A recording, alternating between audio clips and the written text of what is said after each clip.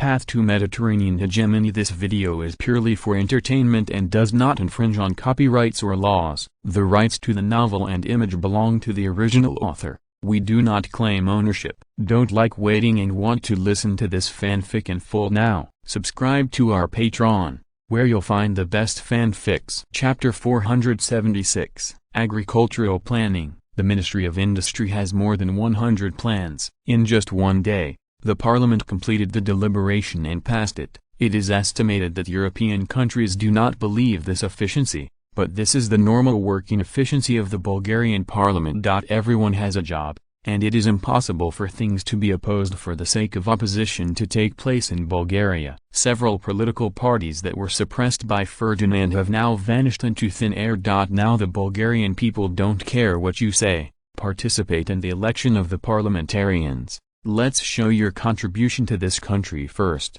The mouthgun party will not be able to survive. On August 13th, the meeting continued to discuss agriculture today, and the host Rolex stepped onto the rostrum as usual. At the beginning of the meeting, today's deliberation content is the outline of the agricultural exhibition submitted by the Ministry of Agriculture. The main contents include: 1. The national plan to increase grain production capacity by 10 million tons, and increase the construction of water conservancy projects in major grain-producing areas. Budget 650 million levs. 2. Promote innovation in agricultural science and technology, improve the public welfare agricultural technology promotion system, develop modern seed industry, and accelerate agricultural mechanization. Budget 360 million levs. 3. Improve the modern agricultural industry system, promote the large-scale planting and breeding of horticultural products, livestock products, and aquatic products, accelerate the development of facility agriculture, agricultural product processing and distribution industries, and promote the specialization of agricultural production and operation. Budget 120 million levs. 4. To develop water-saving agriculture in Iraq and Syria. Budget 100 million levs. 5. Promote the cultivation of commercial crops, such as cotton, coffee, roses, grapes, etc. Budget 80 million levs. 6. Implement the minimum guaranteed price for domestic grains, tentatively set at 368 levs per ton. Once the purchase price of commodity grains falls below this price, the Ministry of Agriculture will provide funds to rescue the market. The budget is unknown. Agriculture Minister James Ivanov has stepped onto the podium. Take questions from MP''S. A young engineer was the first to be qualified to ask questions, and he asked, "Dear Mr. James, the Ministry of Agriculture is increasing agricultural production on the one hand, and implementing the minimum food protection price on the other hand. Isn't it contradictory? We all know that under the law of the market economy, the price of grain is linked to production capacity. After the total grain output increases, the market consumption does not keep up, so the price drop is inevitable. With the current domestic cultivated land area data in Bulgaria, we can calculate it. Romania, 96,100 square kilometers. Central Balkans, 35,000 square kilometers in Bulgaria, plus Istanbul, 54,600 square kilometers. 15,800 square kilometers in Bosnia and Herzegovina, including part of the territory of Croatia, mainly Dalmatia. 38,100 square kilometers in Greece. Albania region 0.71 million square kilometers. Montenegro area 0.23 million square kilometers. 33,100 square kilometers in Serbia.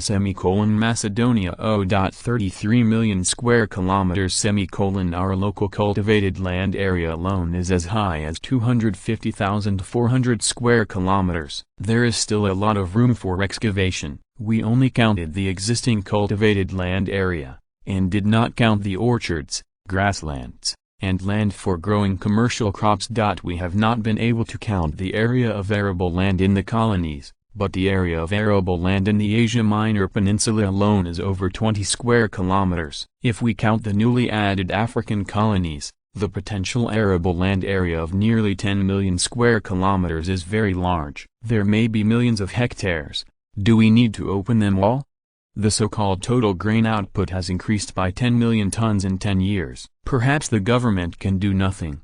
As long as the land is distributed to the farmers, they can do it themselves. Ferdinand in the backstage nodded with satisfaction. This kind of well-founded question was his favorite. The data party is not easy to provoke, but now Bulgarians like to talk about data. Under the butterfly effect of Ferdinand, the mathematics level of the Bulgarian people has ranked first in the world. In terms of the area of arable land alone, let alone an increase of tens of millions of tons of grain output, an increase of hundreds of millions of tons is theoretically achievable. James said calmly, "This question is a good question. We are greatly increasing grain production, and at the same time we have to stabilize grain prices." It seems to be contradictory, but in fact this question is not contradictory. To increase food production, we do not intend to simply increase the planting area to achieve it, but to use more advanced agricultural technology to complete it. Although the area of the colony is vast, it is impossible to open up all of it in a short period of time. Considering the different geographical conditions, agriculture believes that it is more cost-effective to grow commercial crops on these lands. In terms of grain yield per mu, we are nearly 15% lower than France, which has advanced agricultural technology. This gap is also the result of our promotion of new agricultural technologies. 20 years ago, our grain yield per mu was less than 30% of theirs. 2 out of 10. The promotion of new technologies is also conducive to increasing farmers' income and improving farmers' living standards.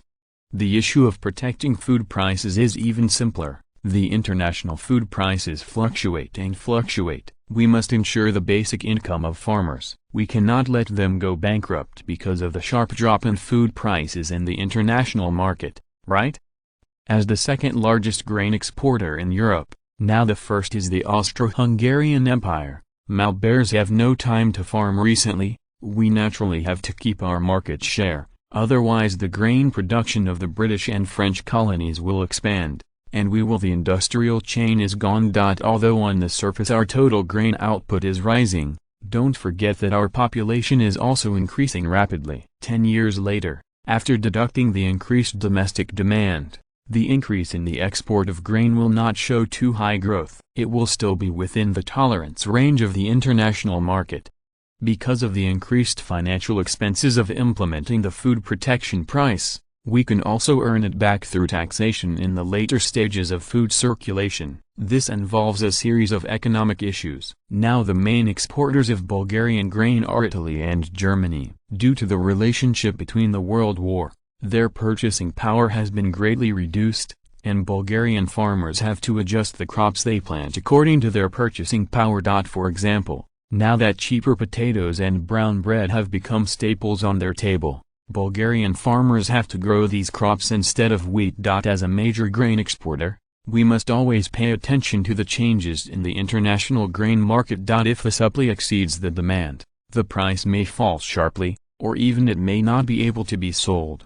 Although the supply exceeds the demand, although the price can be increased in a short time to make a lot of money, but the British and French colonies have no shortage of arable land. Big grain exporters don't even want to live a good life.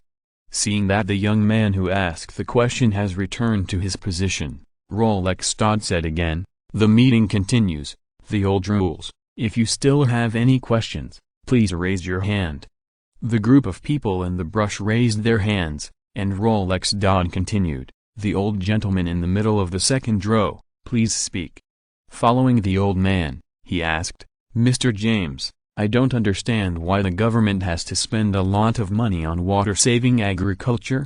Since there is a shortage of water in the local area, we should not develop agriculture. Bulgaria is such a big country, where can we develop agriculture? Why do we have to go to Iraq and Syria to do it?" James said calmly, "This problem has something to do with the industrial exhibition, and to be precise, it is the oil industry. At present, our domestic oil companies have explored oil in the above-mentioned areas. We all know that oil extraction is a very troublesome thing, which requires a lot of manpower. If nothing else, several cities will be added locally. Our government must solve the problem of feeding these people. If they are shipped from other places, wheat and potatoes will be fine, But vegetarian dishes and meat will be very troublesome. This requires adding a lot of freezing equipment and cannot guarantee the freshness of the dishes. From an economic point of view, we use local resources to implement self-sufficiency, which is even more cost-effective. The old man nodded with satisfaction,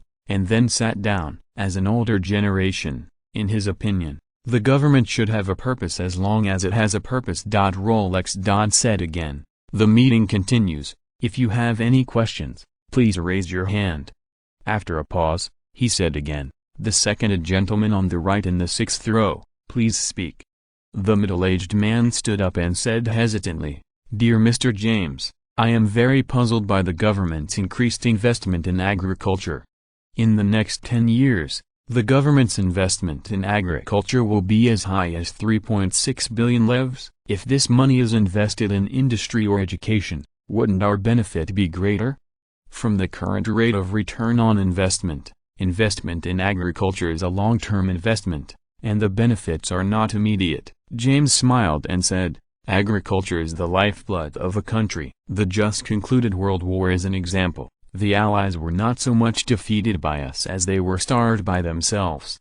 Bulgaria, as a grain exporter, did not go hungry at the most tense moment of the World War, while other warring countries all experienced famine to varying degrees. Even in the British Empire, there was a famine in 1917. At the most critical moment, the domestic food reserves were only sufficient for the national consumption for 3.5 weeks. Italy even starved to death, and millions of people have yet to recover. Even our neighbors, Russia and Austro-Hungary, have experienced food shortages to varying degrees, although their government's organizational capacity is too low to occupy the main reason. Not paying attention to food production is also an important factor.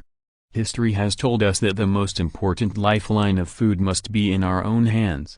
I would rather have too much domestic grain to eat, use it as feed, and use it for wine. I can't give up control over this lifeline in order to save money. As soon as the words fell, there was a burst of applause immediately. A neighbor, Italy, set an example for them. Now everyone dare not ignore the existence of agriculture for economic benefits.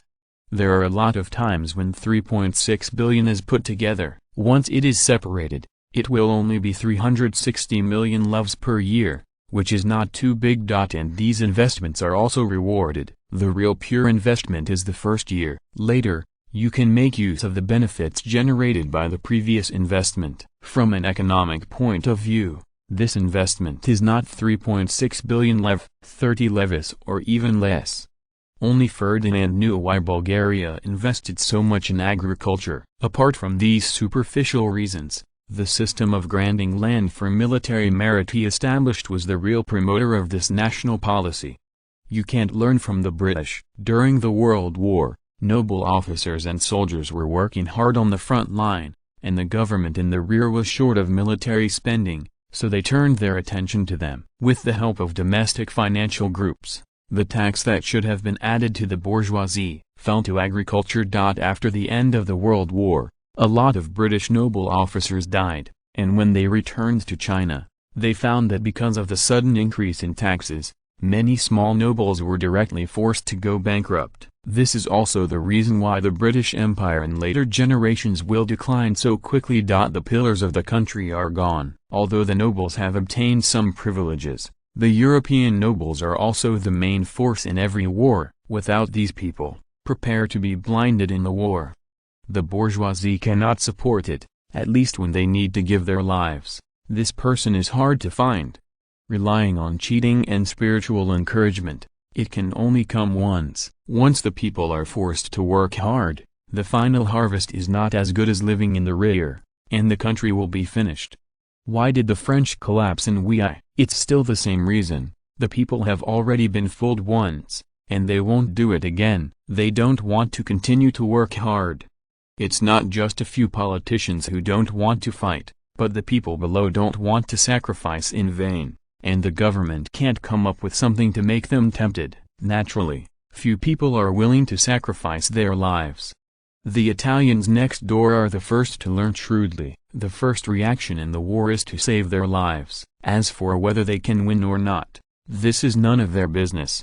With so many lessons in history, how could Ferdinand not consider the interests of those who worked for him? Only by making these people live better, can we induce more people to sacrifice their lives for the king?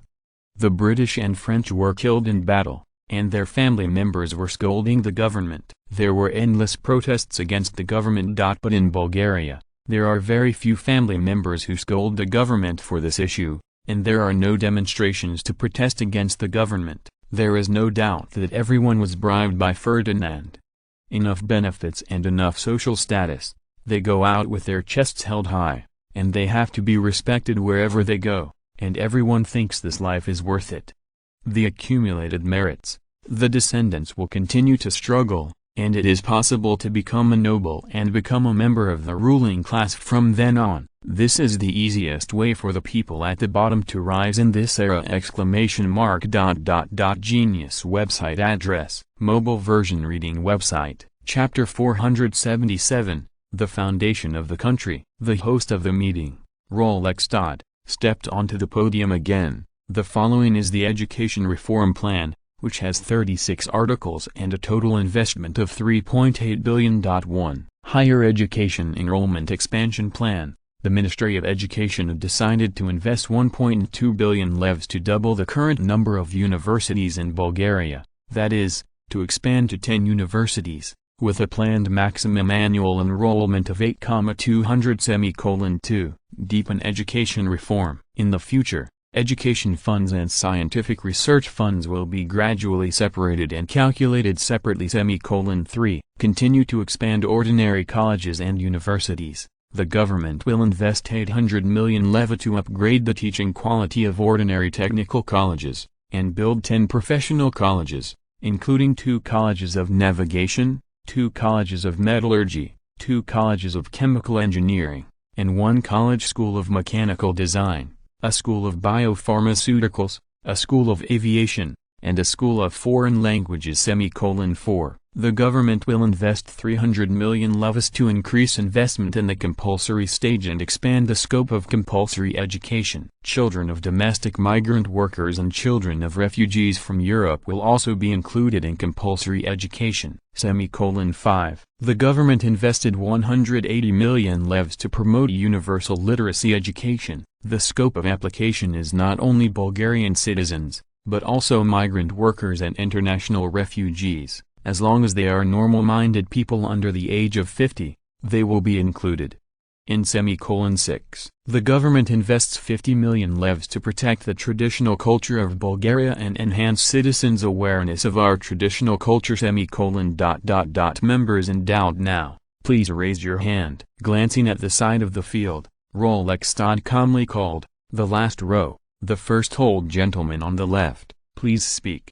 This is the real old gentleman. He is the only surviving veteran of the Bulgarian education industry, and now he can be regarded as a world full of peaches and plums. The old man said in a loud voice, Mr. Chekhov, I want to ask 3 questions. I know this is a bit broken, please allow me to be presumptuous, old man, okay? Chekhov was taken aback, and sure enough he was looking for trouble, but there was still no change in his face, and he said in a very respectful tone, Teacher, please ask questions. Calling him a teacher does not mean that Chekhov is his student. In fact, Chekhov has only listened to him once or twice. Because the old man was one of the earliest people to promote new education in Bulgaria, he spent his family wealth in order to promote new education, and received many students in his life. He is highly respected in the education circle, and many people respect him as a teacher. The old man is also welcome. Compared with him, most of the people here are juniors. He said directly, 1. Why do you invest valuable educational resources on foreigners? Bulgaria is a country with a contribution system. This country has made any contribution. Why should their children dilute our educational resources? 2. What is the purpose of establishing these professional colleges? Where is the value? As far as I know, these majors are offered in many schools in Bulgaria, and they are doing very well. Do we really need to list them separately? 3. What does the so-called protection of traditional culture mean? Does it mean that the new Bulgarian university will include literature, history and other majors? Chekhov thought for a while and said, Let me answer the first question first, for 3 reasons. First, these migrant workers also participated in the construction work in Bulgaria. They did not make any contributions, although we paid their wages. Second, from the statistical data, all the migrant workers who come to Bulgaria can finally join the Bulgarian nationality, accounting for 86% of the total number, and it is actually our own who provide compulsory education to their children. Compulsory education. Third, the refugees did not make any contribution to Bulgaria in the short term, but over time, after a few months, they were basically able to find jobs, join the construction of Bulgaria, and become our potential immigrants. The old man shook his head and said, "Mr. Chekhov, the reasons you mentioned do exist, but they are not reasons to break the rules. The core of Bulgaria is the equality of obligations and rights. As long as they are not citizens of Bulgaria, it is impossible to enjoy the same rights as Bulgarian citizens, which is the foundation of our nation. We cannot break our principles because they will become members of Bulgaria in the future, and the benefits of compulsory education for them in advance will not be broken. This is unfair to all Bulgarian citizens." Chekhov was in a dilemma, and there were bursts of applause on the field. Obviously, the parliamentarians have shown their attitude with practical actions, and the fairness system cannot be broken. Ferdinand in the background also showed a long-lost smile. This is a good thing. In the face of interests, the parliamentarians chose to stick to their principles, which means that the Bulgarian institutional system he created has been deeply rooted in the hearts of the people and won everyone's approval. Stand up and maintain this order. As the maker of the rules, Ferdinand is undoubtedly the biggest beneficiary. As long as the Bulgarian principle of fairness remains unshakable, then Ferdinand's ruling foundation will be as stable as Mount Tai.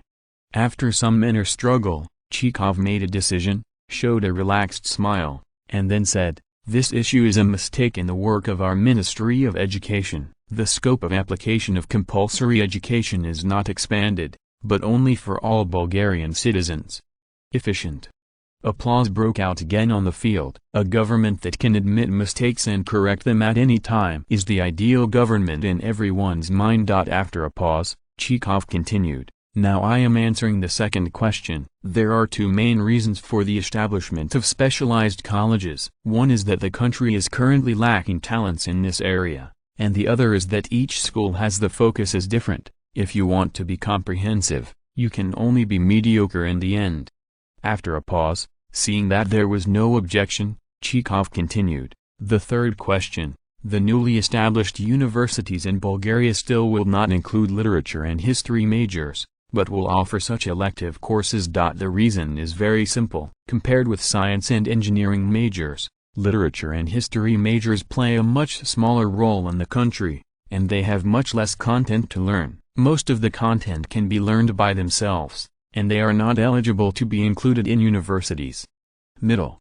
It is impossible for us to have 2 situations in a university. Some people are studying hard and are busy all day. The other part is doing nothing every day and only knows how to fall in love. Their role is to bring down the students who study hard. This kind of dross can't be found in Bulgarian universities. Examples of this are common in other countries around the world. From the perspective of success rate, Bulgarian universities are also the highest in the world. We do not need to change the current educational model. The old man is hesitant to speak. Facts speak louder than words. In a realist country, everyone is used to speaking with evidence. The elite education implemented in Bulgaria has achieved remarkable results. There are not a few scientists who defy the sky, but the number of ordinary scientists is getting together, and most of the talents they have cultivated have entered scientific research institutions or taught. In the eyes of the outside world, Bulgarian University is already the most successful polytechnic university in the world. There is no waste in all the graduates. Many of the eliminated people enter the enterprise and are senior engineers. Under such circumstances, how is it possible to break the current education system? This has caused many literati and writers to be very injured, and the most peak school has no place for them. There is no way to do this. The cultivation of literary talents cannot be institutionalized in this way. Science and engineering can do academic research and experiments. Literature and history can't let them endorse and write articles every day, right? The old man sat back to his original position. Now, no one has proposed to let literature and history enter the university, and even higher vocational colleges are not suitable for them. Only a professional liberal arts school is their paradise. Except for the expensive tuition, it is no different from foreign universities.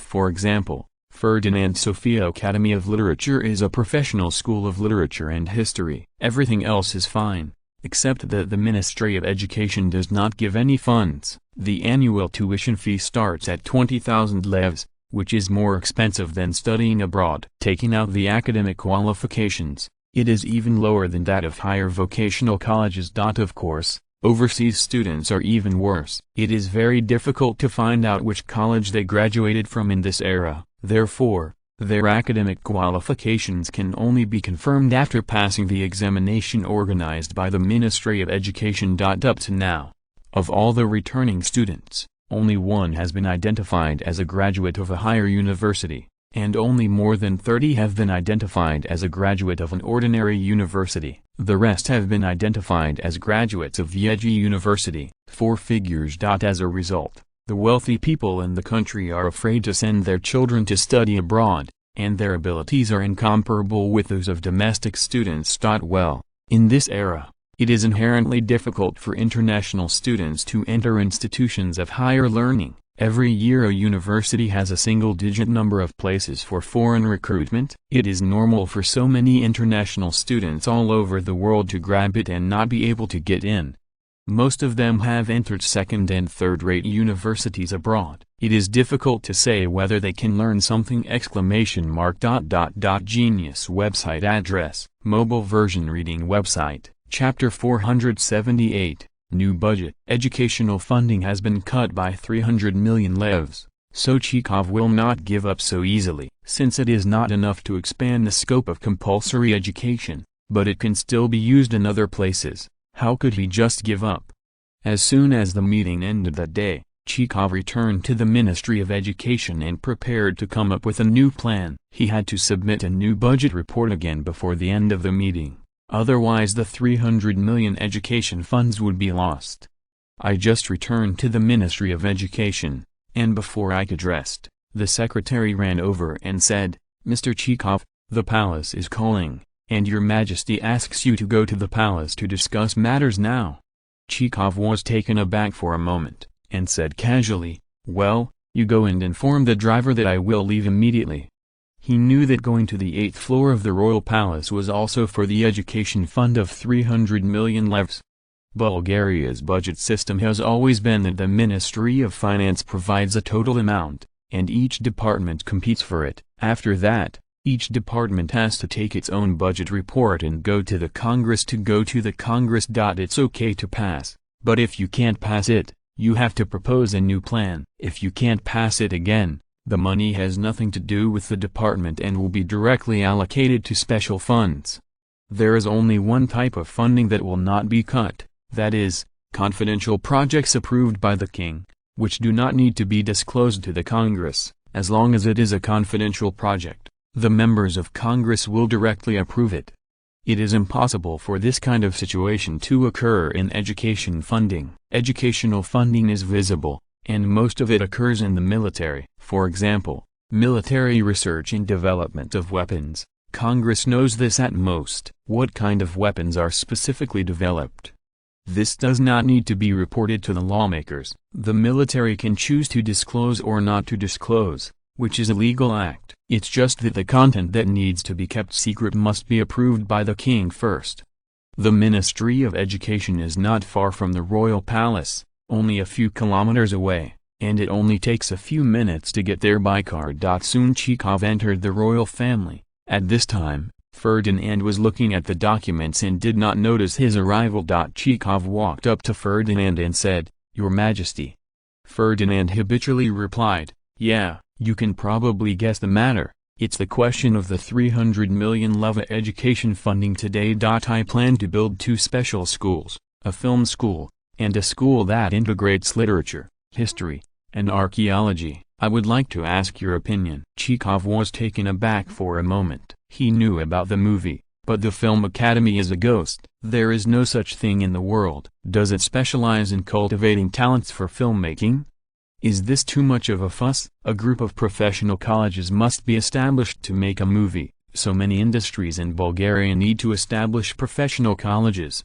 On the contrary, it is easier for him to accept the colleges of literature, history and archaeology. Although the Bulgarian government has always been writing history, it sounds more formal if there are professionals doing it. Not to mention literary creation. This is not something that can be cultivated in schools. Talent is the key, and archaeology can only be applied to colonial or domestic historical sites. The Bulgarian people are morally intolerant of tomb robbing, so digging graves is a serious crime. Neither individuals nor countries are allowed to dig ancient tombs. Therefore, archaeological work in China is restricted, and grave digging will be treated as tomb robbery. For this reason, many grave robbers have already died in the looting of local people. In this country where all the people are soldiers, killing any serious offender does not need to be punished by the law. Responsible. Therefore, the archaeologists in Bulgaria are only the part that has been incorporated by the government. Without interests, everyone is naturally reluctant to engage in this industry, and the archaeologists have become real archaeologists. With the increase of colonies, their role has been reflected again. The graves in the country cannot be dug, and the colonies don't matter. Anyway, they can generate income. Of course, this is all obvious. The main purpose is to improve the theory of national origin. There are too many loopholes. In particular, it proves that the Ottoman Empire used conspiracies to split the Bulgarians, and then formed a multi-ethnic group in the Balkans. This is completely nonsense by Ferdinand, and the evidence for this is hard to find. The most powerful evidence now is the return of the Armenians, the ancestral training provided by President Viktor Keith. It is a pity that there is no physical evidence, it is all oral, and it is enough to fool people in this era. In the eyes of the outside world, if it wasn't for the nationalization of the Armenians who had been independent for so many years in the Ottoman Empire, how could they have returned so easily? Chekhov said hesitantly, "Your Majesty, isn't it too radical to establish a film academy? Why don't we build an art academy? You set up a film branch specifically, and the public will be more accepting." After thinking about it, Ferdinand decided to compromise. There is no essential difference between the Academy of Arts and the Academy of Film. Considering the acceptability of the public, it is also possible to make concessions. The earliest film academy in history was established by the Soviets in 1919. At that time, the graduation certificates of the graduates of the school were issued by the top leaders, until Stalin died. Don't think about this time and space. Lenin said that he was too busy to have time, and of course he had no money. Even if he scratched the ground 3 feet, the funds raised would not be able to fill the bottomless pit of war. Ferdinand said cautiously, "Then let's build an art academy, and add Bulgarian traditional culture to it, but only limit the number of recruits, mainly to cultivate film-related talents. Majors should include directing, acting, music, art, photography, screenwriting, lighting, makeup and other related fields. Movies are a very important part of Bulgaria's future publicity, and the Ministry of Education must pay attention to this aspect. When the film industry develops to a certain level, we can still hold a film festival, but we are not in a hurry now. In principle, the film talents we cultivate are all based on popular art. We want to promote Bulgarian culture through films and export our cultural ideas to the world. Understand?" Chekhov nodded his head hard. What Ferdinand said today had a big impact on him. It was hard for him to accept that a movie that was still inconspicuous actually had such a big effect. It's just that with the strategic vision that Ferdinand has built up for a long time, what he said is involuntarily convincing, and Chekhov could not find a reason to oppose it. After the explanation was completed, Ferdinand didn't care anymore. Chekhov's execution ability over the years was still satisfactory to him. As long as it was the task he assigned, He had never compromised! Genius website address, mobile version reading website. If you're listening to this novel on a channel other than Fanfic World, it means they downloaded and uploaded it without effort. We cordially invite you to visit our channel, Mundo Fanfic Novelist. There you'll find the original version of this story and you can explore many other novels of various genres. We are waiting for you to immerse yourself in a world of incredible novels. Chapter 479, Amendments. On August 15, 1921, before the start of the Science and Technology budget, Medvedev submitted an education amendment to the General Assembly. He also served as the Minister of Scientific Research himself. It was not a problem to take a little time to cut the line. The host of the conference, Rolex Dodd, was very surprised after receiving the report. The speed was too fast. It was rejected yesterday, and the amendment came out today. He quickly reacted, hurry up, maybe the Ministry of Education has an alternative. Today's scientific research funding budget is a bit special. Before that, Mr. Medvedev submitted an amendment to the funding budget of the Ministry of Education. Now let's finish our work yesterday. The Ministry of Education's amendment to the rejected 300 million leva education funding is as follows: 1. Cancel the expansion of the scope of application of compulsory education. 2. Establish 2 professional colleges, including an art college and a liberal arts comprehensive college. Reason: the purpose of establishing the Academy of Arts is to promote the traditional culture of Bulgaria, and to promote the traditional culture to the whole world, which focuses on the Academy of Film. The establishment of a liberal arts comprehensive college has the same purpose, focusing on literature, history and archaeology. After speaking, Rolex Dodd paused for a moment, and after everyone digested it, he continued, members who have doubts now, please raise your hand. The first row, the gentleman on the far left, please answer, said Rolex Dodd. The young man stood up and said, respect Mr. Chekhov, why did the Ministry of Education put film in the focus of the Academy of Arts this time? From an artistic point of view, I did not find out what kind of high art film is, and what qualifies it as the focus of our development. At the beginning of the 20th century, the influence of film was still very small, and the art world at that time did not recognize that film was also an art, but was regarded as a series of industrial products. The most representative thing is that the film is regarded as a patented technology. In the United States, Edison Films also uses this technology to charge a film shooting patent fee.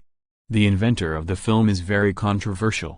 The brothers Auguste Lumiere and Louis Lumiere in France and the Edison Company in the United States have each declared themselves to be inventors. At that time, European countries were widely believed to be the first to invent the French, and the first film in the world was shot by the French in 1895. Chekhov replied calmly, because of the communicability, to carry forward our traditional culture, we must have a strong communicability, and just with all these, he can move our traditional culture to the screen, and at the same time let the internet. Millions of people have seen that this is not available in other traditional ways.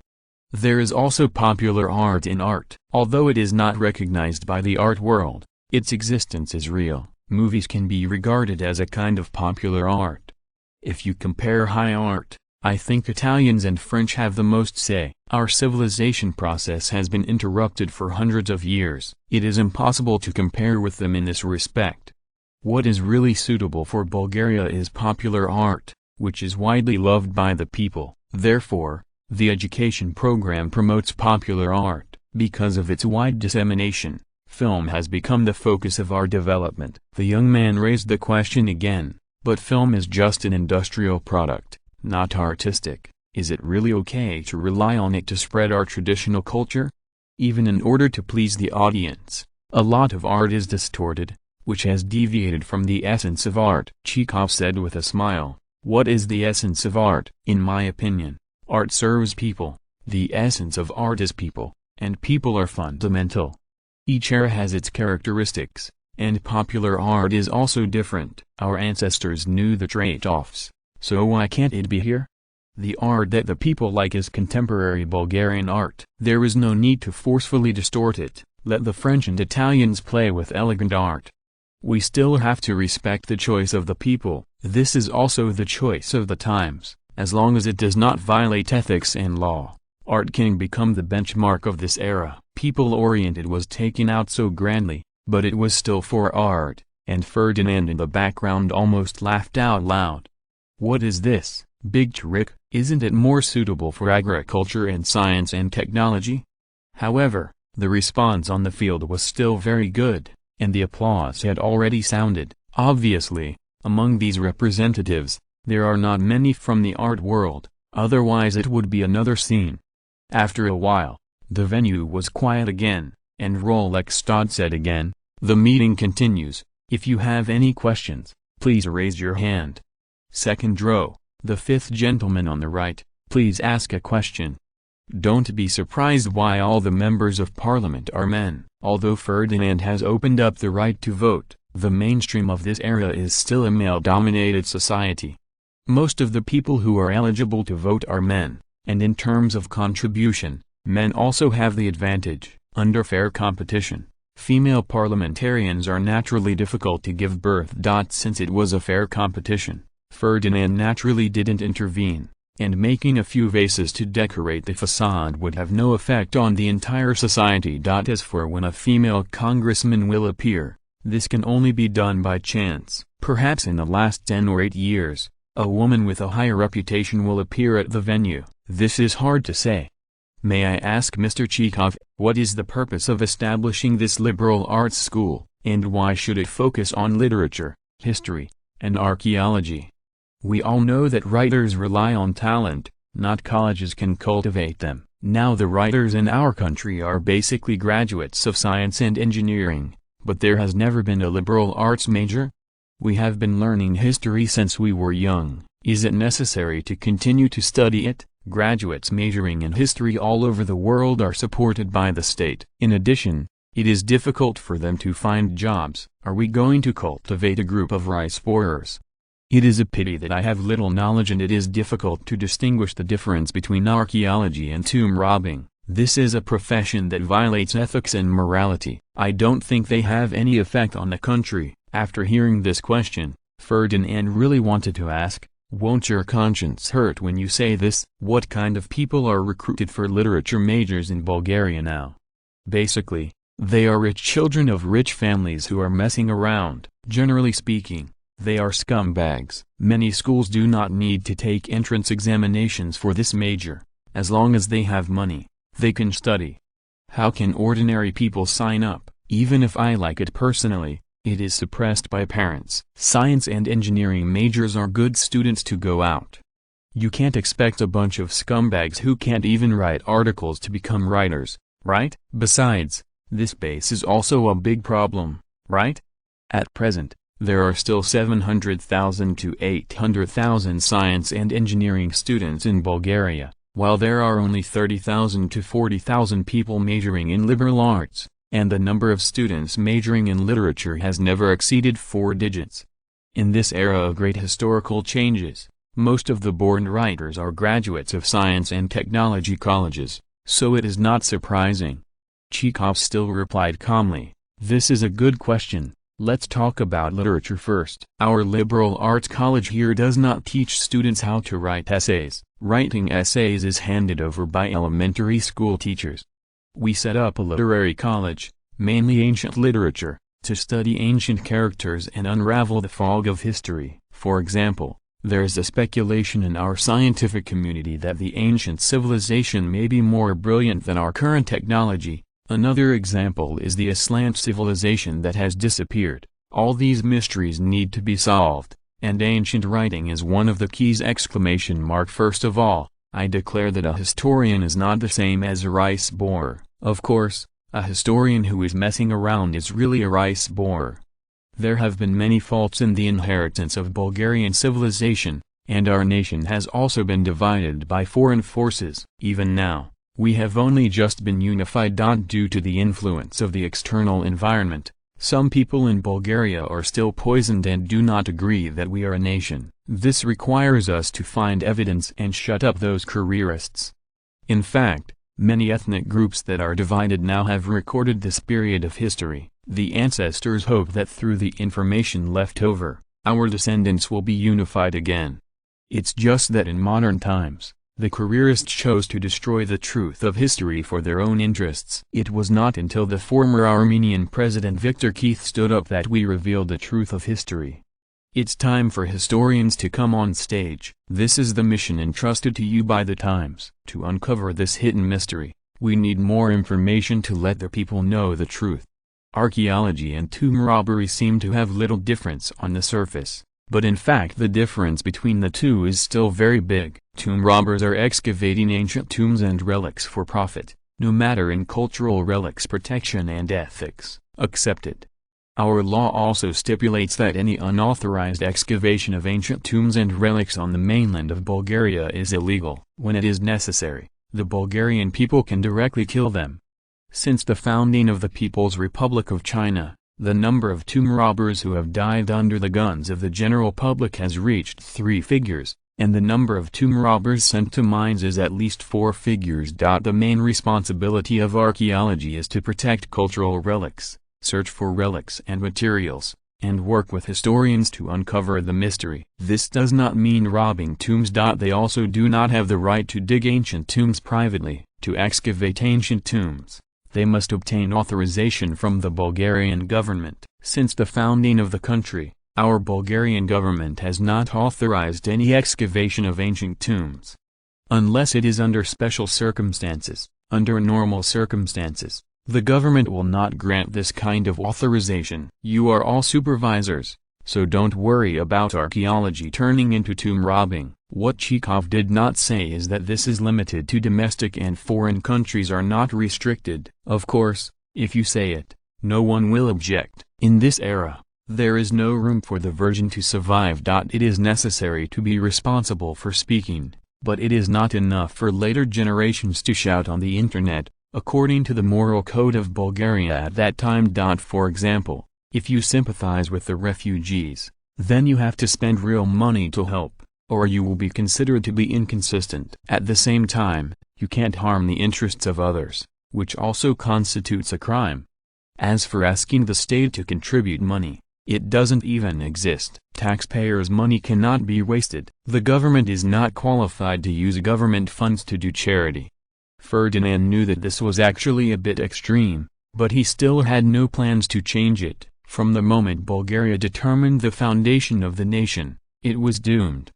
There is a reward when you pay, and rights and obligations are equal. This concept cannot be broken. Genius website address, mobile version reading website, chapter 480, icon and number 039:T. Hold it anymore. As the meeting continued, the maid said to Ferdinand, "Your Majesty, the Queen's phone." Ferdinand nodded, then got up and walked over, picked up the phone and asked, "What's the matter, my dear?"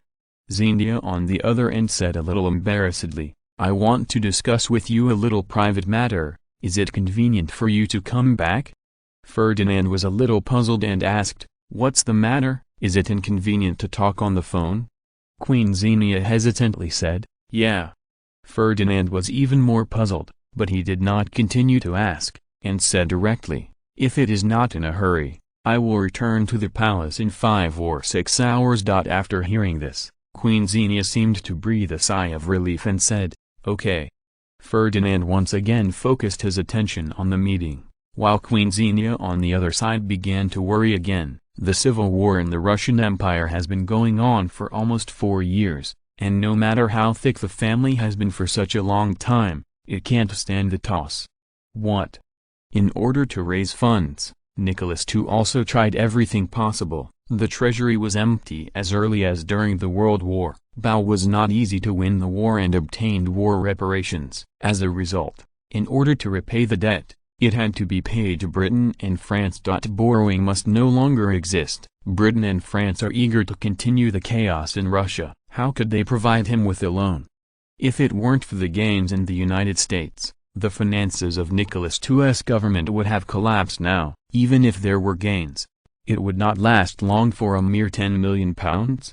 Because of this war, the Russian Empire has been hurt all over the body, and the tax is already a drop in the bucket. In order to win the hearts and minds of the people, Nicholas II does not dare to increase the tax. Compared to the other two Russian governments, he is still good. The country has no money, and the foundation of the Tsarist family is still very thick, and it is finally supported by using their family background. It is still unbearable now. Ever since little Nicholas I became independent, the Tsar royal family has been severely damaged in the past century, and many family members have voted in. Here you can see the importance of good popularity. Nicholas II, who has always been high above, is not good in this regard. Coupled with his indecisive character, many people are not optimistic about him making such a choice. Not surprisingly, the situation has developed to the current situation, and a truce is impossible. On the battlefield, he can fight two against one another. That is because his side has strong financial resources and can raise so many troops. Now that there is no money, it is natural to find a way, and Nicholas II has to lower his arrogant head and compromise with reality. There is no problem with the statement that the European nobles are one family, but when borrowing money, everyone is a brother who clearly settles the account. Nicholas II can't take a mortgage, so it is not easy to borrow money. This is not a mortgage that can be taken out. For example, Nicholas II can take out Siberia as a mortgage, but the problem is that anyone dares to take it. There is also the issue of national interests. European countries do not want them to be unified. Britain and France would rather send loans to two other governments that are even more incapable of repayment than give them a single loan, and also prevent European consortia from extending them to them. Loan. As a last resort, Nicholas II asked the sister of Xenia for help. Bulgaria has to carry out a 10-year plan. Naturally, it is impossible to provide loans to the Russians, but the Bulgarian royal family is still very rich, even if it is on the bright side. At that point, it is also under the top consortium in the world. Xenia is also in a dilemma now. If it is 8 million, she can figure it out by herself, but the Russian civil war is now clearly a bottomless pit, and Nicholas II's opening is 10 billion levs. She also had to think about the repayment ability of Nicholas II. Even if she was a brother and sister, she could not help without. Bottom line, how to talk to Ferdinand is also a problem! Rolex Stod was still on the rostrum, and said, "Now is the scientific research budget, a total of 326 items, and the total investment is 5.87 billion levs. The first item, power transmission and transformation technology research, is expected to invest 120 million levs, approximately £4.8 million. The second project, the research on new elements in physics, is expected to invest 80 million levs, about £3.2 million. The third project, metallurgical technology research, is expected to invest 320 million levs, about £1.28 million. The fourth item,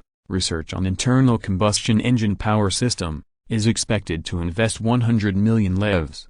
The fifth item, the research and development of train braking system, is expected to invest 70 million levs. The sixth item, chemical research, is expected to invest 60 million levs. The seventh item, bioengineering research, is expected to invest 50 million levs. The eighth item is 320 million leva for crude oil exploration and technical research. After reading these more than 300 contents in one breath, Rolex Stod had to stop and take a breath. He picked up the rose drink on the rostrum and took a sip, and then he asked again, "If you have any doubts, please raise your hand." As a result, the field was silent, and no one questioned him, which surprised him. But after thinking about it, it seemed that it was really difficult for him to pick on these scientific research funds. Every field is related to international people's livelihood. Although some technologies can also be researched by enterprises, this investment is still very stressful for a single enterprise. It's good if it succeeds, but if it fails, such losses are enough to hurt ordinary companies. There is no other way. So the government can only bear this risk.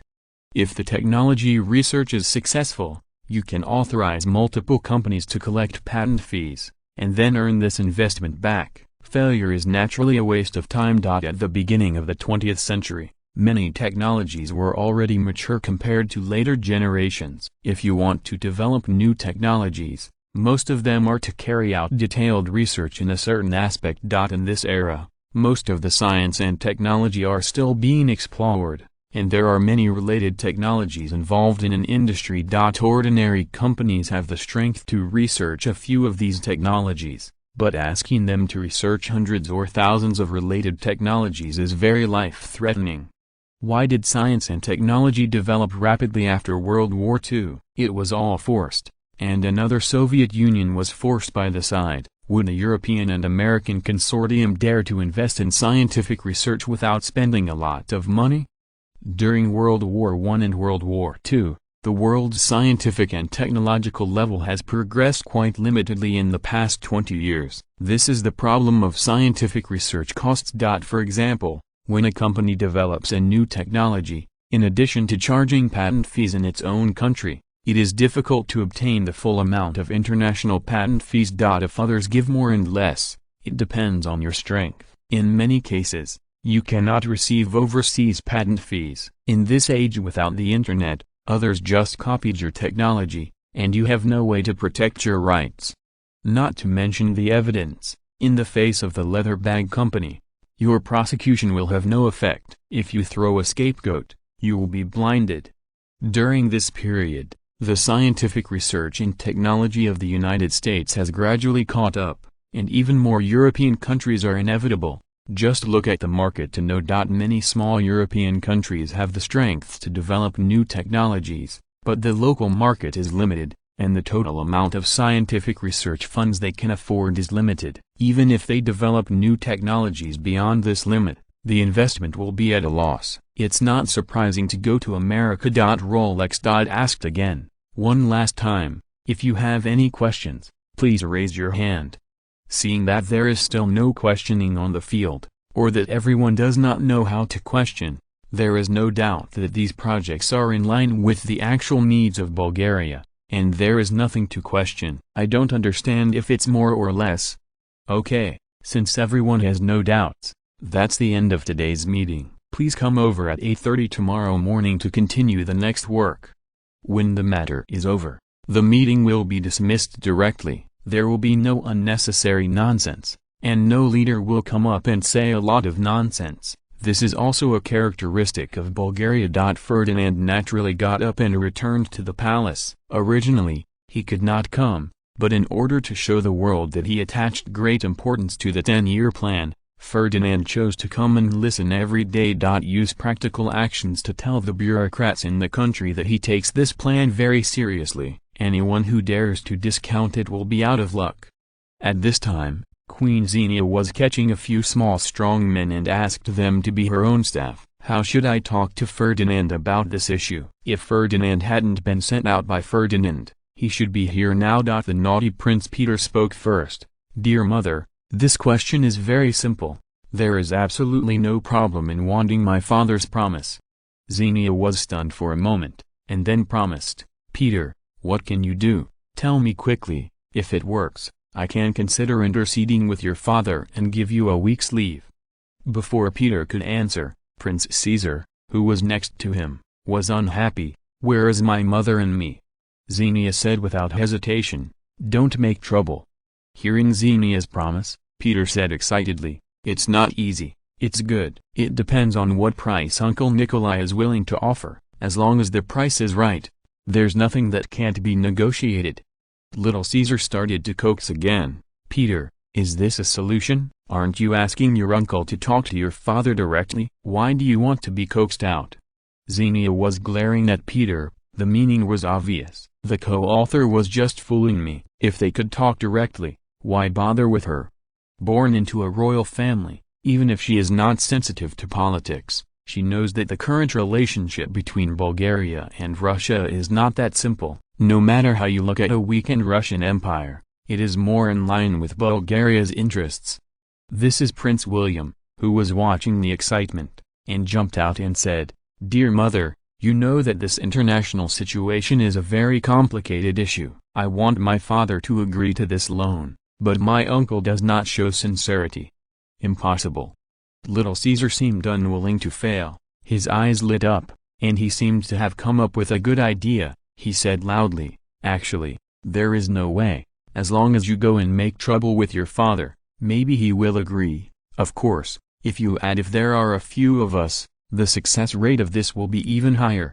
Just to be the first to declare that my appearance fee is very high, if there is not enough interest, this time I will be on my father's side." Caesar's words were laughed at by his brothers as soon as he finished speaking, and such a bad idea could also come up. Xenia, who had just been removed, reacted immediately. These guys were all looking for benefits. Her face suddenly became gloomy, and the little guys stopped joking. Prince Boris, who has not spoken all the time, said, "Mother, please calm down. What they said is actually quite reasonable. There is nothing wrong with this question. You can tell your father directly. But this is 10 billion levs after all. If you want him to agree to this loan, you must have enough interest. At least the uncle must put up a full amount of collateral, otherwise we can't afford such a risky loan." What? After thinking about it, Queen Xenia had to admit that what these little guys said made sense. 10 billion levs is not 1 million. Even if everyone is relatives, it is impossible to take such a big risk. This is only an economic risk, and political risks must also be taken into account. If there is not enough interest, how could Ferdinand agree? After thinking about it clearly, Queen Xenia smiled and said, "Okay, you have passed the customs, let you go first, but some people's homework has been completed. Don't wait for your father to come to check. It is not completed. That would be fun." Little Caesar glared angrily. In his opinion, this was a naked threat. As soon as the problem was solved, his mother began to turn her face and not recognize anyone.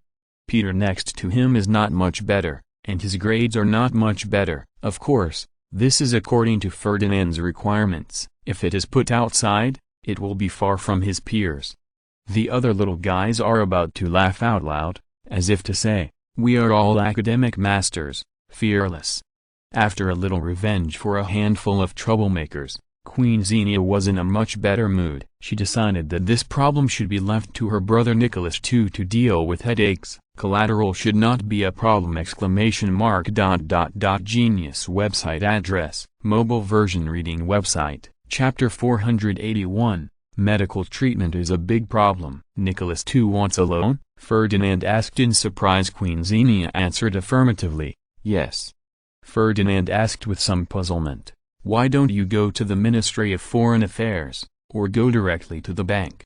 Xenia looked at him with very aggrieved eyes, and then said after a while, "If it is useful to find them, will my arrogant brother find you?"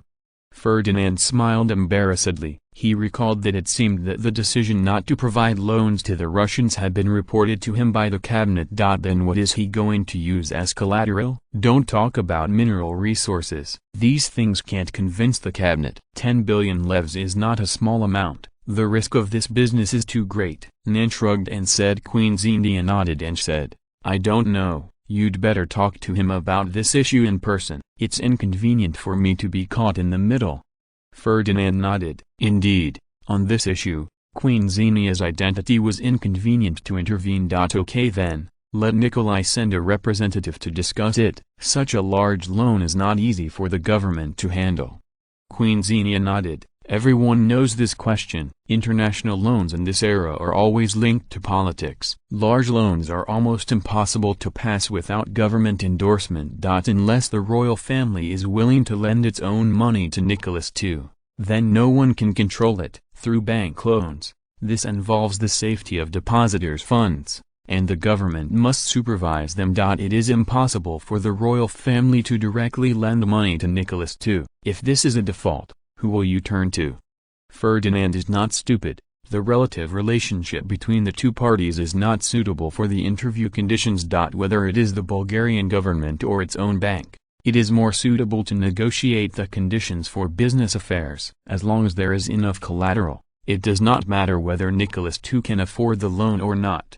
Queen Xenia also knew that as long as Ferdinand did not object in Bulgaria, the possibility of the loan being approved is very high. The civil relations between Bulgaria and Russia have always been very good, and there are also pro-Russian factions in the government. As long as the interests are guaranteed, everyone will not object to this loan.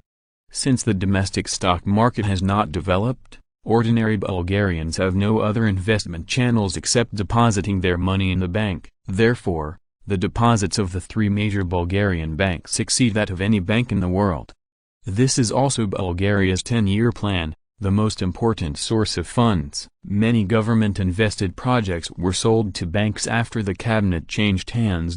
For example, companies in power plants and steel mills, although they are in the name of government investment, and at the same time allow private capital to enter the industry, the cabinet naturally does not mind packaging them to the three major banks.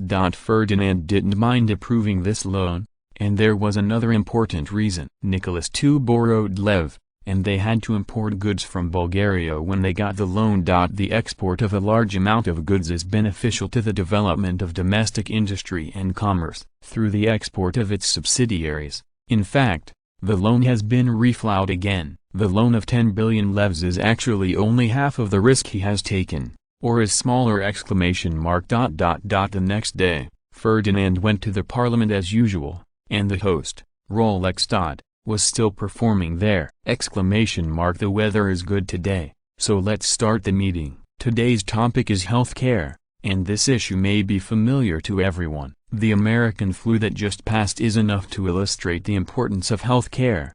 The Ministry of Health has submitted 26 plans this time, involving a total investment of 1.35 billion leva, about £54 million. Article 1. Establish epidemic prevention stations across the country. The work of epidemic prevention stations includes emergency disease prevention, infectious disease prevention, and pest control. The estimated total investment is 130 million levs. Article 2. To upgrade the equipment of the Food Safety Supervision Bureau, and to increase the crackdown on unqualified food, with an estimated investment of 85 million levs. Article 3. Establish the Drug Supervision Bureau to supervise the drugs circulating on the market, vigorously crack down on the influx of counterfeit and substandard drugs into the market, and endanger the safety of the people. It is estimated that 70 million levs will be invested. Article 4. To upgrade the equipment of public hospitals, it is estimated that 100 million levs will be invested. Article 5. The Ministry of Health has decided to implement free lifelong medical care for all retired officers and soldiers. This is an expansion of the free medical treatment for disabled officers and soldiers on the battlefield that we have implemented before. It is estimated that 380 million levs will be invested. Article 6. To lay out township hospitals across the country. Within 10 years, we will have a hospital in every town, with an estimated investment of £180 million. Question time is up. Raise your hand if you have any questions. Well, seconded gentleman in the third row, please ask, the man said with some trepidation. Dear Mr. Carr, has the Ministry of Health ever considered free medical care for the whole country? You must know that people all over the country are now facing the problem of difficult and expensive medical treatment, and ordinary people simply cannot afford the huge medical expenses! Karl Landsteiner nodded and said, the question raised by this gentleman has been considered by the Ministry of Health for a long time, but unfortunately Bulgaria does not yet have the conditions for a universal free medical care, and our finances cannot afford this expense. According to the statistics of our Ministry of Health, in the first half of 1921, the national public spent 2.63 billion leva on medical care. This figure also includes many people who have given up medical treatment. If we want to provide comprehensive free medical care, it is a preliminary estimate. The annual cost will not be less than 5 billion leva. This number can already make our government declare bankruptcy, so there is no possibility of promotion in the short term. The man said unwillingly, is there no way? For example, by raising taxes, our government can completely solve the funding gap by raising taxes. Karl Landsteiner said with a wry smile, Sir, your economics is probably failing. If this tax is evenly distributed to every citizen, it would be 125 levs per person. On the surface, this number seems small, but in fact most people can't afford it. If it is added to the head of the enterprise, after the cost has risen sharply, the enterprise will lose its competitiveness in the world, and we will face the most serious bankruptcy wave. then the social crisis will be even more serious. The man fell into silence, and the venue fell into a state of silence. It was not that the government did not want to solve it, but that there was no way to solve it. Face-to-face medical care is a long-term problem that requires a lot of investment every year. This problem was still in the early 20th century. Unsolved existence. The host, Rolex Dodd, broke the silence and said, "The problem of free medical care for the whole people, we have no way to solve it now, but it does not mean that there is no way to solve it in the future. This social problem has plagued the world for many years. However, with the advancement of science and technology, our pharmaceutical costs are also greatly reduced. One day in the future, our country will always be able to solve it. Let's continue our meeting now. Raise your hand when in doubt. Second to last gentleman, please ask." The man asked, "Dear Mr. Carr, has the government considered setting up a pharmaceutical company by the state and promoting it to the market at a fair price, so as to reduce the price of medicines and allow more people to get treatment?" Karl Landsteiner thought for a while and said, "The suggestion you put forward does not meet the conditions for implementation. There are two problems we cannot get around. The first problem, patent. The second problem is technological progress. Once the government enters the pharmaceutical market, we also have to pay patent fees. At the same time, due to the reduction of pharmaceutical profits, many companies will lose their enthusiasm for continuing investment. To promote technological progress, the government can only invest in full, and these costs will be allocated to on the price of medicines. In the end, we will find that the government has invested a lot of money, and as a result, the prices of medicines on the market still cannot fall, which is completely worth the loss. And the function of the government is not charity. We cannot invest too much money in one field. This world is still a world of the weak and the survival of the fittest. Don't look at the international peace now. I can let Nachan go. In fact, the international conflicts are still severe, but they are temporarily suppressed. We should be prepared for danger in times of peace. Remember that our ancestors once said, "If war comes tomorrow, don't be surprised, don't panic." This is the Balkans. Everyone's faces sank. The Balkans have always been a powder keg in Europe. It is the region with the most frequent wars in the world. In the past 1,000 years, there has been no war. On average, it is a region that claims to have wars every week. It also brought some people's fantasy back to reality. Now Bulgaria is still not strong enough. Although the enemy has been beaten down, it does not mean that it does not exist. The old will not go and the new will not come. Who can tell what will happen in the future? Ferdinand also fell into contemplation. Perhaps he was still too optimistic. Who is sure that the current international order will not be broken? At least the colonies are a hidden danger. Of course, without the intervention of the United States and the Soviet Union, the colonial independence movement has not yet begun. If it does not break out for 30 to 50 years, it does not mean that it will never break out. It seems that we should start planning for a rainy day. Genius website address, mobile version reading website, chapter 482, loans. Ferdinand has no plans to solve the medical problem now. As long as the manufacturing cost cannot be reduced, it is nonsense to talk about this problem. You can't learn from the future, so you can set up an insurance company to deal with it, right? Economic experts have calculated for a long time that if the insurance company is used to solve the problem of medical treatment, don't think about the insurance premium being less than 150 levs. This is almost the income of ordinary Bulgarian workers in a month. If you add up so many people in your family, the income of a worker who does not eat or drink for a year is not necessarily enough to pay insurance premiums. How is this possible? The high cost of medical care is the focus of the conflict. If you can't solve this problem, you can't succeed no matter how you do it. You can't let the insurance company operate at a loss, right? On the contrary, pension insurance can be done. But now the pension problem in Bulgaria is not serious. The average life expectancy is only in the 50s, and very few people can live to more than 65 years old. Coupled with the large number of children now, the shared maintenance obligations are not heavy, And this social problem has not been stimulated. In the Winter Palace in St. Petersburg, Nicholas II was worrying about the loan, and finally let Ferdinand let go. But what to use to persuade the Bulgarian government made him embarrassed. Due to the intervention of the British and French governments, international consortiums have closed the door of loans to Russia. It cannot be said that at least the Moscow government and the New Zurich government have obtained a lot of international loans, and only Nicholas II is restricted. World government. I have to say that John Bull's balanced strategy is playing smoothly. Now the three governments in Russia have supporters behind the scenes. The British are supporting the new Tsar, the French are supporting the Moscow government, and Bulgaria is on the side of Nicholas II. Nicholas II asked Paul, a retired diplomat who was proficient in Bulgarian affairs, and asked, Marquis Paul, what conditions do you think we need to make in order for the Bulgarian government to approve this loan?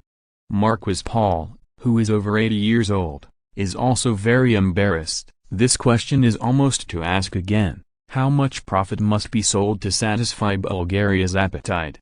After all, he has been a diplomatic ambassador in Bulgaria for 20 years.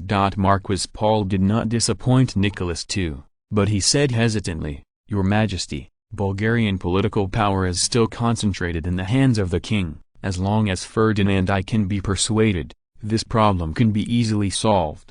Nicholas II nodded and continued to ask, what about the specifics? I have dealt with Ferdinand, and I know that he is very respectful and pays attention to reputation. On the surface, his moral integrity is impeccable. But in fact, he is the master who sees no rabbits and no eagles. He doesn't have enough interests. He has an excuse to refuse this loan.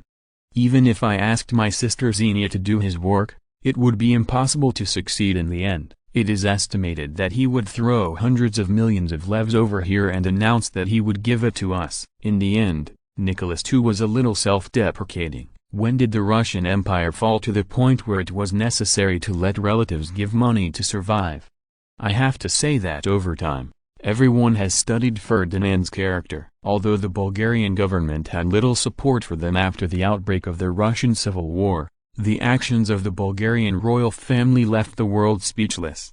Every year, he provides humanitarian donations to the Russian Empire. In the past few years, he has donated 7 or 8 times before and after, and the total amount is as high as more than 100 million leva, which made Nicholas II embarrassed to speak to him. Of course, Nicholas II also knew that Ferdinand's actions were also to appease the Russian immigrants in the country, or to appease the scientists who were dug up. Most of these funds were not used in the war, and most of them were used for war aid. As a result, in a few years, Ferdinand, who was already well known in Russia, became more prestigious. Although he knew that Ferdinand was bribing people's hearts, Nicholas II would still be grateful to him. Without the funds he invested, his rule would not be as stable as it is now. Marquis Paul became embarrassed. He did not expect that Nicholas II already knew Ferdinand so well, so he was afraid that it would be impossible to get away with it. Your Majesty, now we can offer a lot of collateral, but there are not many that can impress the Bulgarian government. If we can't, sell Bessarabia. Originally, he wanted to talk about Western Ukraine, but seeing Nicholas II's gloomy face, he decisively chose to say only half of the words. Sure enough, after hearing that it was Bessarabia, Nicholas II's face looked much better. This land was seized from the Ottoman Empire in 1812. The greatest value to the Tsarist government was that it could threaten the Romanian region militarily. Now Nicholas II will naturally no longer think about how to threaten the Romanian region. He is too busy with his own affairs. How could he go to spy on the Romanian region? Nicholas II said without hesitation, okay, if Bulgaria approves this loan, it is not impossible to sell Bessarabia, but do you think they can agree? Marquis Paul really wanted to say that it would be a ghost if he could agree. Although Bessarabia had a territory of 440,000 square kilometers in this era, it was still not worth 10 billion levs. Now lending money to the Nicholas II government, the risk rate is as high as 90% or more, not because they are afraid of default, but because they simply can't repay the money. The French loan and the British loan alone add up to billions of pounds. Fortunately, the American money does not have to be repaid. Otherwise the debt crisis of the Tsarist government will be more serious. Because of the war, as early as 1915, the Tsarist government announced that it would suspend the repayment of international loans, expecting them to repay the money. God knows which month of the monkey will wait. 10 billion levis in this era is not cheap. It is equivalent to £400 million, and it is also equivalent to 2,928 tons of gold. Considering that the risk value is too high, this is almost equivalent to buying 440,000 square kilometers of land with 10 billion levs, or an average of 22.73 million levs per square kilometer of land. In the international land transaction of this era, such a sky-high price has never been borne, so Nicholas II is also very worried that this transaction will fail.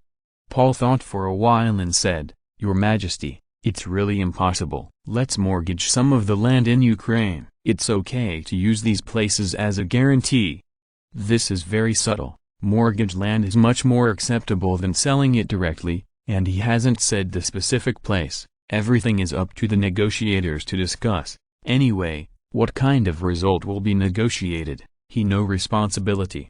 Well, Marquis Paul is very worried about the repayment ability of the Nicholas II government. Instead of taking out a lot of land for mortgage, and finally unable to pay back the money and being frozen, it is better to sell it directly, at least to pay some price.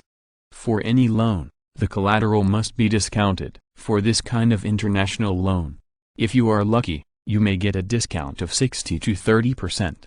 If you are unlucky, it is normal to get a 30% discount. Now that the civil war has hit, Nicholas II has recovered a lot of lost land, including the western Ukraine, so it is no problem for them to take it out as a mortgage now. Even after the mortgage, Bulgaria must support them in defending these places, otherwise if they are lost, these mortgages will be lost, and the other two governments will not recognize the treaty signed by Nicholas II! After being silent for a while, Nicholas II still chose to agree. The Russian Empire is now truly vast, with a territorial area of 2.28 million square kilometers, larger than that of the Soviet Union, less than 2/1000 of the land area. The mortgaged land was directly ignored by him. Anyway, these lands are still under his control. As long as the future loan is paid off, there is no risk of loss! Genius website address, mobile version reading website, Chapter 483, Oil Prices. The loan negotiation between Bulgaria and Russia began quietly and silently, and Bulgaria's 10-year plan to invest in the largest transportation industry was also put on the agenda. Rolex said cautiously, "Today, the core item of the conference, transportation, including railways and highways, is expected to have a total investment of 60 billion levs. The Baghdad Railway resumes construction and extends it to the Persian Gulf region, with an estimated total investment of 1.85 billion levs. Article 2, to build a railway from the Asia Minor Peninsula to Jerusalem, ordered to be the Holy City Railway, with an estimated total investment of 2.86 billion levs. Article 3, to build a railway around the Arabian Peninsula, complete the docking with the Baghdad Railway through Iraq, and complete the docking with the Quds Railway through Jordan, with an estimated total investment of 9.84 billion levs. Article 4, the construction of branch lines along the Baghdad Railway and the Al-Quds Railway, totaling 72, with an estimated total investment of 4.56 billion levs. The specific branch lines include the Street French Railway, the Tama Railway, the Sunday-Siki Railway. Article 5, to build a railway around the southwestern part of the Balkan Peninsula to connect our local border line, with an estimated total investment of 2.84 billion levs. Article 6, in order to strengthen the control over the colonies, the Ministry of Communications has decided to build 13 railways in the African colonies, with an estimated total investment of 1.86 billion levs. Including Nigerian Railway, Libyan Railway, Namibia Railway, Kenya Railway. Article 36, within 10 years, the Ministry of Communications plans to implement high-speed highways governing counties, third-class highways governing townships, and fourth-class highways connecting 80% of the local villages. The total investment is expected to be 180%. 1.97 billion levs. The source of funds is not limited. Article 37, the Asia Minor Peninsula Highway Plan. The Ministry of Communications plans to invest 7.86 billion levs to build highways between major cities on the Asia Minor Peninsula. Article 37, Special Area Highway Plans, including important ports, industrial bases, industrial raw material production areas, and important military areas. The Ministry of Communications plans to invest 9.68 billion levs to implement railway and road coverage plans for these areas. Domestic funds only? After reading it, Rolex joked, I finally finished reading, and I can breathe a sigh of relief. Looking at the numbers above, I thought it was an extra zero, and I was so scared that I looked 3 times to make sure there was no mistake. After that, I dared to read it. Sure enough, the Bulgarian people's humor cells are not very good, and the atmosphere is activated, but no one laughs out loud. It seems that many people are still immersed in the number of 60 billion. Rolex did not continue to talk nonsense, and said directly, members who have doubts now, please raise your hand. As soon as his voice fell, he raised his hands in unison. At a glance, almost 90% of the members raised their hands. It seems that there are not a few people who have doubts. Rolex still said calmly, okay, please ask the gentleman in the middle of the first row. The man named stood up and said angrily, Mr. Bashir, please tell me the value of building a railway around the Arabian Peninsula. With all due respect, although the Arabian Peninsula is vast, it is nothing but sand. We invest a lot of money in it. Where is the return? Just the few nomadic peoples on the island can provide us with 300,000 cattle and 1 million sheep every year at most. We must exchange food for this. This investment will not be recovered for 10,000 years. Behirvanov replied calmly. First, let me correct one point. The Arabian Peninsula is not just sand. In terms of strength, deserts only occupy 1/3 of the peninsula, although most of the remaining land is wasteland and mountains, but not completely without economic value. In addition to economic value, we must also consider military value. The Persian Gulf is the most important port for us to enter the Indian Ocean, and it will be the largest military base of our navy in the future. The oil exploration work in Iraq has now begun to prepare, and the transportation must also be based on the port of the Persian Gulf. In the future, the main source of oil for Bulgaria will be the Persian Gulf region. To protect our overseas colonies, the Navy is going out of the Persian Gulf much faster than out of the Mediterranean. Maybe you don't know yet, our overseas colonies, as a whole, have been able to achieve a balance of payments, and it won't be long before they will be able to denial domestically. And there are mineral resources we need in the colony. Once they are released, it will completely change the status quo of our lack of mineral resources. For the sake of strategic security, we have to strengthen the control over the Arabian Peninsula, so the roundabout railway of the Arabian Peninsula is a must. Everyone fell into silence, as if calculating whether it was worth it. That's right, after the deal with the British, the Bulgarian colonies are not at a loss. The newly added relatively wealthy colonies are still profitable every year, and the colonies in Africa have finally achieved break-even. Of course, the Asia Minor Peninsula, Iraq, the Middle East, and the Arabian Peninsula are not included in the calculation. These areas are construction areas, otherwise they will still be in a state of loss. Seemingly aware of this, Bazarivanov added again, this century is the age of the sea. If Bulgaria does not want to stay in the Mediterranean forever, then it is inevitable to go to the ocean, and the Persian Gulf strategy is what we have taken.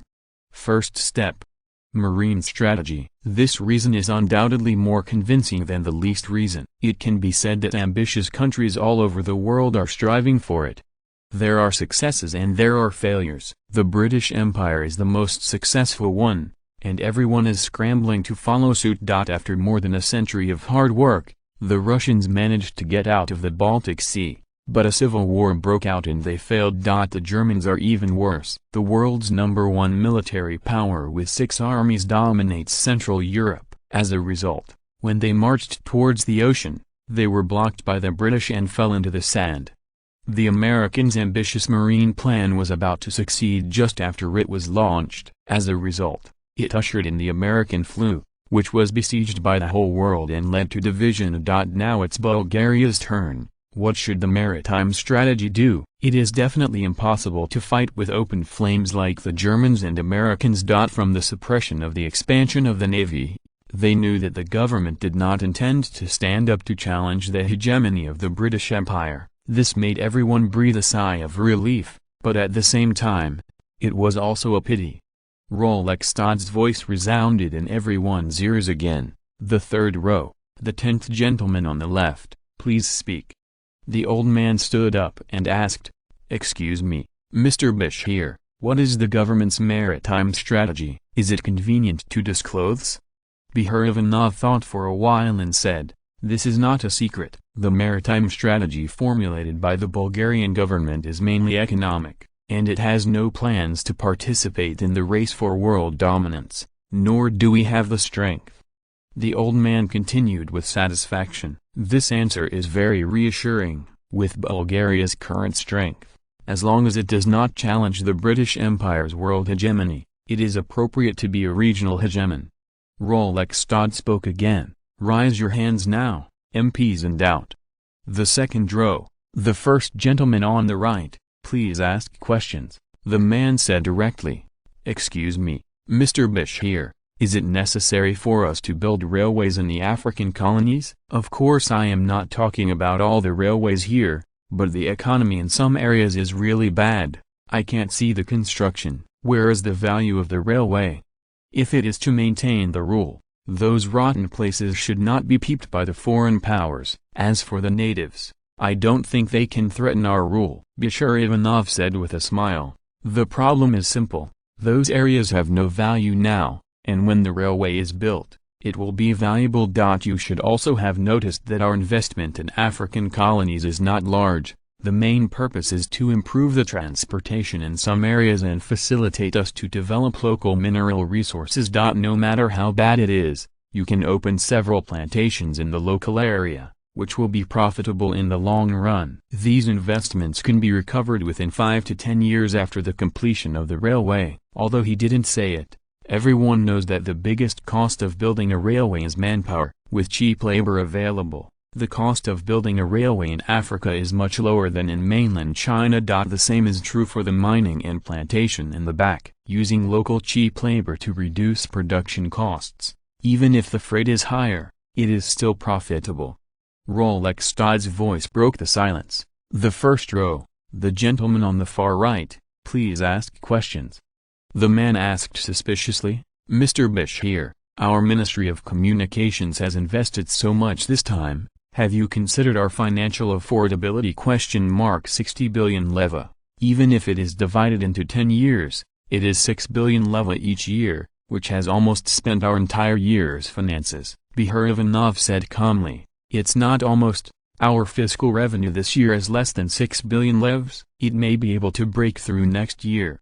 If all the investment from the government is in line, we can all declare bankruptcy." After all, in addition to the Ministry of Communications, there are other departments that are asking for money. We all know that our Bulgarian railway company has already achieved profits, although it is only 4 or 5 billion every year. This is also a reward. This time, the railway will still be mainly invested by the government, while the highway will be mainly private capital. At that time, we will invite bids to the world and hand over our domestic roads to the capitalists for construction. At present, the profit channel designed by the government for them is to build gas stations and grocery stores on both sides of the road, and the government is responsible for helping them acquire land. Of course, this is just an idea, and what the final result will be remains to be discussed. We are not sure whether the capitalists can accept this new cooperation model, nor do we rule out the possibility of setting up toll booths on highways. In this way, the total investment of the light railway plan is 25.8 billion levs, and the government's financial allocation of 5 billion levs is almost the same. The railway company can provide more than 5 billion levs by itself, and the remaining 15 the railway company used these railways to borrow money from domestic banks for the construction of more than 1 billion leva. Fortunately, it is a loan from a domestic bank. If the right-of-way is mortgaged to a foreign bank, it is estimated that many people will jump out. The man asked in surprise, "Mr. Bashir, can you make a profit just by relying on the gas station? You must know that all the motor vehicles in our country add up to 2 or 3 million, and the car is less than 1 million. If you have to rely on this to recover the cost, why won't the oil bill rise to the sky?" Bashir explained, "The data you mentioned is not accurate. It is the data of last year. The increase of motor vehicles in our country is 38.6%, and the increase of cars is 38.6%, 25.4. Although it is impossible to maintain such a high growth rate all the time, it is not a problem for the total number of motor vehicles in the country to exceed 10 million within 10 years. According to the average annual fuel fee of 1,000 levs per vehicle, their revenue is 10 billion levs, and of course, the maintenance costs of the later roads are also included. This figure should be able to break even. If the capitalists want to make a profit, they may have to wait a little longer. When we achieve that every household has a car one day in the future, they will make a profit. This is a long-term investment. Throw in.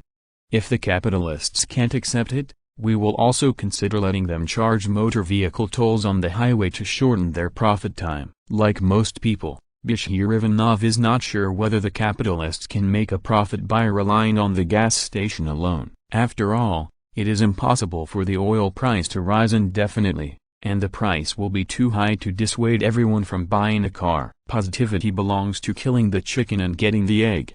Bulgaria has a limited population. In their opinion, 10 million motor vehicles in the country have almost reached the limit. Under this number, it may be no problem to achieve profitability, but it is definitely not that easy to make money. Therefore, this business is destined to be done only by Ferdinand, the future oil tycoon. Even if the profit of the gas station is not enough to make a profit, the oil company makes money, so it should be an early investment to cultivate the market. Everyone fell into contemplation, and suddenly someone raised their hand again. Rolex said without nonsense. The fourth row, the second gentleman from the left. Please ask a question. The man said embarrassedly, "Mr. Bashir, is there a time limit for this?" Bashir asked suspiciously, "Are you asking about the gas station or the toll station?" "If it is a gas station, I think there should be no time limit. After all, in addition to building highways, capitalists are also responsible for connecting the villages." Highway, the investment here is too big, and we don't know how long it will take for them to make a return. If it is a highway toll station, there should be a time limit, and it does not undertake the construction of ordinary highways. The investment in building highways is not so large, and it is easier to make profits. This is also something that can't be helped. If you only build high-speed highways and keep ordinary highways, people can refuel and go to high-speed roads. If you don't monopolize the gas stations in the country, don't think about making money.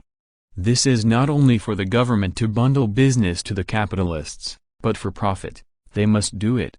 The man continued to ask, "Then Mr. Bashir, what about agricultural vehicles? Ordinary family cars can be used by rich people. Even if the oil price rises 2 or 3 times, they can afford it. But what about agricultural vehicles and transport vehicles?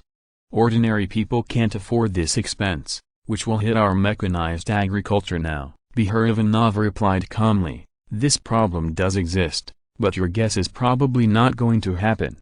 The first capitalists are not stupid. It is impossible to set a high price that most people cannot afford, so they will not be able to sell their oil. Second, there is the price bureau. The government will not sit back and watch oil prices skyrocket. For example, once raw oil prices skyrocket, the government will issue regulations to limit the price of oil used for agricultural machinery and transportation vehicles. What capitalists can completely control is the oil price of private cars, which is a luxury. You have just said that even if the oil price rises 2 or 3 times, they can accept it. Well, in this era, everyone's cars are still standard for the rich, at least only the middle class can afford them. and there is no need for everyone to consider oil prices for them. Genius website address, mobile version reading website, chapter 484, Is the land sold? On the other side,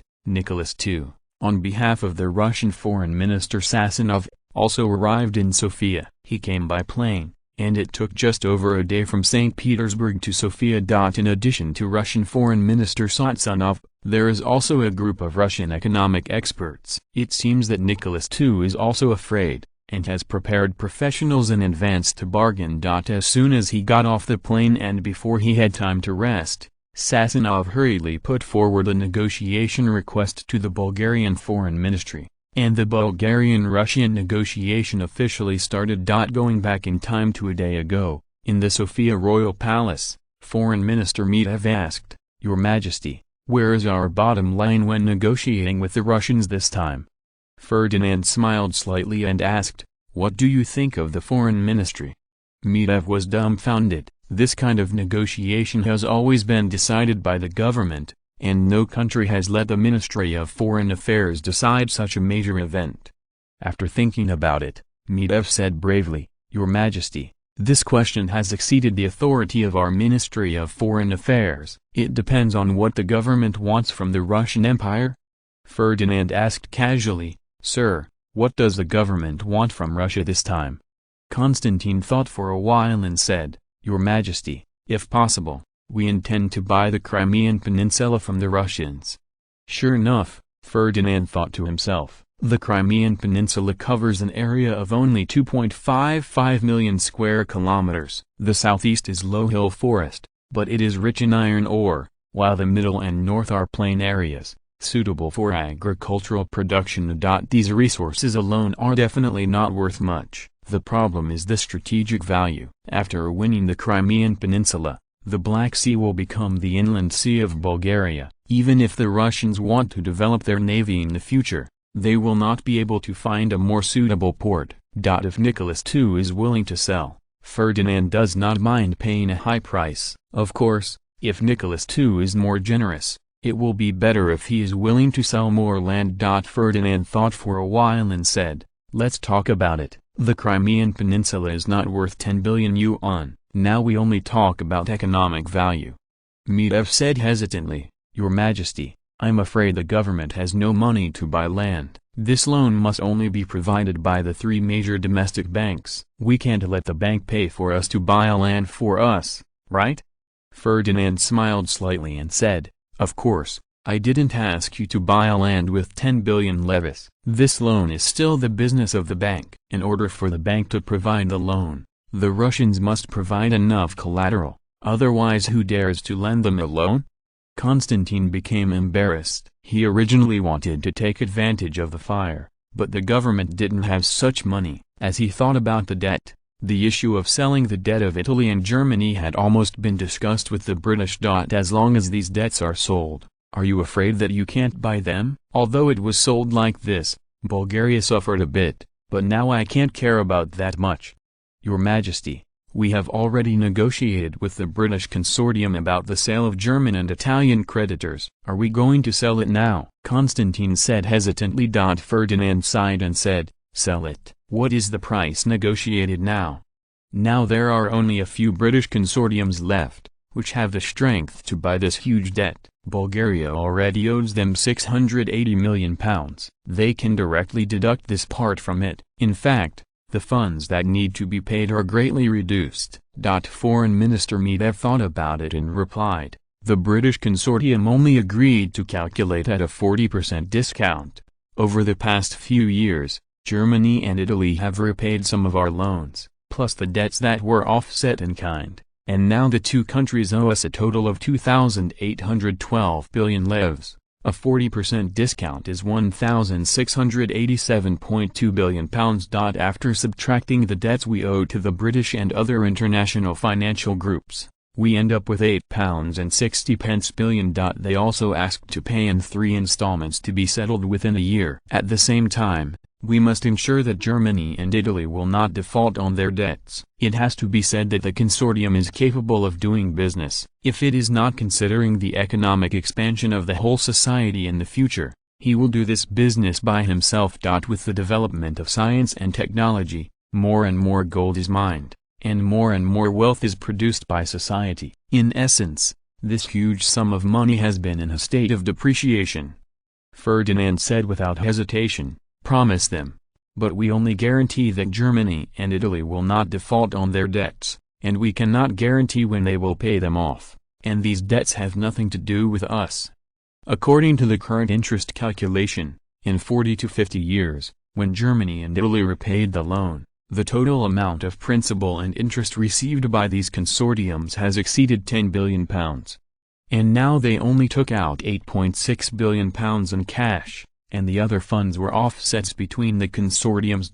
This is similar to a bank loan. If you borrow 100 million yuan from this bank, you can't withdraw all of it, right? Usually only a number is added to the account number, and most of the business transactions are made by transfer, and the money is still in the bank. Therefore, originally a bank's assets were only a few hundred million yuan, and its deposits were only 2 or 3 billion yuan. Perhaps the loans they gave out exceeded 100 billion yuan. As long as the credit is not bankrupt, they can continue to play together and use financial means to grab high profits. So even in some countries in later generations, the loan interest is lower than the deposit interest. It's not that the bank is stupid, but people are still making money, and there is no so-called loss. Loaning a sum of money once is a loss, lending it twice is a profit, and lending it 3 or 5 times is a bloody profit. Ferdinand guessed that perhaps the consortium could make profits without spending a lot of money. The method is very simple. Just turn these debts into bonds and sell them to the British people. This interest figure is displayed here. No one buy it?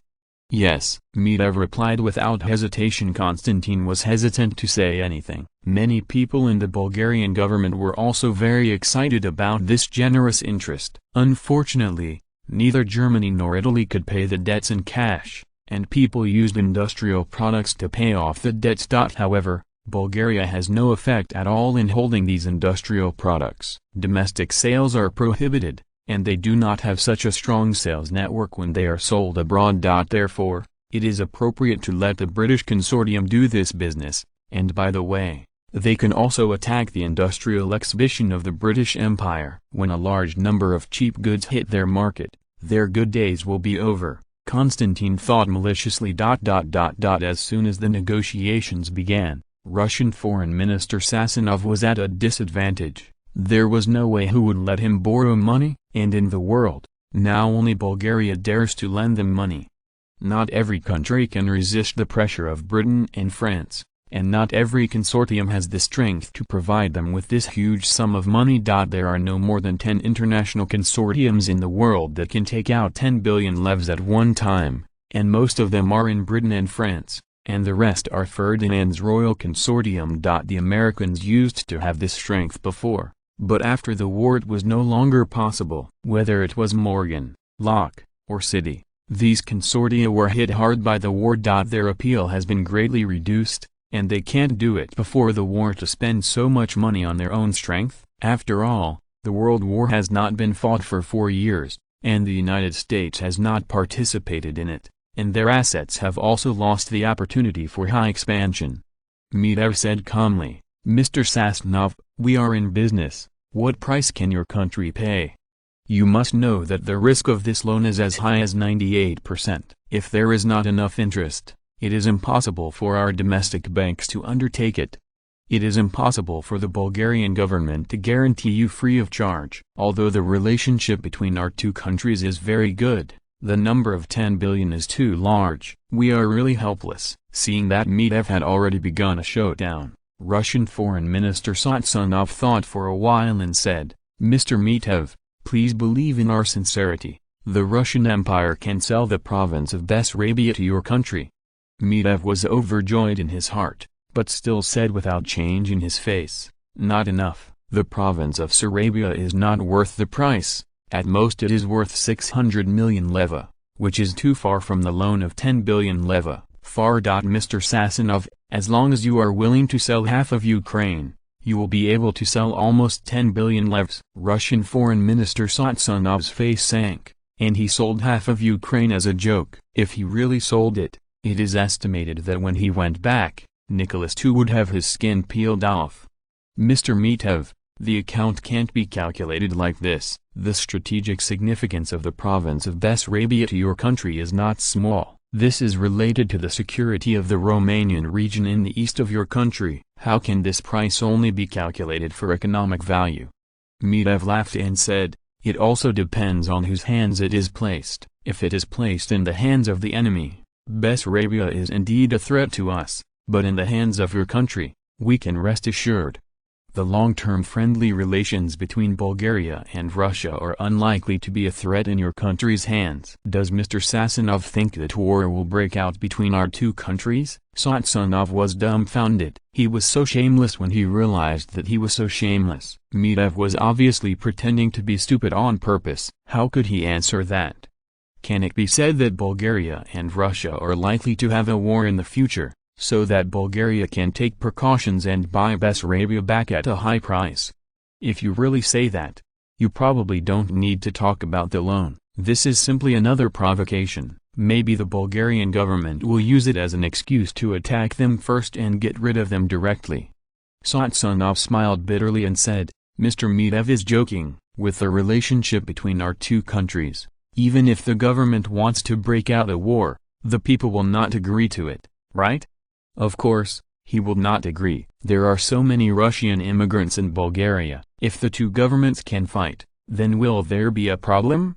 Now, the two countries that protect Russia are truly brotherly countries. Blood is thicker than water, and there is not enough conflict of interest. No politician will choose to turn his face. Even if the Russian Empire is so weak now, Bulgaria has not fallen into the trap.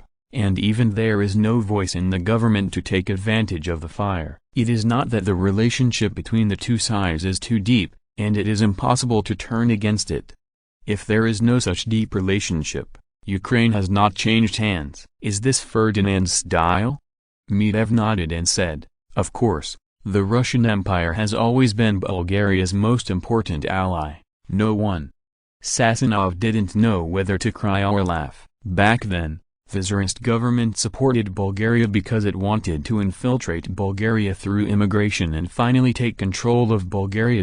Facts have proved that their plan went very smoothly. Now that the Russian immigrants have completed the infiltration of Bulgaria, it is a pity that Bulgaria has also risen because of this. On the contrary, the Russian Empire is in trouble. The original infiltration plan has now become the link of friendly relations between the two countries. Sasanov thought about it and said, of course, Bulgaria is also the most important ally of the Russian Empire. No one. Mr. Mitev, what do you want? Now the Russian Empire really needs this loan. As long as it is not too much, we can discuss it. Mitev wanted to add to him, it seems that now the Russian Empire only needs Bulgaria as an ally. After thinking about it, Mitev said, Mr. Sasanov, please rest assured, we have no intention of opening a lion's mouth. In addition to the province of Bessarabia, we also plan to go to the Crimea Peninsula behind your country. Rest assured. In terms of price, we will not make your country suffer. Sasanov's face changed, and he said in a panic, no, the Crimean Peninsula is the most important port of the Russian Empire in the Black Sea. This is too important to the Russian Empire. We cannot lose the most important commercial ports and military bases. Mitev smiled slightly and said, it's not lost. Even if you sell it to us, wouldn't it still be able to be used normally in your country? We have a covenant. The two countries can share the port. Your merchant ships and warships can still navigate freely without any restrictions, and there will be no tariffs. Sasanov rubbed his forehead. If it was just a commercial port, he really wouldn't mind selling it directly. Mitev was right. The tariffs between Bulgaria and Russia are about zero. All commercial trades are symbolic tariffs charged for each trade, regardless of the size of the amount. Both parties take $1 each. The Russian Empire charged 1 ruble, while Bulgaria charged 1 lev, almost nothing. Although the Black Sea Fleet has been abolished and Bulgaria has risen strongly again, there are still many people in the country who want to rebuild the Black Sea Fleet, but the Baltic Sea is more important, and this voice has been suppressed. Of course, It doesn't exist anymore. Everyone is busy with the civil war. Nicholas II has not abolished the navy, but it is already very good. He has to expand the navy. What are you kidding? Sassanov thought for a while and said, I'm sorry, Mr. Mitev, I have to ask the country for instructions. The Crimean Peninsula is the most important port of the Russian Empire in the Black Sea, which is no longer within the scope of my authority. Inside. Mitev replied in a very gentlemanly manner, that's what it should be. If that's the case, why don't we talk about Satsanov tomorrow? Sassanov said with a sigh of relief, okay. This issue is not something he can decide anymore. Let's leave it to the Tsar to deal with the headache. Anyway, it is not the first time that the Russian Empire has sold land. The Crimean Peninsula was also seized by Russia from the Ottoman Empire and does not belong to the core of the Russian Empire.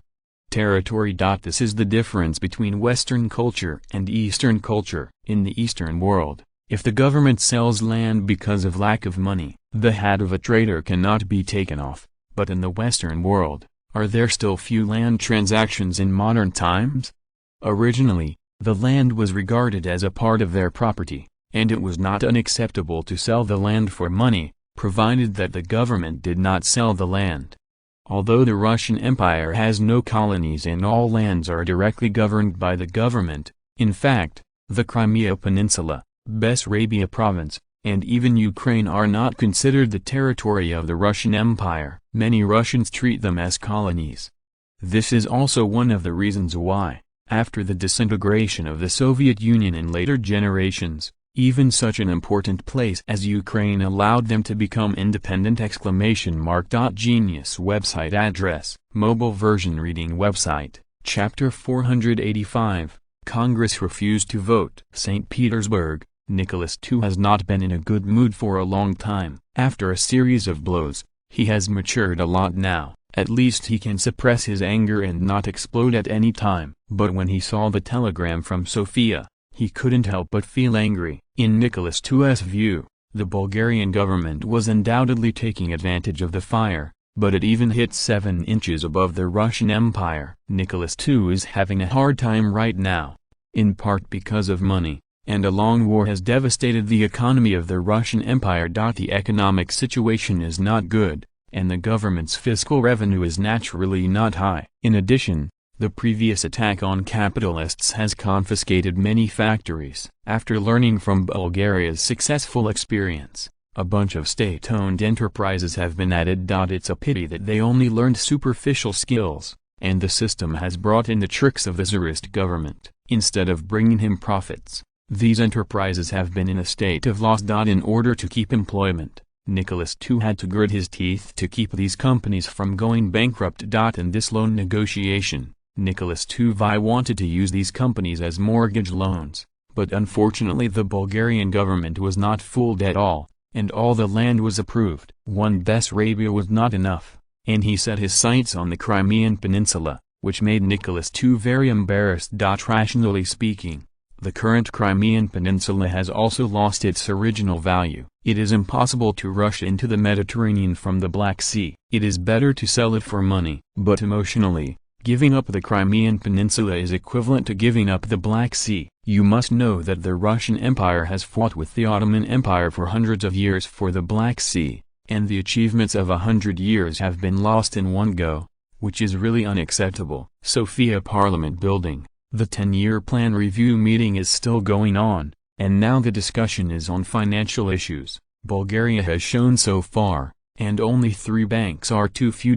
Many people know that the government must open up capital to the banking industry, otherwise the monopoly of the 3 major banks will become more and more consolidated over time, such as domestic economic development. The host, Rolex Dodd, stepped onto the podium and said, "The topic today is finance. Everyone knows that there are only 3 banks in Bulgaria, and many outsiders are criticizing our banking monopoly. This problem must be solved." The government planned to carry out financial reform a few years ago, but the financial tragedy of the Russian Empire delayed this process. Everyone knows about the civil war in the Russian Empire, and has heard of the financial crisis that led to the civil war, but few people know the ins and outs in detail. From what we know, The financial crisis of the Russian Empire was man-made. The reason is very simple. The World War has made many Russian capitalists war money, but people will not be satisfied. The appetite of the capitalists is getting bigger and bigger,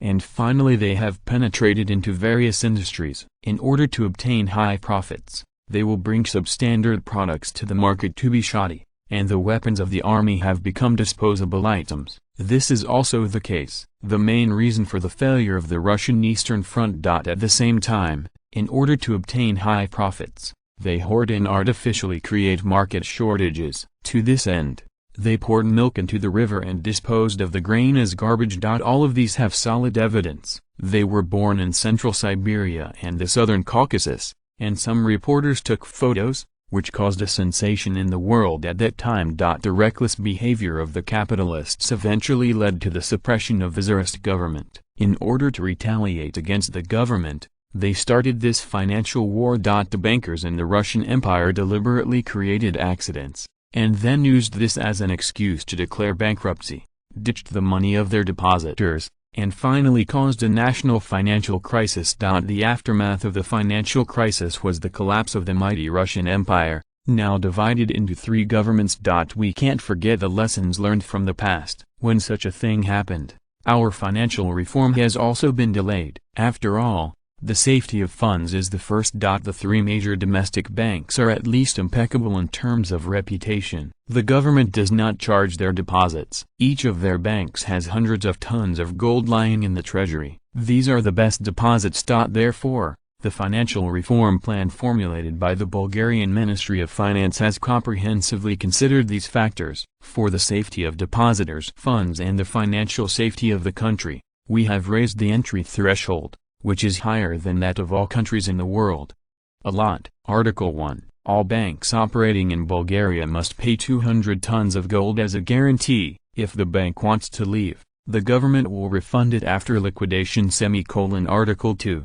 The flow of funds of the bank must be supervised by the government, and the outflow of large amounts of funds must be reported to the government. Article 3. The instigation of the bank must be a citizen who has lived in Bulgaria for a long time, and the social contribution rate shall not be lower than the average level of society, and hold a large amount of fixed assets in Bulgaria. The spouse and parents of the children must also be long-term residents of Bulgaria.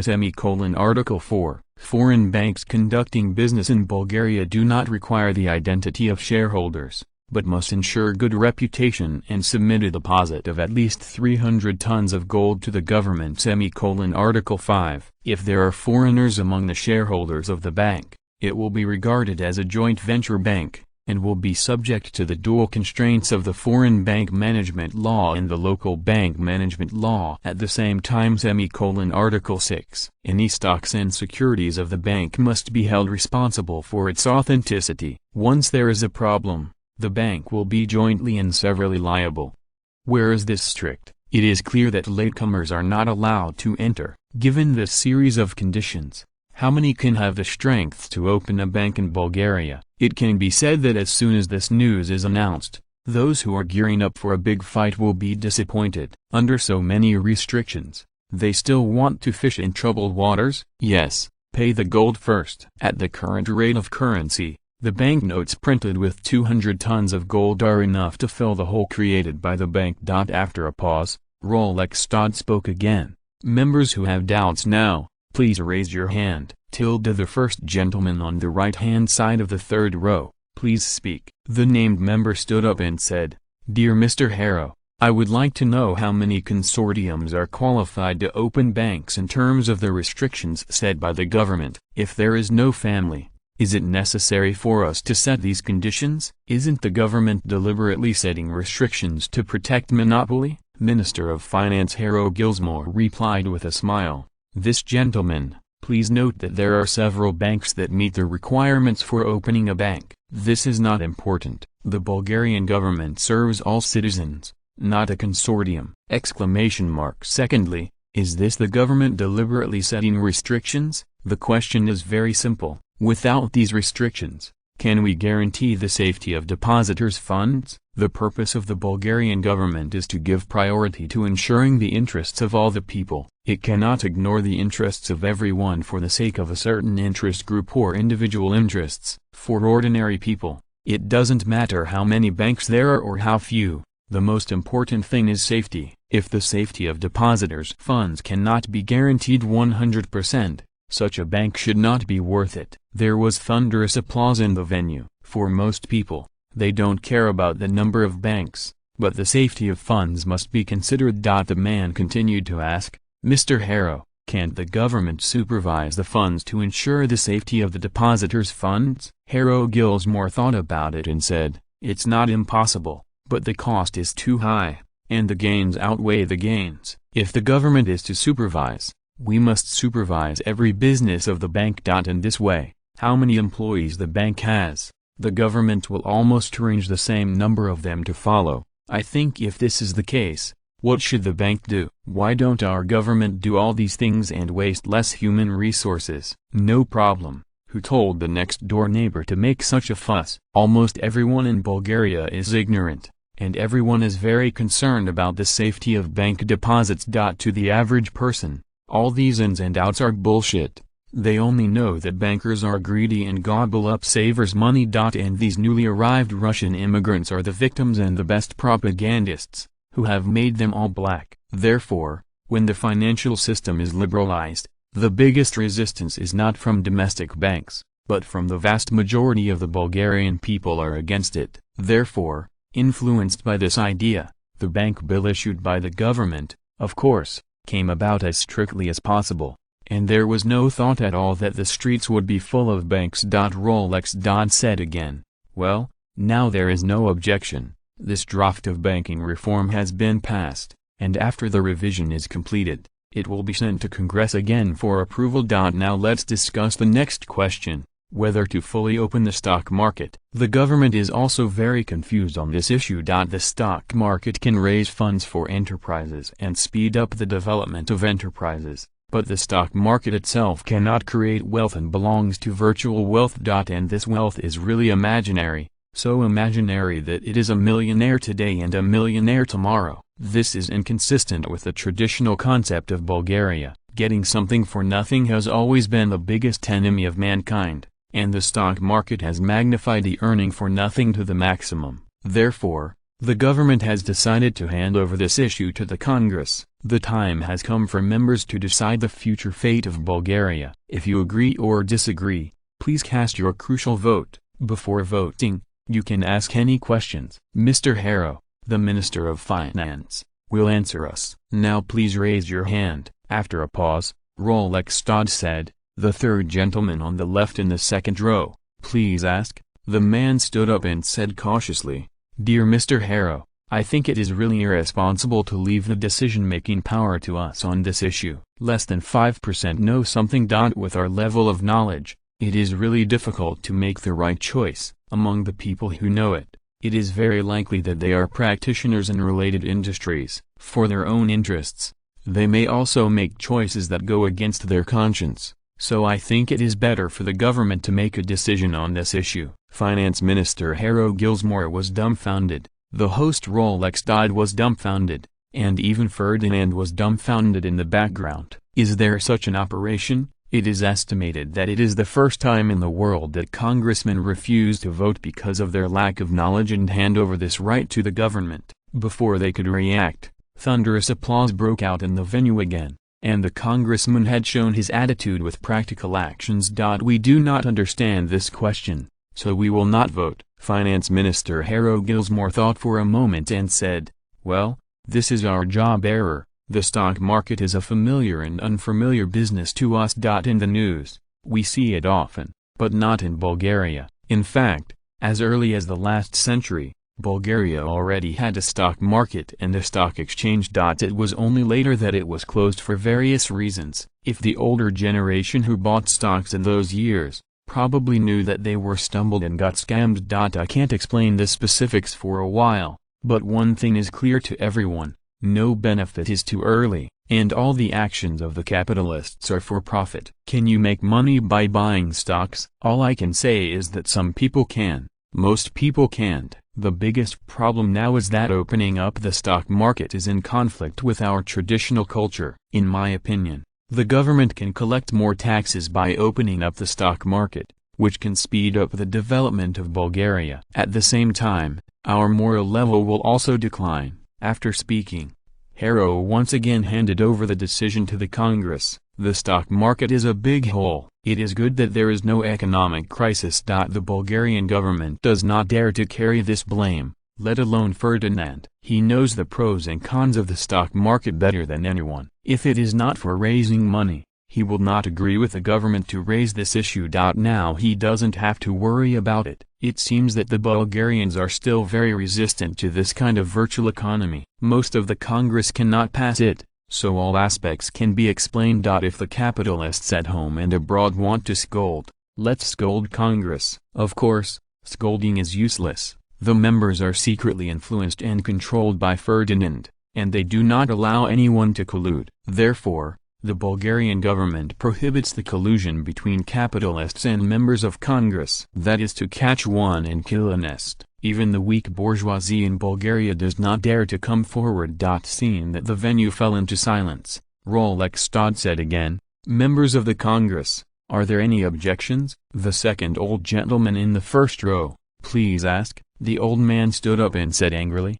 "I propose to permanently ban the stock market in Bulgaria. We cannot ask for this unearned money." Ferdinand in the backstage rubbed his forehead. "Don't be so radical." Could it be that the power of traditional culture is so strong? Or are the victims of the stock market crash that year still fresh in their memory? Rolekstad thought for a while and said, "If the old gentleman wants to propose a proposal, at least 10 or more members of Congress can do it." As soon as the voice fell, someone stood up and said, "Can you count me as one?" As more and more members took up their position, Rolekstad had to shout, "Stop, the number of proposals has been enough, and now it is time to vote." Since this matter violates the relevant procedural provisions, I want to ask Your Majesty the Great King whether this proposal is valid. Ferdinand said lightly, "The proposal is valid and can be voted on. Although this violates the rules of the Congress proposal, it will not affect the final result." Ferdinand does not intend to change the result of the vote, so why delay the time? After hearing Ferdinand's answer, Rolekstad immediately announced, "His Majesty the Great King has approved this proposal, and now it's time to vote." The result is self-evident. In the face of morality and money, the lawmakers chose morality without hesitation. It is impossible for the stock market to appear in Bulgaria in the short term. It is Bulgaria's national policy to crack down on indulgences, and they will not allow anyone to destroy them. Unknowingly, the Bulgarian bourgeoisie was tricked by Ferdinand again, and this issue was thrown out in advance. Under the power of tradition, it was almost 100% rejected. After losing the fast financing channel of the stock market, it is not so easy for them to grow rapidly. Not everyone has a bank in their hands. They can get financing through the bank, and they don't need to play the stock market. Those who can play like this in Bulgaria have become Ferdinand's exclusive, and their capitalists have to choose whether to work for the country or the king. Anyway, even if the banking industry is opened up, the monopoly pattern has not changed. Local capitalists do not have the strength to establish banks, and foreign capital is too strictly restricted. It is better to invest in other industries. Well, these are all Ferdinand's thoughts. In fact, Bulgarian capitalists are not interested in going public. They don't want to let the companies they built up become someone else ''s. Even if they can still become major shareholders, many people still plan to treat them as family heirlooms and pass them down from generation to generation. Family businesses are the mainstream of this era. Genius website address. Mobile version reading website. If you are listening to this novel on a channel other than Fanfic World, it means they downloaded and uploaded it without effort. We cordially invite you to visit our channel, Mundo Fanfic Novelist. There you'll find the original version of this story and you can explore many other novels of various genres. We are waiting for you to immerse yourself in a world of incredible novels. Chapter 486, The Battle of Roots. It didn't take long before Nicholas II decided to compromise, leaving the Crimea Peninsula to save some face. but the actual value was not much. It is no longer possible to expand to the Mediterranean Sea. Leaving the Crimean Peninsula will only make Bulgaria more afraid of the Russian Empire, and even prevent the unification of the Russian Empire because it is worried that Russia will conflict with them when it becomes stronger. Although this possibility will be very small, he still does not intend to take risks. The most urgent task is to unify the Russian Empire. For this, no matter how much he pays, Nicholas II will not hesitate. After receiving the telegram from St. Petersburg, Sassanov breathed a sigh of relief, and at the same time sighed again, which meant that the Russian Empire had begun to decline. As a diplomat, he knows better than anyone that weak countries have no diplomacy. Now that the Russian Empire has fallen, even if the country is unified, because of the war, they want to catch up with the world's advanced level again. So easy. If it weren't for the good diplomatic relations between Bulgaria and Russia, perhaps now Chekhov would not have talked with him in person, but sent a deputy to negotiate with him. This is also a common norm in the diplomatic field, the principle of reciprocity between countries, negotiation with countries of the same level, and the level of the two sides should be as consistent as possible. When negotiating with a country with a weaker level, a powerful country will send diplomats with a lower level, but in terms of the status of negotiators, a strong country still occupies an absolute advantage. Negotiations started again, and now the dispute is the price issue, Sassanov said. Mr. Mitov, Bessarabia province is 44,000 square kilometers, and the Crimean Peninsula is 25,000 square kilometers. Due to the special geographical location, our quotation of 5 billion levs is not high. Mitov retorted, Mr. Sassanov, your calculation of the added value is too high. The economic value of Bessarabia and the Crimean Peninsula is less than 1 billion leva. The income is less than 15 million levs. Of course, I didn't calculate the tariffs. The Crimean Peninsula is one of the main import and export ports of your country. It is also impossible for us to collect your country's customs duties. The economic income of the two places is mainly agriculture, but the fertile land is owned by the owner. If your country can turn these lands into unowned land, the economic value can be doubled. Sassanov shook his head and said, Mr. Mitov, this is impossible. The ownership of land is not something we can change. If your country buys it back, you can directly confiscate the original owner's land and mines. The economic value will not matter. Are you out? In addition to economic value, we also need to consider strategic value. Right? Bessarabia can make your country's defense line on the 6th ground unbreakable, and the Crimean Peninsula allows your country to directly turn the Black Sea into an inland sea. Isn't this strategic value worth 3 billion levs? Mitov smiled wryly and said, Mr. Sassanov, what a joke. How could we confiscate other people's private property for no reason? So these economic values you mentioned do not exist. I have already said about the strategic value. We can rest assured that it is in your country's hands. Instead of buying them back at a huge price, it is better to leave them in your hands. 3 billion levs for this strategic value. We can't afford it, which is equivalent to 878.4 tons of gold. Sassanov sighed. The current situation is that Bulgaria can drag on, but the Russian Empire can ''t. For Bulgaria, there is no essential difference between the two places starting one day earlier and starting one day later. But for Nicholas II, it is not a concept that if you get the money one day earlier, you can complete the reunification of the country one day earlier.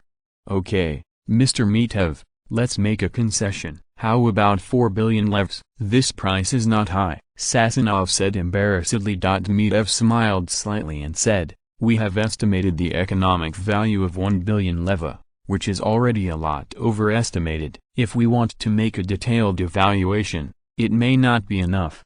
The strategic value has not yet been reflected, and I can't use this reason to convince those congressional gentlemen. You may not know that when our Congress was just discussing financial policy, the government proposed to open up the stock market, but not only did it fail, but Congress instead introduced a more stringent financial policy. Congress decided to ban the stock market forever and enacted a law.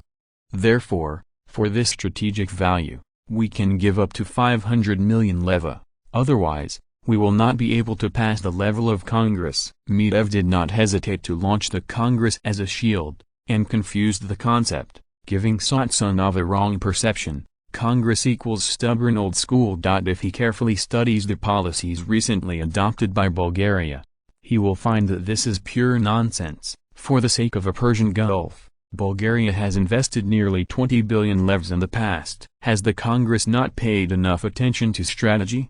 It's a pity that Satsonov didn't have time to study these policies. These policies have just been introduced and have not had time to announce them. Perhaps they have already appeared in Russian materials, but he has not had time to look at them. Satsonov thought for a while and said, "Impossible. This price is too low. The minimum is 3 billion levs. If it is lower than this price, it is impossible for the Russian Empire to accept it."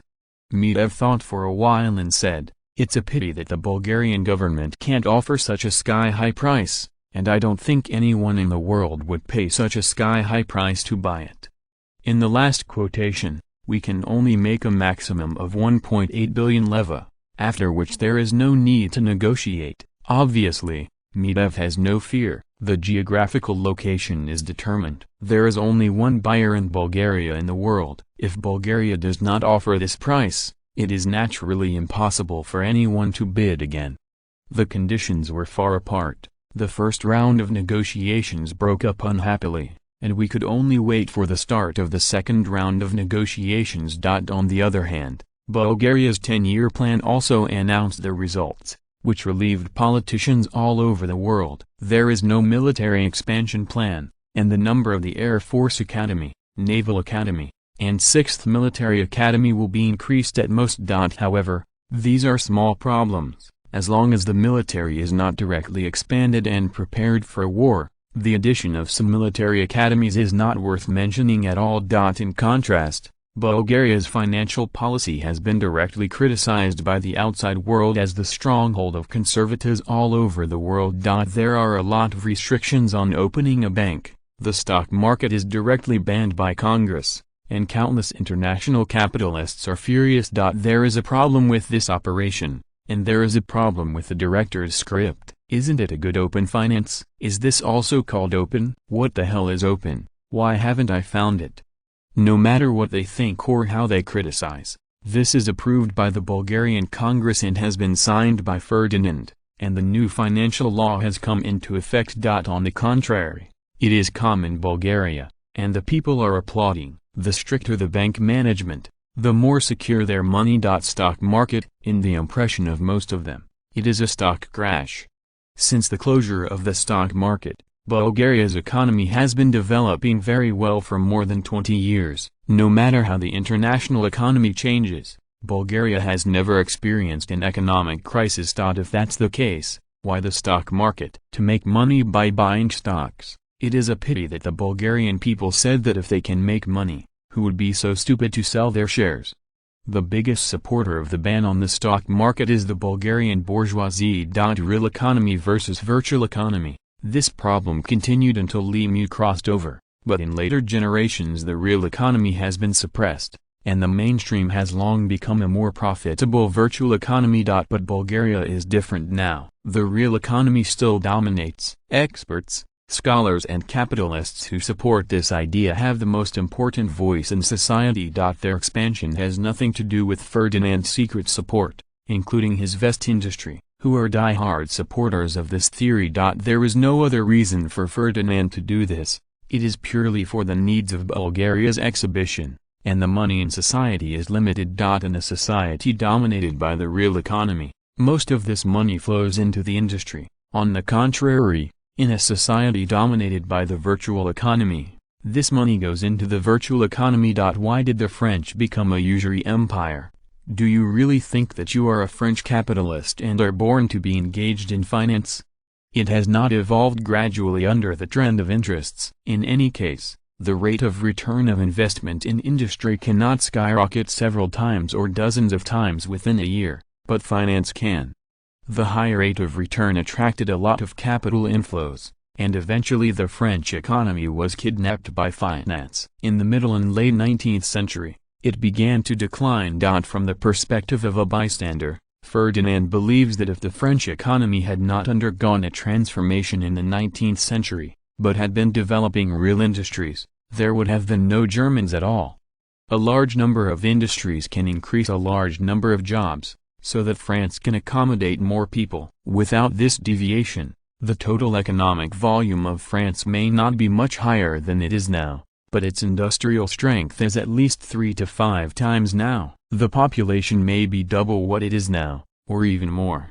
In the face of such a France, Germany has no chance to even rise, and Prussia cannot challenge their hegemony in the European Big Six. Now Bulgaria is also in the last century, and the French are in the same period. There is no foreign enemy in the short term, and the social economy needs a clear development direction. There is no doubt that Ferdinand chose industry, and the Bulgarian people also chose industry. So it is essential to suppress other virtual economies. Ferdinand doesn't want to try to test the integrity of capitalists. In fact, he doesn't think capitalists have integrity. It's better not to give them a chance to become bad. Now Bulgaria's industrial strength has surpassed a quarter of the French, but in terms of the total economic volume, the French have surpassed Bulgaria by a quarter, and you know how much water this virtual economy has. A company worth 1 million levs can become a company worth 10 million levs, or a company worth 100 million levs in the stock market. The valuation has become higher, and the money in the society has also increased. In fact, the value of the company itself has not changed. It is still only worth 1 million levs. If the capitalists are prudent, they will use the financing to bring in 1 or 2 million funds and continue to expand the business, but this possibility is almost zero. Because, after seeing that they didn't work as middlemen, they fired $1 million company to 100 million, and they only got a few million in funds, while the financial speculators got tens of millions of profits, and they can still feel at ease. Do you do business? When hot money flows into finance, it will push up the stock market again, and finally the economic crisis collapses, and the cycle begins again and again. This is the theory provided to Ferdinand by economists who support the real economy. Let's just believe it. Others may not be clear to Ferdinand, but one thing he understands very well is that 1 million levs is a number in finance, but investing in industry can add hundreds of jobs. The number of jobs in society will increase, then the country will be stable, everyone will have jobs and income, and everyone's life will be better, and no one will come to rebel against him, the king. This question is very real. So conservatives are conservatives. Anyway, this is the national policy that is most in line with the actual situation of Bulgaria. When the 10-year plan is completed, Bulgaria is likely to be the world's largest industrial power. Although it is not the first economic power, it does not matter.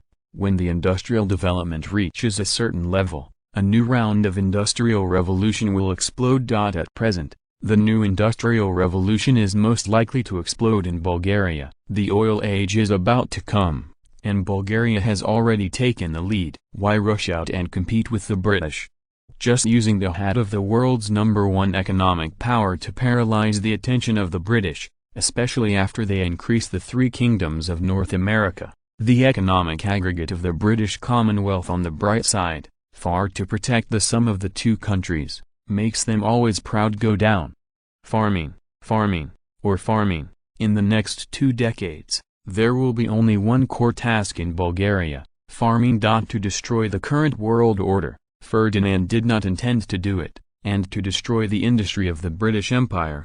The Germans were already helping to do it. Every year, free industrial products worth £200 to £300 million pour into the British Empire, and the life of the British people and capitalists will definitely be very good in the next 10 years. Likewise, the British Empire will have hundreds of millions of pounds worth of brick-and-mortar factories that will be forced to close their doors, and no matter how hard they try, it will be impossible to reduce the cost of production to the price of a German product. Now the industrial products for which the Germans pay war reparations are seriously undervalued, and the valuation of most products is less than half of similar products on the market. The soaring prices of Britain and France due to the war finally calmed down. Once these cheap goods were gone, Ferdinand wondered if they could survive.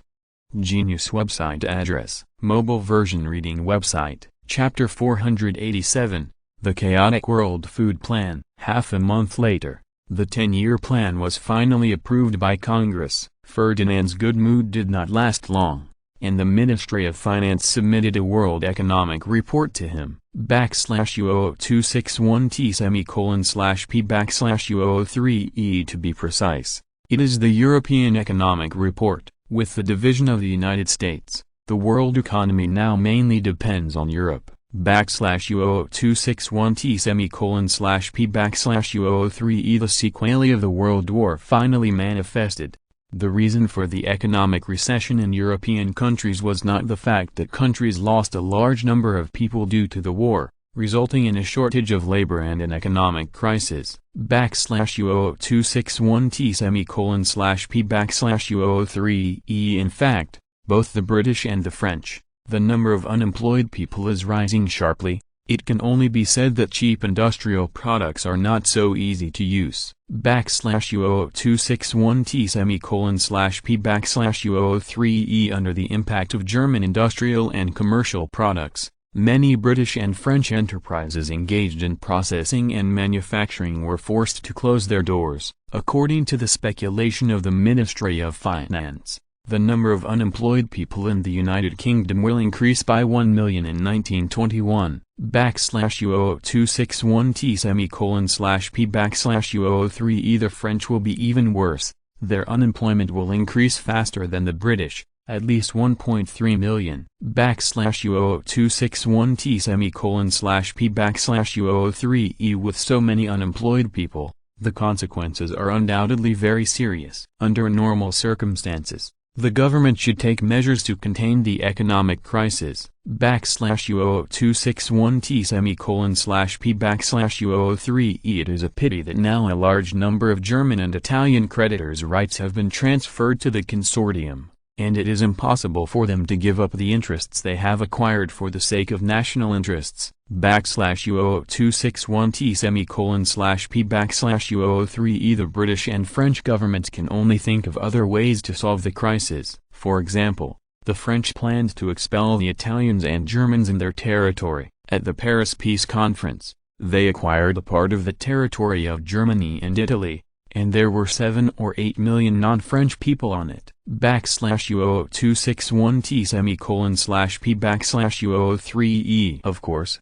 this is just an idea. Does the French government still want to digest this part of the population? Moreover, expelling these people can easily lead to unforeseen consequences. /U0261T/P/U03E. It was also proposed that these people be exiled to the colony, by reducing the local population, to offset the crisis brought about by the Great Depression, to ensure the employment of French people. /U0261T/P/U03E. The British were not idle either. They were still able to release floodwaters in the Commonwealth. The capitalists also sold some of these cheap goods into the 3 kingdoms of the Americas, New Zealand, Australia, Canada, India and other regions. /U0261T/P/U03E. Looking at the countermeasures of Britain and France, Ferdinand has nothing to say. Anyway, they are all trapped by themselves. It has been 4 years since the end of the World War. Rate of less than 1%. /U0261T/P/U03E. To know that they are recovering growth. They are all such turtles. Ferdinand doubts whether they are already preparing to play deindustrialization. /U0261T/P/U03E. After thinking about it, Ferdinand asked, "Xiang, what do you think of the British and French countermeasures?" /U0261T/P/U03E. Constantine said hesitantly, "Your Majesty, the economic policies of Britain and France are very negative. They seem to really believe in the nonsense of letting the market control the economy. It's just that their countermeasures may lead to changes in the international situation. What I worry about is Germany and Italy. Now the 2 countries have huge foreign debts, and their domestic people's livelihood has been suppressed to the limit." /U0261T/P/U03E. The problem is that both countries are still food importers, and they are not able to export many industrial and commercial products every year. If prices continue to fall, their foreign exchange may not be enough to import industrial raw materials, let alone food. /U0026/1T:/P/U003E Unless Britain and France are willing to reduce the amount of reparations for Germany and Italy, their economies will collapse soon. /U0026/1T:/P/U003E Ferdinand nodded. He remembered that in 1921, countries in history reduced the amount of indemnity for the Germans once, but this time and space was actually lost by his butterfly. /U0026/P/U003E The Great Depression in Europe, also because countries joined forces to fight against the United States, consumed a lot of materials, and received some indemnities, and successfully transferred part of the crisis from Europe to the Americas. /U0026/P/U003E Now Americans are busy building an independent country, and more than a dozen kingdoms are still under preparation. Everyone temporarily ignores the impact of the economic crisis. /U0026/1T:/P/U003E Once order has returned to normal, large numbers of militias have been disbanded and gone home, and most have lost their jobs. Economic crises will play out in these nascent kingdoms. /U0026/P/U003E Ferdinand said worriedly, "Well, the situation is probably more serious than this. Except for Europe's Big Six, the world's economic situation is not ideal, unless governments can be like us, forcibly suppress the virtual economy and transfer funds. Invest in industry, otherwise this crisis is inevitable." /U0026/1T:/P/U003E The Big Six in Europe is okay. The World War has just ended, and everyone has no idea of what to do. The outbreak of the economic crisis will lead to chaos, but it is decided not to lead to war immediately. /U0026/1T:/P/U003E It's hard to say about the Americas Six. Under the joint efforts of everyone, there are already many contradictions between the newly independent American countries. /U0026/1T:/P/U003E 1. Several southern states, Kentucky, Tennessee, Alabama, Mississippi, Arkansas, Louisiana, formed the Kingdom of South America, seemingly to restore the plantation economy again. /U0026/1T:/P/U003E 2. Washington, Oregon, and Idaho on the Pacific coast also jointly formed the North Pacific Kingdom. /U0026/1T:/P/U003E 3. California joined with Nevada and Utah to form the South Pacific Kingdom. /U0026/1T:/P/U003E 4.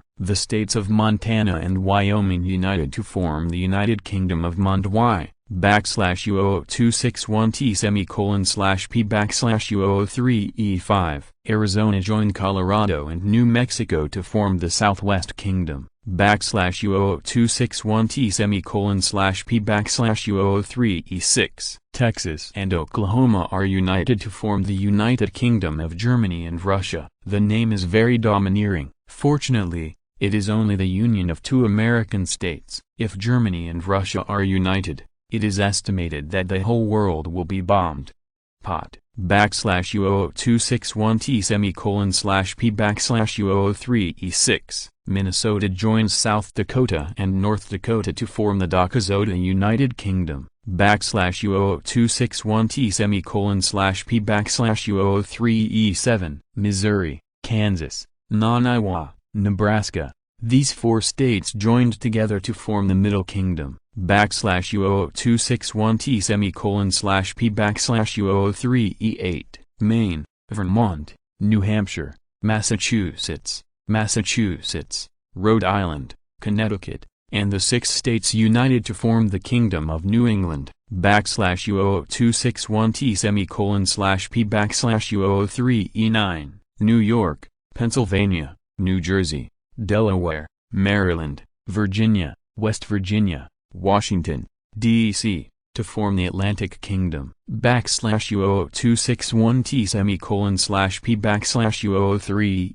\U003E10, North Carolina, South Carolina, Georgia, Florida. These 4 states united to form the North American Kingdom, \U00261T /P \U003E11, Michigan, Ohio, Indiana, Illinois, and Wisconsin in the Great Lakes region formed the Great Lakes Commonwealth, \U00261T /P \U003E12. Riska became an independent state and established the Kingdom of Riska, \U00261T /P \U003E13. The Hawaiian Islands will also be established independently and form the Kingdom of Hawaii, \U00261T /P \U003E. It was originally planned that Britain, France and the 3 countries would divide up Hawaii. Unfortunately, Ferdinand's attitude has not been positive, and the interest of the French is limited.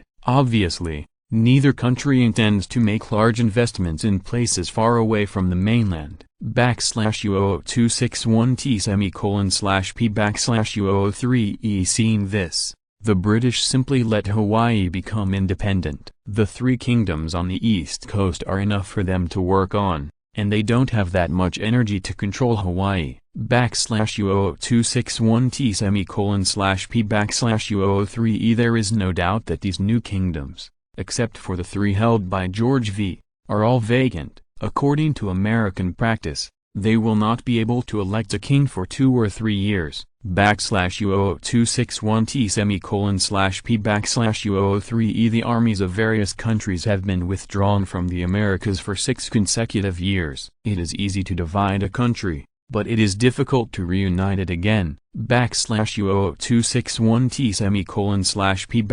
\U003E. This split in the United States is mostly based on religious beliefs, ethnic distribution, geographical environment, and other factors, and the British are the chief directors this time, \U00261T /P \U003E. Creating contradiction seems to be John Bull's innate talent. Now that many kingdoms and people have been opposed to each other, I have to say that Naiu is really good at this aspect. \U00261T /P \U003E. With the emergence of tariffs, this situation will be even worse. The coastal countries will become richer, and the inner 6 countries will become poorer. \U00261T /P \U003E. Constantine thought for a while and said, "Your Majesty, should we intervene? The current international situation is not conducive to our economic development. Bulgaria also needs a stable world in the next 10 years.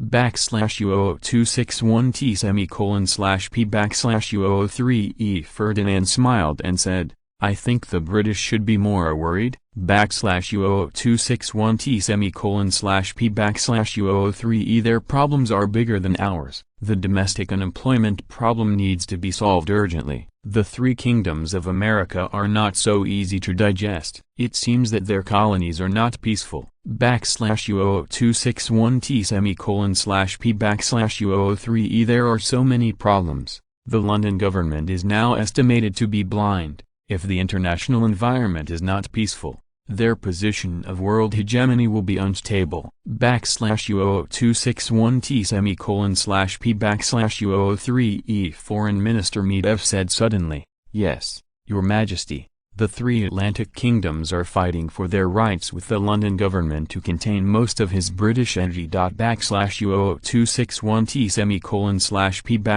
\U003E. There is also the colonial independence movement, influenced by the October Revolution. The Communist Party manifesto has now spread all over the world, and chaos has occurred in many areas controlled by the British. The most troublesome thing for the London government is India. \U00261T /P \U003E. Constantine asked with interest, "Is there an uprising in India?" \U00261T /P \U003E. Medvedev replied immediately, "No.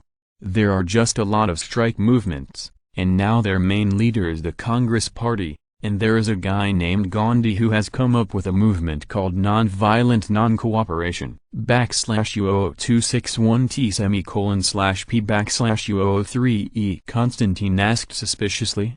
Non-violence and non-cooperation? What is this? Is he calling on Indians not to do business with the British? /u0026one t/p/u03e Ferdinand was also surprised. He did not expect the non-violent non-cooperation movement to start so early, but it is impossible to expect India to cause trouble for Britain. /u0026one t/p/u03e Unless there is another great uprising in India, such a movement cannot shake the statistical basis of the British. /u0026one t/p/u03e Medvedev explained. This is a new idea that has just emerged. The Indians think that as long as they don't cooperate with the British, they don't work for the British, they don't pay taxes to the British, and in the end there is no benefit. The British will leave by yourself. /u0026one t/p/u03e They think this is the best way to avoid casualties and expel the colonists.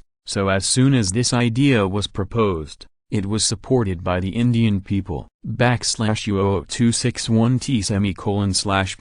t/p/u03e Constantine thought for a while and said, the world is so big, there are so many wonders, some people can think of such a genius idea. /u0026one t/p/u03e But if the Indians can really hold on for a while, it will be enough for the British to suffer. /u0026one t/p/u03e Ferdinand suddenly said, it's useless, if it's a real sword, now is the weakest period for the British, maybe they can really gain independence. /u0026one t/p/u03e Non-violence and non-cooperation. As long as the British bribe some people, the hearts of the people will be scattered. And if they cannot work together, this idea will be abandoned. /u0026one t/p/u03e The most important thing in India is people. The big deal is that the factory will fire all these strikers and recruit new ones. They won't be able to make trouble for long.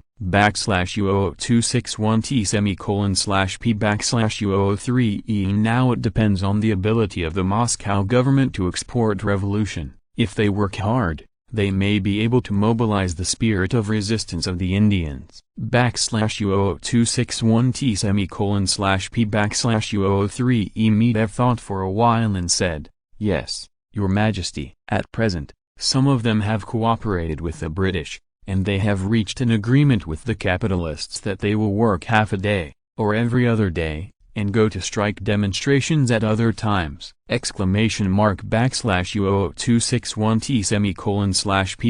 t/p/u03e Government employees are even more bizarre. They have to finish what they have to do every day, and then go to participate in the non-violent non-cooperation movement. /u0026one t/p/u03e Constantine said in surprise, this is also possible? /u0026one t/p/u03e Ferdinand said with a wry smile, they have to eat too. /u0026one t/p/u03e What will happen to the lives of so many people participating in the non-violent non-cooperation movement? Does the Congress Party still have the ability to support them? /u0026one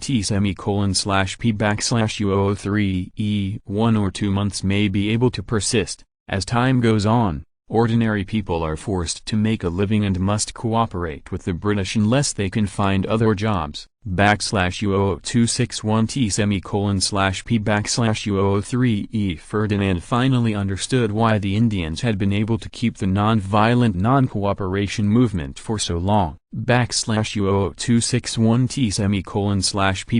t/p/u03e Historically, from March 1919 to February 1922, millions of people went on strike for nearly 3 years. How did they persevere? Why can the British tolerate them making trouble? And for 3 years, There has been no major chaos in India, /U00261T /P/U003E at the beginning of the 20th century. The working class did not have much savings to be able to go on strike for 3 years without starving to death. At that time, there was no working class in any country in the world with such wealth. /U00261T /P/U003E and the British factories in India are even more unlikely to go bankrupt on a large scale in the event of a general strike. /U00261T /P/U003E Constantine rubbed his forehead, and said rascally, "Well, I can't understand the Indians,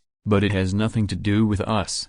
It's the British prison there, and whoever touches them will fight with whomever they touch. So now we just do nothing and wait for the UK to come to your door?" /U00261T /P/U003E Ferdinand shook his head and said, "No, we must do one thing. First provide the Germans with 1 million tons of grain, which is our original promise." /U00261T /P/U003E Everyone laughed. It's true that Bulgaria and Germany also have an agreement. In order to attract German scientists and technicians, it is natural to ask the German government to cooperate. The price is 1 million tons of grain every year. /U00261T /P/U003E In order to make these people work with peace of mind, Bulgaria has never discounted the 1 million tons of food aid every year, which is why Germany has been able to persist so far. /U00261T /P/U003E Medvedev said embarrassedly, "Your Majesty, do we need to deliver in advance? You know that there are still more than 3 months in this year.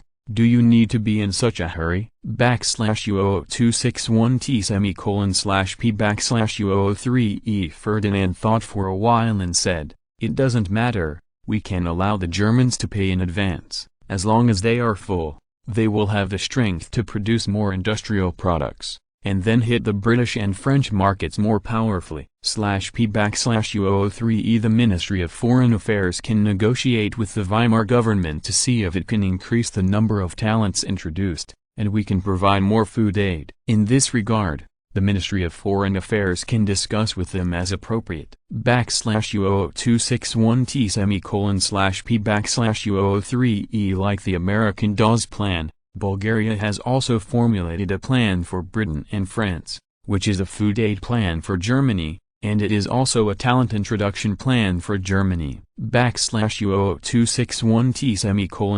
/P/U003E That is, while introducing German technical talents, provide food aid to Germany, try to keep the German society as good as possible, and use the cheap industrial and commercial products produced by the Germans to attack the British and French industries. /U00261T /P/U003E Of course, there are similar plans for Italy, but the Italians do not seem to buy it.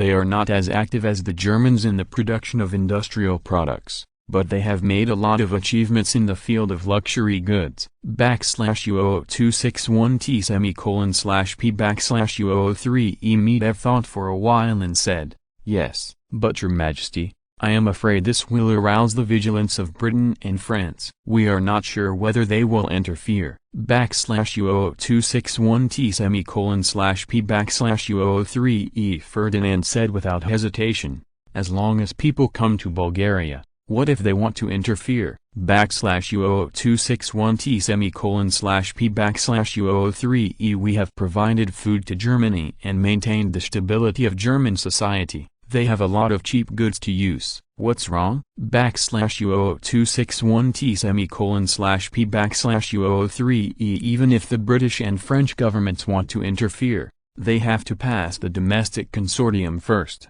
Are these consortia still waiting for German industrial products to make money? Do politicians dare to cut off people's wealth? /U00261T /P/U003E The best strategy is always a conspiracy. Even if they know what Bulgaria is doing, it is malicious, but the capitalists will still cooperate with their actions for the sake of profit. /U00261T /P/U003E Historically, The American economic aid to Germany is far more exaggerated than this. That is simply to rearm Germany and challenge the world again. /U261T:/P/U003E and Bulgaria's food plan is far less harmful. At most, it only hits the British and French industries. Is it far from breaking the world order? /U261T:/P/U003E.U261T:/P/U003E Genius website address.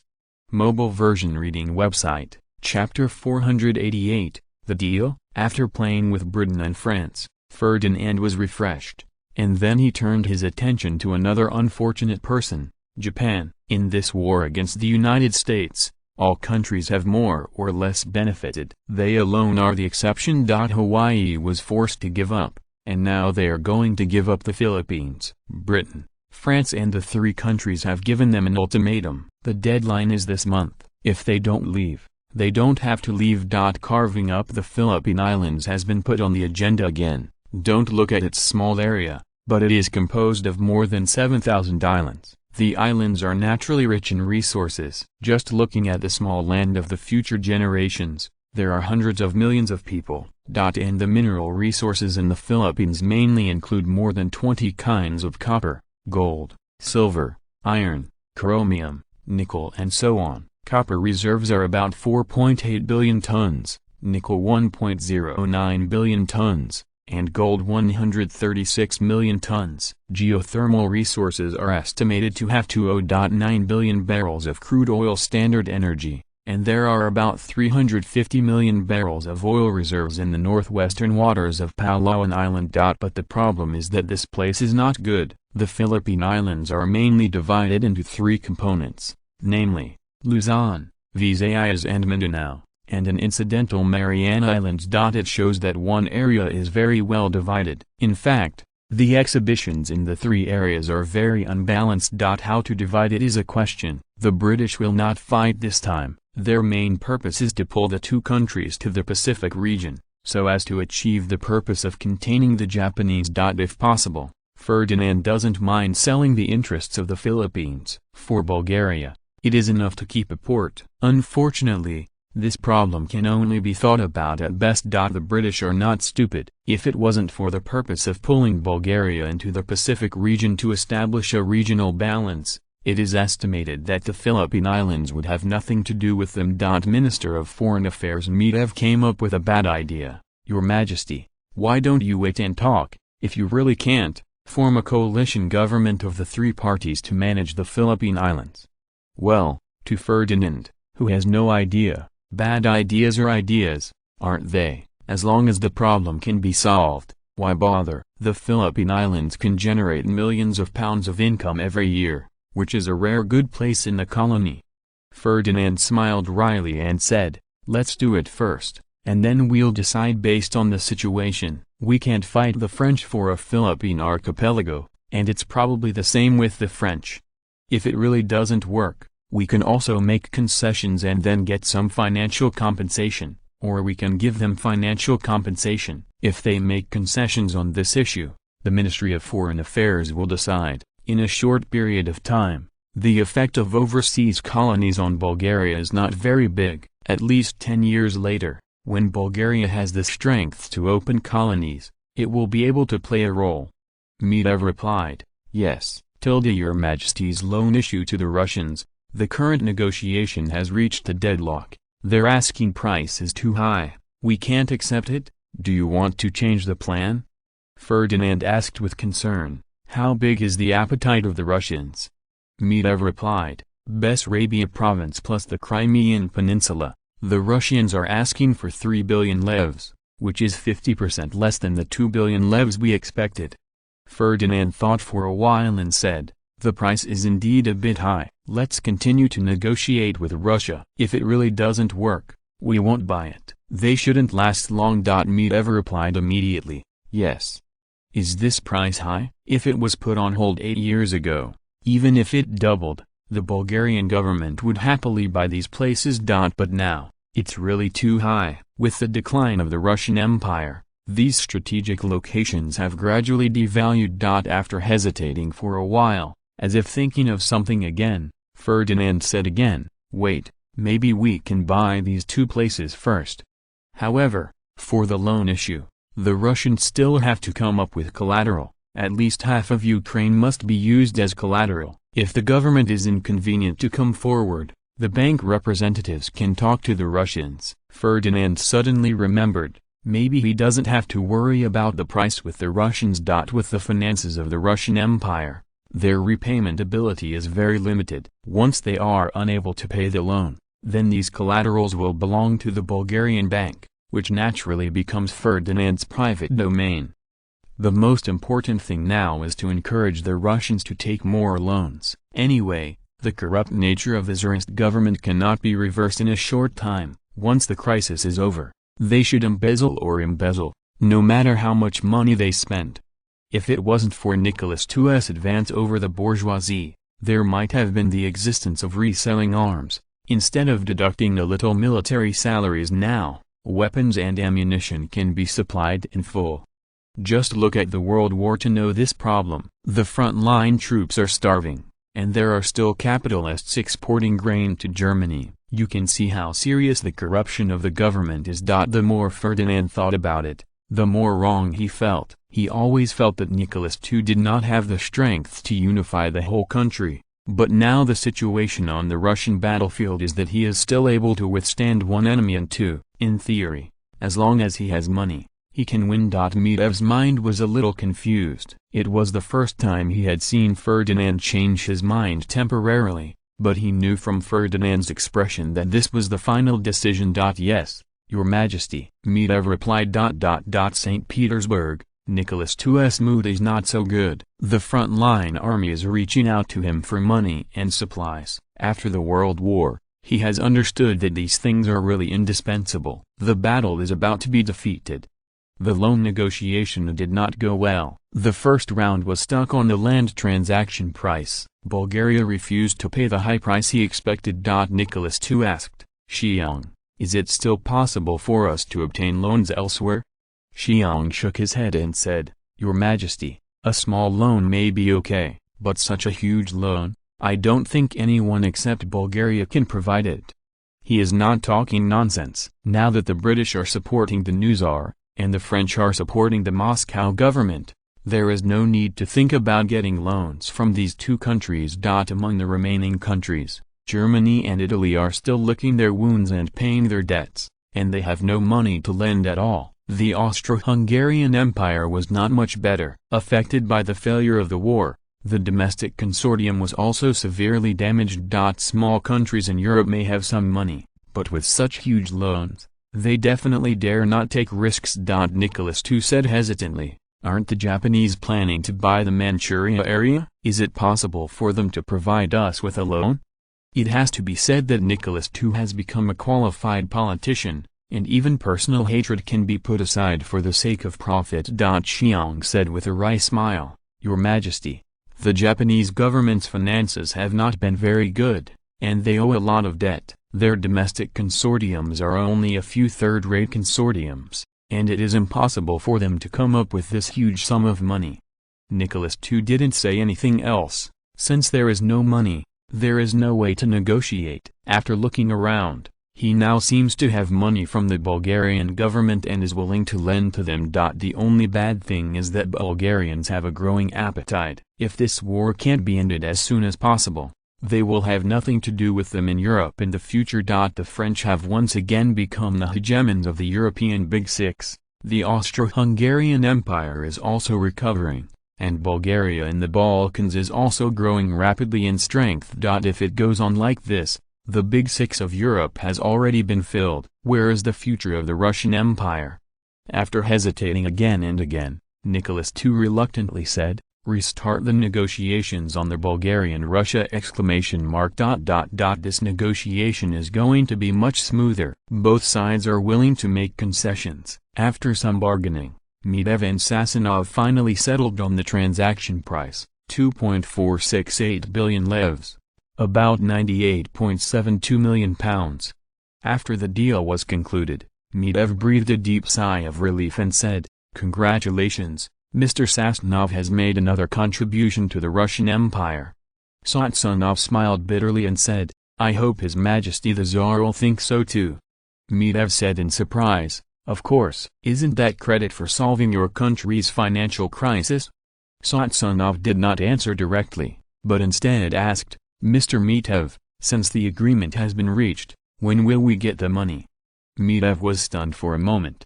Then he wrote a check with the largest denomination in the world, handed it to Sassanov, and said, as long as the Tsarist government approves this transaction, your government can make any payment in Bulgaria at any time. Cash this check in the bank.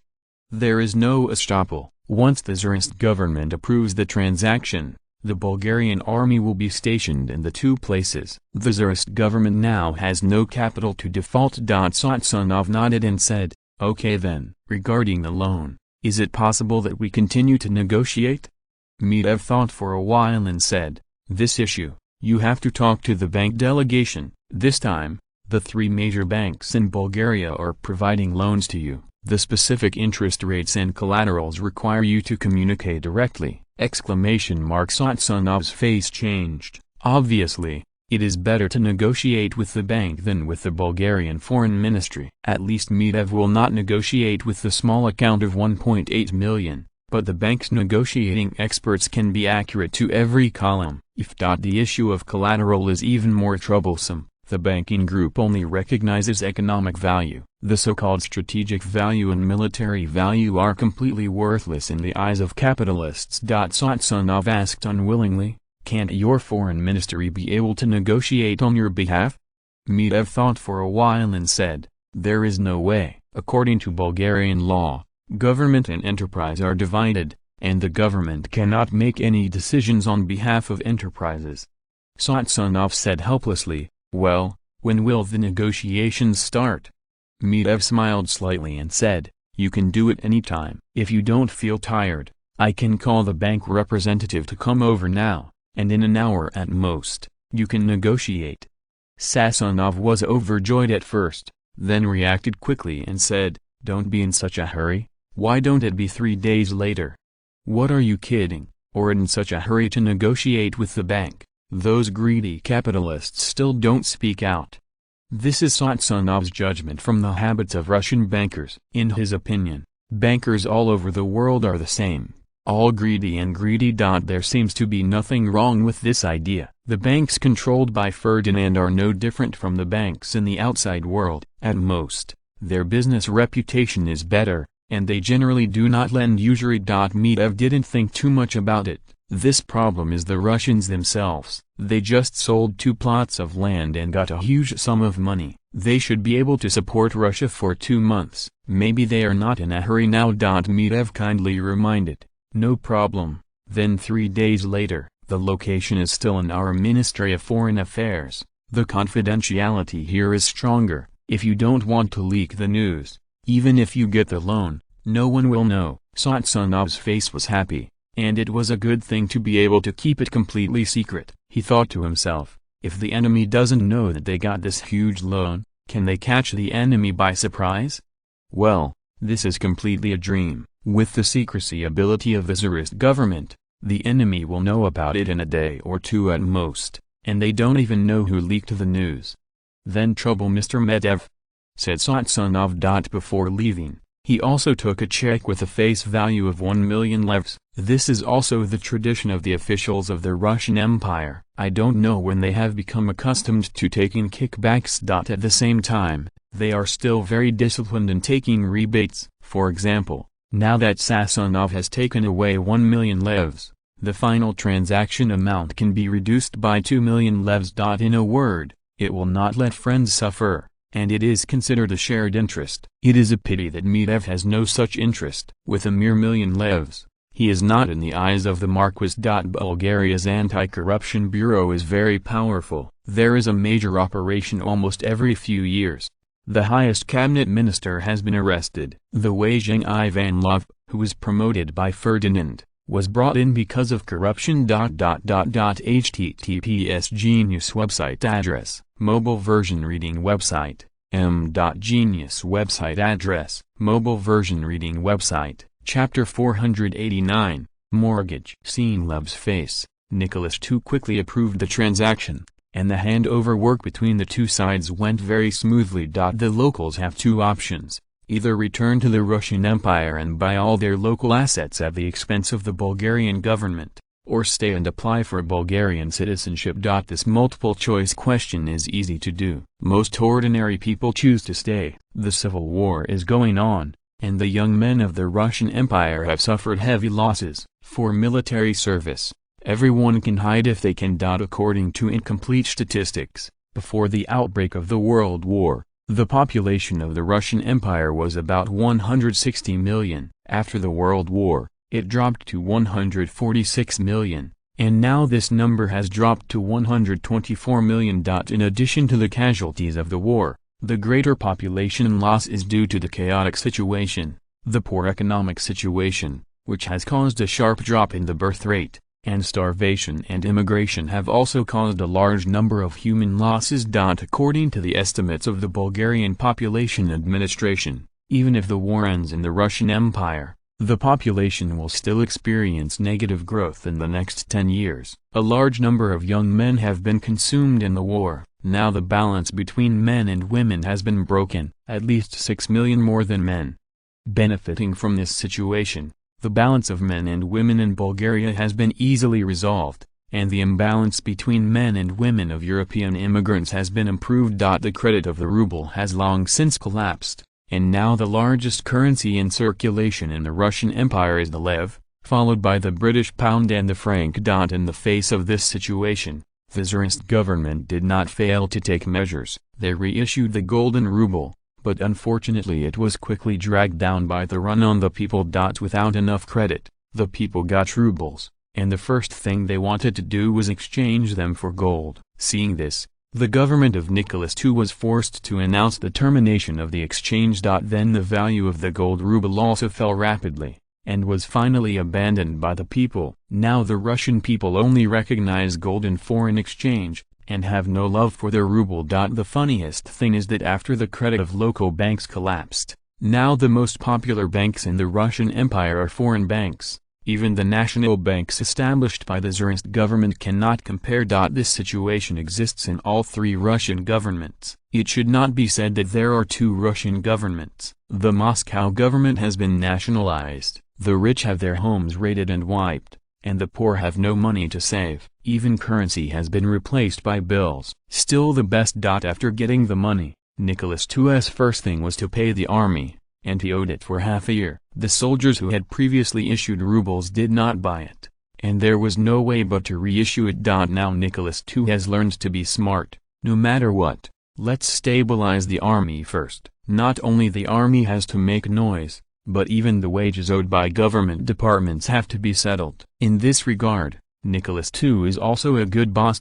From 3 to 5 to 2, more than half of the land sales income of more than 2 billion levs was spent. With the remaining funds, he had to buy ammunition to launch a war of unification. It would be fine if he didn't fight. The money was enough for him to spend half a year. Once the war broke out again, it would be finished in a month. Not only the worms of the government would also be consumed for him. Nicholas II said cautiously, "Prime Minister, urge Satsonov to speed up the negotiation process. We will launch a war of unification in 1922!" The Prime Minister was startled and said hesitantly, "Your Majesty, should we wait a little longer? Our soldiers need to be repaired after a long battle. Why don't we delay it for a year?"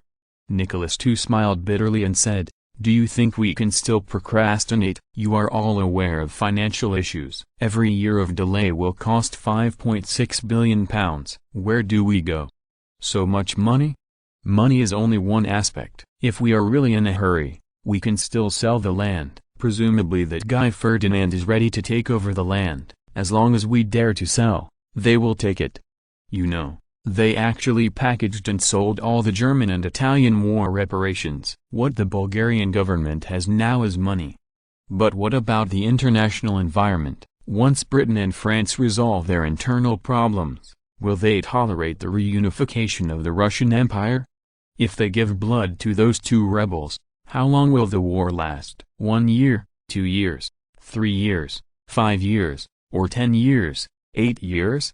No one can tell these things clearly. If it drags on for a long time, it will be difficult for us to unify again. The Prime Minister was silent. We all know these questions, but they just selectively avoided them. Otherwise, Nicholas II would not have their support when he wanted to sell the Crimean Peninsula! Satsanov, who received the telegram, started to have a headache. It was already troublesome enough to argue with the bank representative, and now there are still domestic urgings to speed up. On October 22, 1921, the negotiation meeting between Bulgaria and Russia on the loan issue officially opened. The protagonist this time was no longer Mitev. The Ministry of Foreign Affairs only provided a venue for both parties. The bank's delegation is headed by Cage Nicholas, the chief executive of Union Bank, and the two deputy heads are Wolf Regis, representative of National Bank, and Marshall Priest, representative of Royal Bank. In addition to these three people, the three major banks have also set up a temporary evaluation team, a financial team, and a negotiating expert team. The total number of messy personnel is as high as more than 300 people. Seeing this posture, Sasanov felt a little dizzy. It would be strange if he didn't come prepared. Mitev, who is the middleman this time, took the lead and said, on behalf of the Ministry of Foreign Affairs, I welcome everyone here. In order to maintain the traditional friendship between the two countries, I hope that everyone can successfully reach cooperation in the future. Well, my nonsense is over, Mr. Sasanov, and Mr. Cage, now you can start. Cage said, thank you, Mr. Mitev, for providing us with this venue, and I hope that our next negotiations can proceed smoothly. In business, Mr. Sasanov, how much loan does your government need this time, and what is it willing to provide as collateral? Satsanov was stunned for a moment. Of course, the more loans, the better, but the mortgage issue was a headache. There are no domestic regulations. In theory, he can call the shots wherever the mortgage is. This is based on the fact that the government can repay the loan. As long as the loan can be repaid on time, it does not matter if he mortgages St. Petersburg. If the government cannot repay the loan on time, it will be in big trouble. He who has lost a lot of interests will definitely not have good fruit to eat in the future. Sasanov asked back, Mr. Cage, I would like to know how much loan your bank group can undertake. Cage smiled slightly and said, it depends on how big the benefits are. If the benefits are big enough, I think we can provide all the funds your country needs. Satsanov was shocked, and he returned to normal immediately. It is impossible for a bank that monopolized the finance of such a powerful country as Bulgaria to be short of funds. There is not even a consortium in the world that has a large cash flow. Of course, a more important reason is that Lev, who was loaned by the Russians, has to return to Bulgaria in the end. It was impossible for Nicholas II to go to war with Lev. They had to buy weapons and ammunition, as well as various strategic materials. As soon as they changed hands, 70–80 funds flowed back into Bulgaria, and the money ended up in Bulgaria. We'll enter the bank again. Sasanov thought for a while and said, we plan to lend 10 billion levs. The Russian Empire can use the Warren Heights, the heights along the Dnieper River, and the Black Sea coast as collateral, with an annual interest rate of 5%, once in 30 years. Sexual debt service. Cage shook his head and said, Mr. Sasanov, with all due respect, no bank in the world dares to do this business on the terms given by your country. Even if there is no civil war in your country, it would be very difficult for you to obtain this loan under such conditions as a peaceful age, not to mention this is a time of war. If it is not good, we will lose everything. Satsanov's face sank. He knew that the negotiation might be so smooth, and the conditions just thrown out were just a test. Instead of answering directly, he threw the question out, so, Mr. Leach, what do you want? Leach thought about it and said, there is no problem with the loan figure of 10 billion levs, but there will be changes in loan interest, repayment methods, and collateral.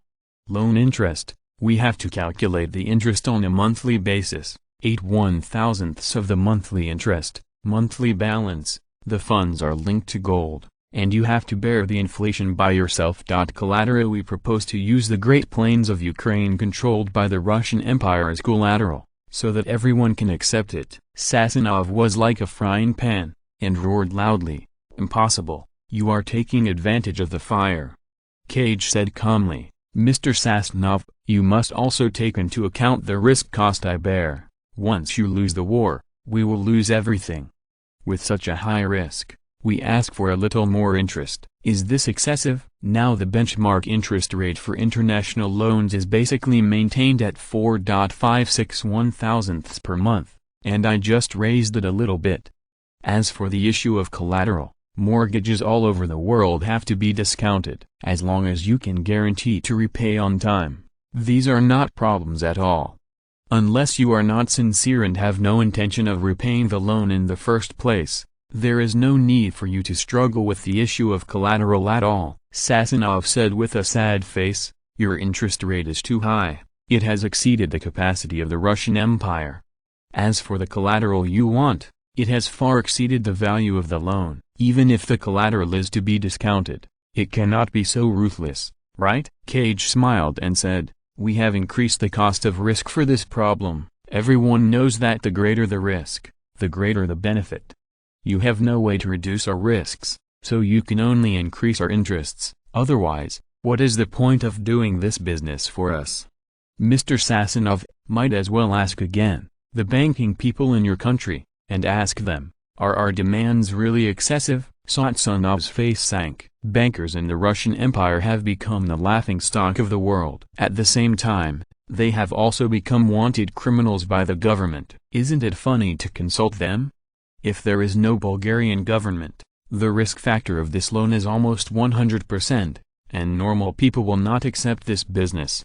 But this loan is obviously endorsed by the Bulgarian government. They have the ability to recover the loan. If they can't, they can sell the mortgaged land to the government. The risk has been transferred.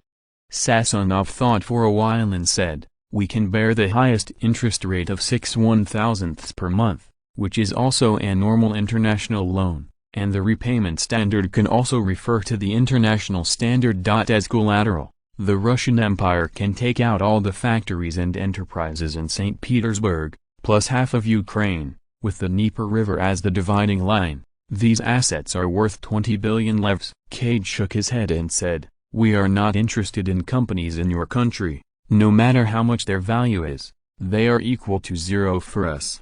And this half of Ukraine, if your country is willing to sell it directly, I think it is not a problem to sell 18 billion levs at all, but it is not enough as collateral.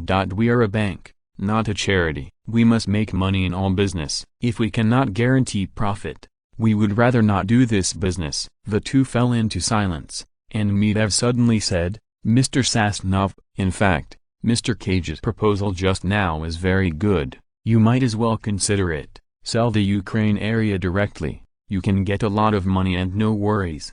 Sassanov cursed inwardly. The good guy just suggested that half of Ukraine should be sold. Do you really think that the Russian Empire has no thieves? If it goes too far, the Russian people will also punish the traitors. However, on the surface, Sassanov still did not change, but politely declined Medvedev's proposal. He said that although the Russian Empire is vast, there is not an inch of land that is redundant. He said it as if the land was sold earlier, and he did not do it.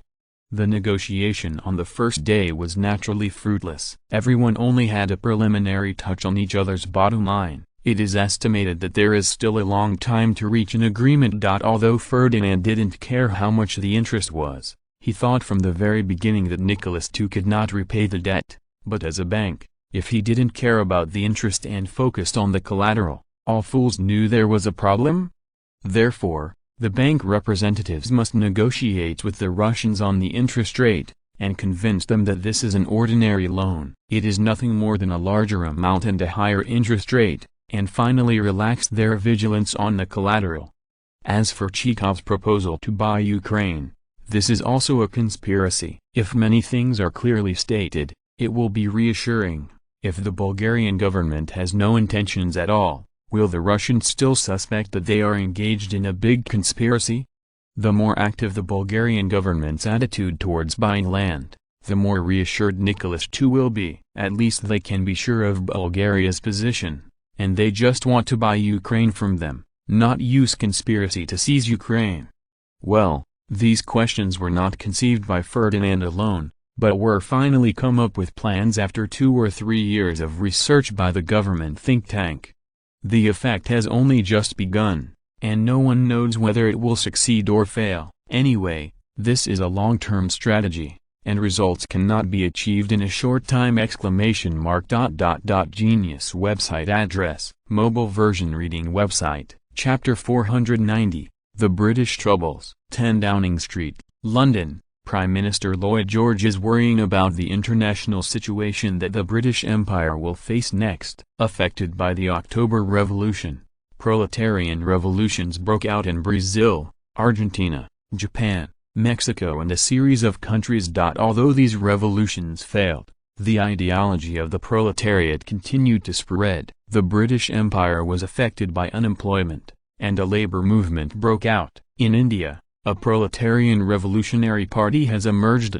Forced to be helpless, Lloyd George could only agree to the autonomy of Ireland. Of course, he actually wanted to learn about Bulgaria and send all the Irish away. There were so many colonies in the British Empire. Of course, this kind of thing can be thought about, as long as the capitalists are not willing to give up these cheap labor one day. This situation cannot happen in the British Empire.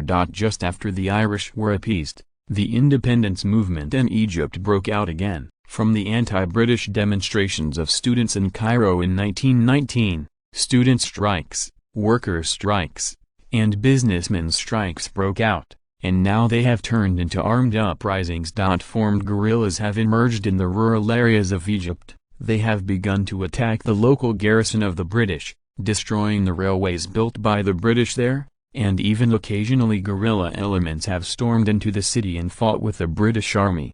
Street fighting. Some of the policies implemented by the British government during the First World War have already shown their evil consequences. In the face of these insurgents, the local garrison of the British did not do their best to suppress them. Obviously, the unjustified treatment after the World War has made the British soldiers lose their interest in working for the country. When dealing with these Egyptian rebels, they did not take the initiative to go out to suppress them, but just stick to the city and let the situation deteriorate. These circumstances, the London government may or may not know. Not only the soldiers do not want to fight, but even the officers do not want to fight now. Their poor fiscal policy during the war left many officers who served the British Empire in despair during the World Wars. They bleed their lives on the battlefield, but go home and tell them that they are bankrupt. Their fiefs have been taken back by the government, and their families don't know where they are. They give subversion. Although it was suppressed, the incompetence of the British Empire has become a fact. Fortunately, the British did not increase many colonies in this World War, otherwise Lloyd George would be more worried. For example, the Iraqi uprising in history has nothing to do with them. It is a matter of Bulgaria. However, Ferdinand has never received the news of the Iraqi uprising. It is estimated that it has been extinguished before it even started. Not only Iraq, but all the colonies in Bulgaria have no way to overthrow the uprising. After all, Bulgaria's coexisting method is a bit ruthless. One person rebels and the whole village is exiled. In just 3 or 4 years, more than 3 million people in Asian colonies were exiled to Africa, and more than 2 million people were sent to mines. Probably no one was there capable of making trouble. This is incomparable to the British. The fief aristocrats hate the rebels deeply. These people are ruining their jobs. Usually, they do not need the government's order.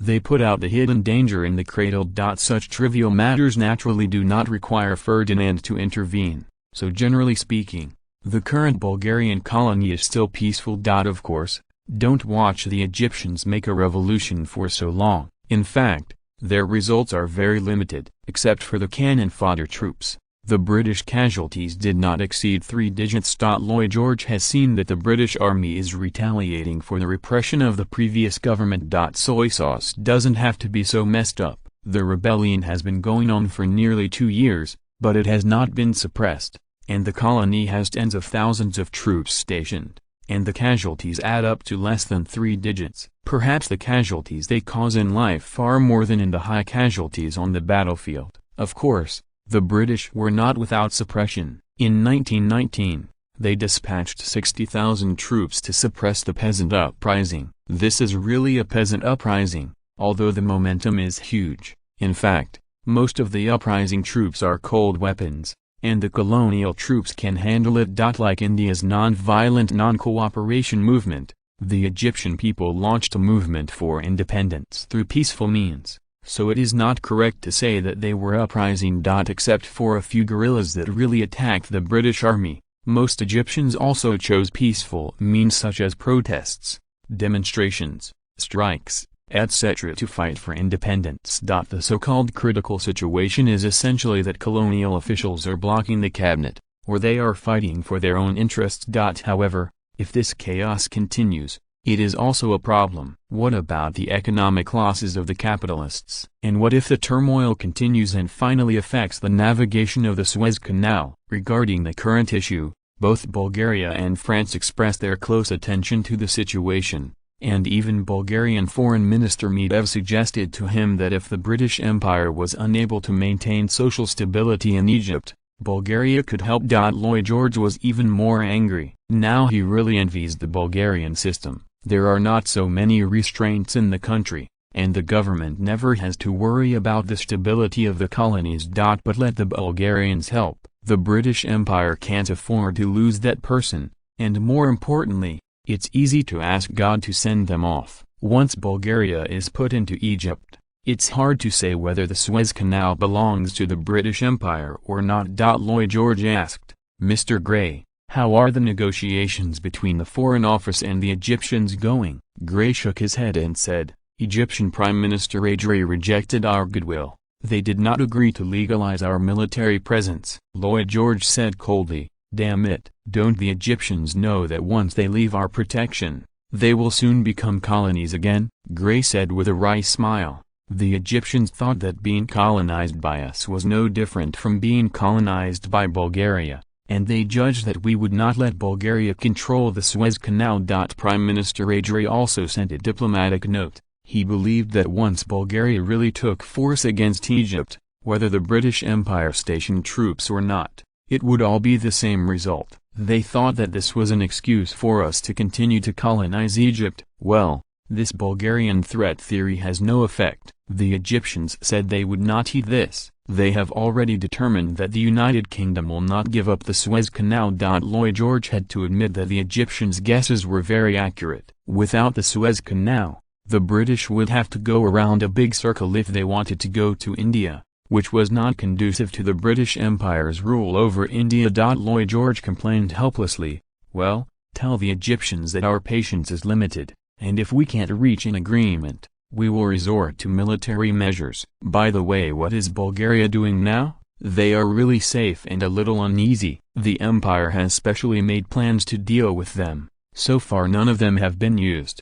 Gray thought for a while and said, "It seems like they're working on a 10-year plan." By the way, they just bought the province of Bessarabia and the Crimean Peninsula from the Russians. There is not long ago, the Bulgarian government submitted a motion to the Congress to open the stock market. As a result, not only was it rejected, but their Congress also issued a decree to permanently ban the stock market and securities trading. Lloyd George thought for a while and said, "I've heard of that decree, too. The newspapers in London are popping up everywhere these days. I think the Bulgarian capitalists are going to be blown away." Mr. Gray shook his head and said, "No, in fact, the capitalists in Bulgaria are not angry. It is the capitalists in our country who are really angry." Judging from the intelligence collected by the embassy, Bulgarian capitalists are also very supportive of this decree. They believe that restricting these messy stock markets will allow their descendants to do business well and pass on their industry from generation to generation. If there is no accident,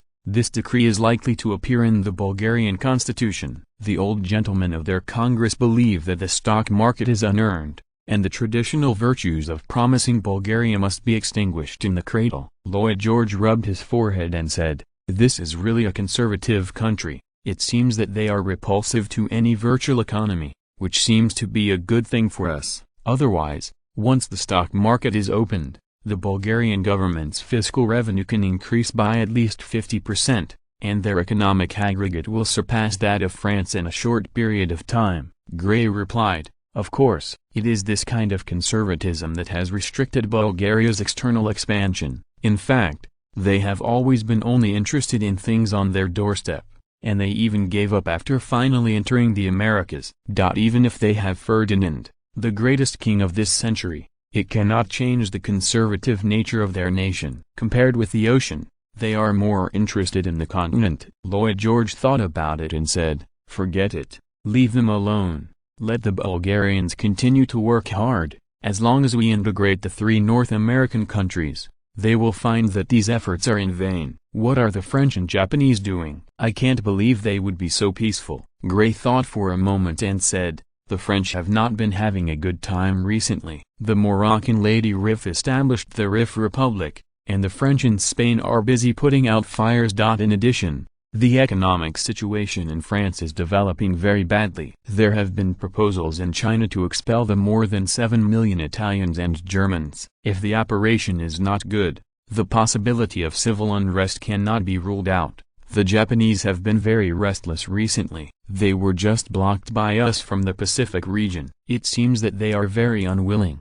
The Japanese government is starting to expand its military again. At the same time, they have also accelerated their penetration into the Far East, and we are not sure whether he is going to take advantage of the Russians, or attack the Kingdom of Risgon, or attack." The Chancellor of the Exchequer suddenly said, "Maybe we can hold a meeting to limit the naval power of various countries. Our financial expenditure is too large. If no action is taken, once an arms race is formed, it will be very unfavorable for us." Due to Ferdinand's butterfly effect, the strength of the Royal Navy of the British Empire has increased by at least 1/3 compared with the same period in history. The increase in strength also comes at a price, and the corresponding British naval military expenditure has also increased by 1/3 compared with the same period in history. Lloyd George was still hesitating, and Gray thought about it and said, "This is not a big problem. In today's world, only France,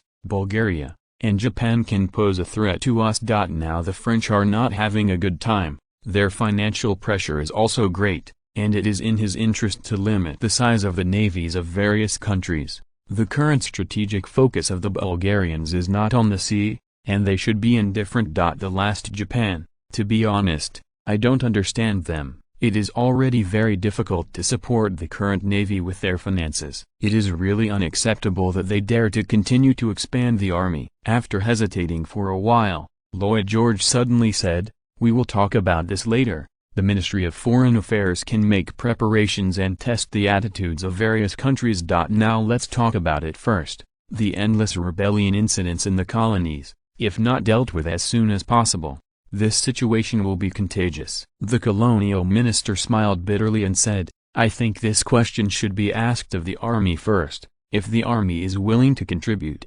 these are not problems. We all know that these are all petty troubles in the colony, and as long as there is no trouble behind them, they can be easily eliminated. However, according to the situation from all over the world, our army is not active in suppressing the uprising. This situation must be changed. Otherwise the hegemonic position of the British Empire is likely to collapse." This question is why, as everyone knows, it is nothing more than the fact that during the World War, the government did not act honorably in order to raise funds. In addition, the World War did not last as long as in history, and the strength of the British aristocracy was not weakened. So miserable. Although the coup they launched failed, it did not mean that they would not fight back. Now they have used practical actions to tell the London government that without their cooperation, the British Empire's position of world hegemony cannot be maintained. Lloyd George said with a wry smile, "This is indeed a headache. I didn't expect these military nobles to have such a large influence in the army." The Minister of War suddenly said,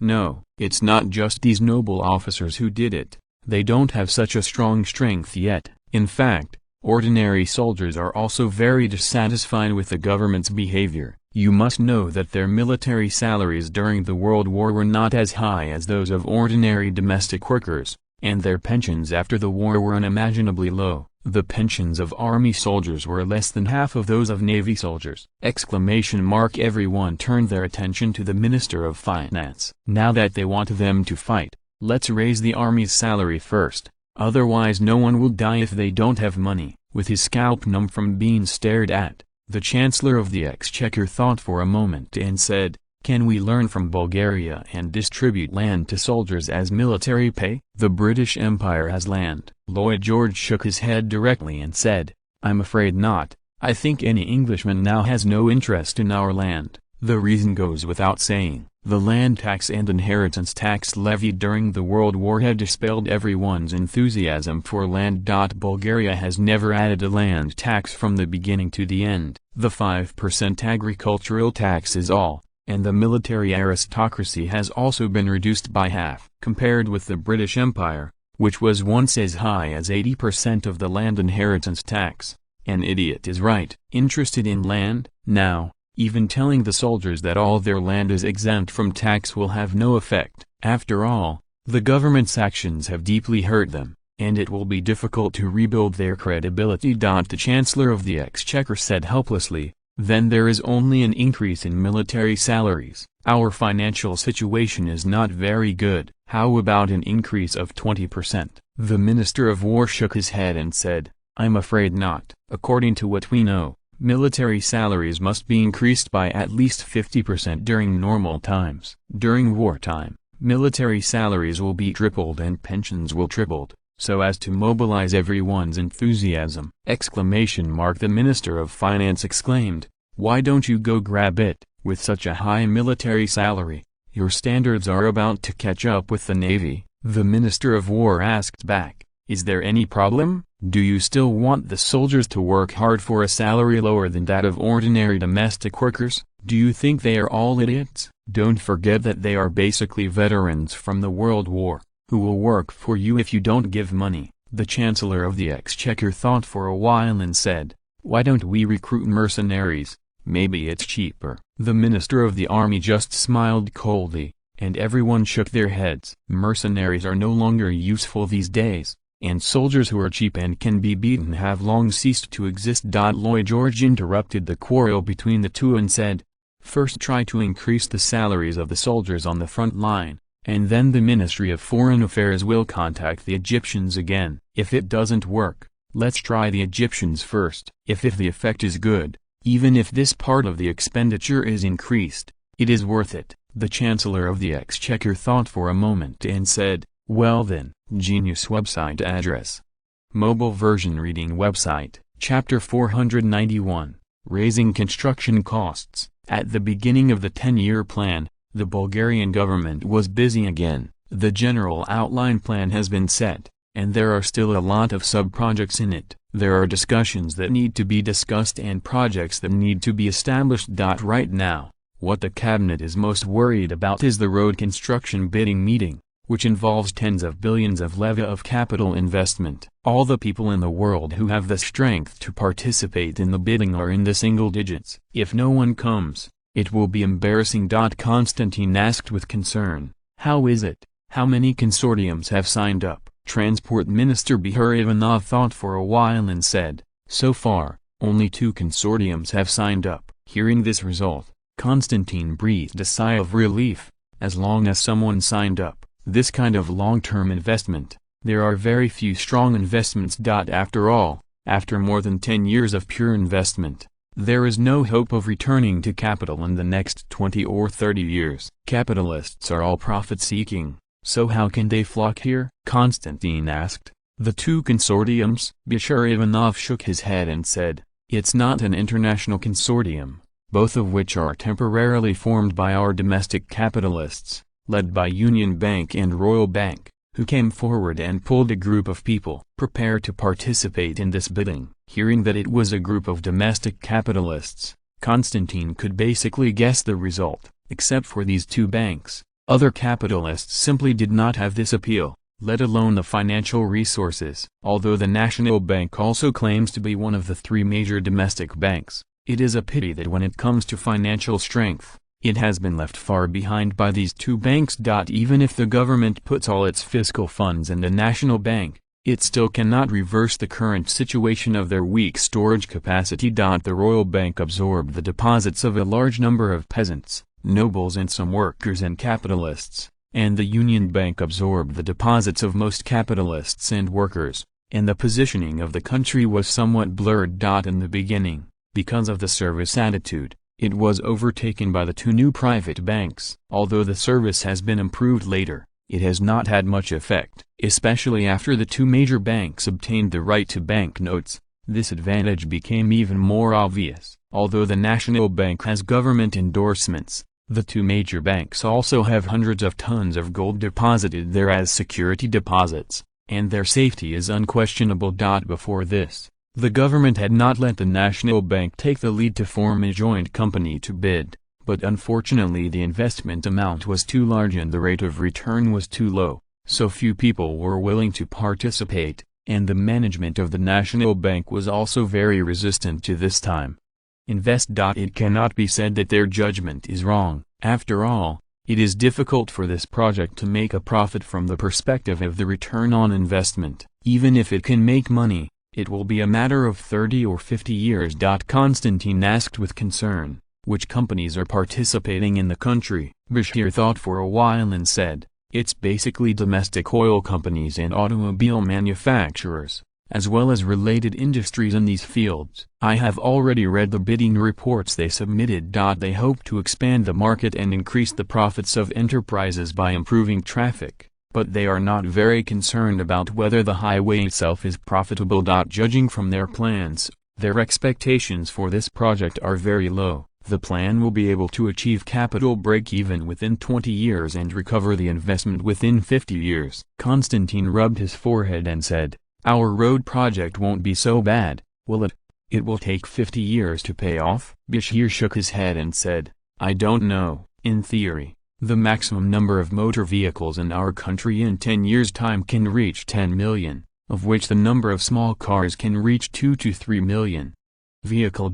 Considering that in order to protect agricultural production and the daily life of residents, the government will limit the oil prices of agricultural vehicles, trucks, and public transport vehicles. It is almost impossible for them to make money from these 2 or 3 million cars. Even if the annual fuel cost of each car is as high as 2,000 levs, they have half of the huge profits, but only 2-3 billion levs of gross profit. After deducting the maintenance cost of the road, the operating cost of the gas station, and the capital interest after the cost, they are still at a loss. Constantine stopped talking. If this is the case, it is estimated that only these directly benefited companies will come to invest. After all, once the road is completed, their market will expand several times. Even if this investment is not profitable, it will be in other areas where there is no profit. Time passed quickly, and it was December 12, 1921. The bidding meeting organized by the Ministry of Communications was grandly opened. Hundreds of domestic and foreign media gathered together. This bid is extraordinary, known as the Million-Kilometer Road Big Bid. That's right, according to the plan of the Bulgarian government, the total mileage of roads in Bulgaria will exceed 1 million square kilometers within 10 years, of which 50,000 kilometers are highways, 150,000 kilometers are secondary roads, and the rest are rural roads. At present, the total mileage of highways in Bulgaria is only more than 300,000 kilometers, and most of these roads are dirt roads, and the highway is only more than 10,000 kilometers, which requires extensive renovation. This means that in the future, Bulgaria will start to explode highways at an annual rate of 70,000 kilometers. Once this plan is completed, the total number of highway mileage owned by Bulgaria will exceed the current European largest in 10 years. The media from all over the world have put their attention here, and they are all waiting to see the result of this bidding. If it is successful, it is estimated that it will have an intuitive impact on the transportation policies of various countries in the future. After all, highways are no better than railways, except for special sections. Most areas do not require much construction technology. Even the current highways do not have the high standards of later generations,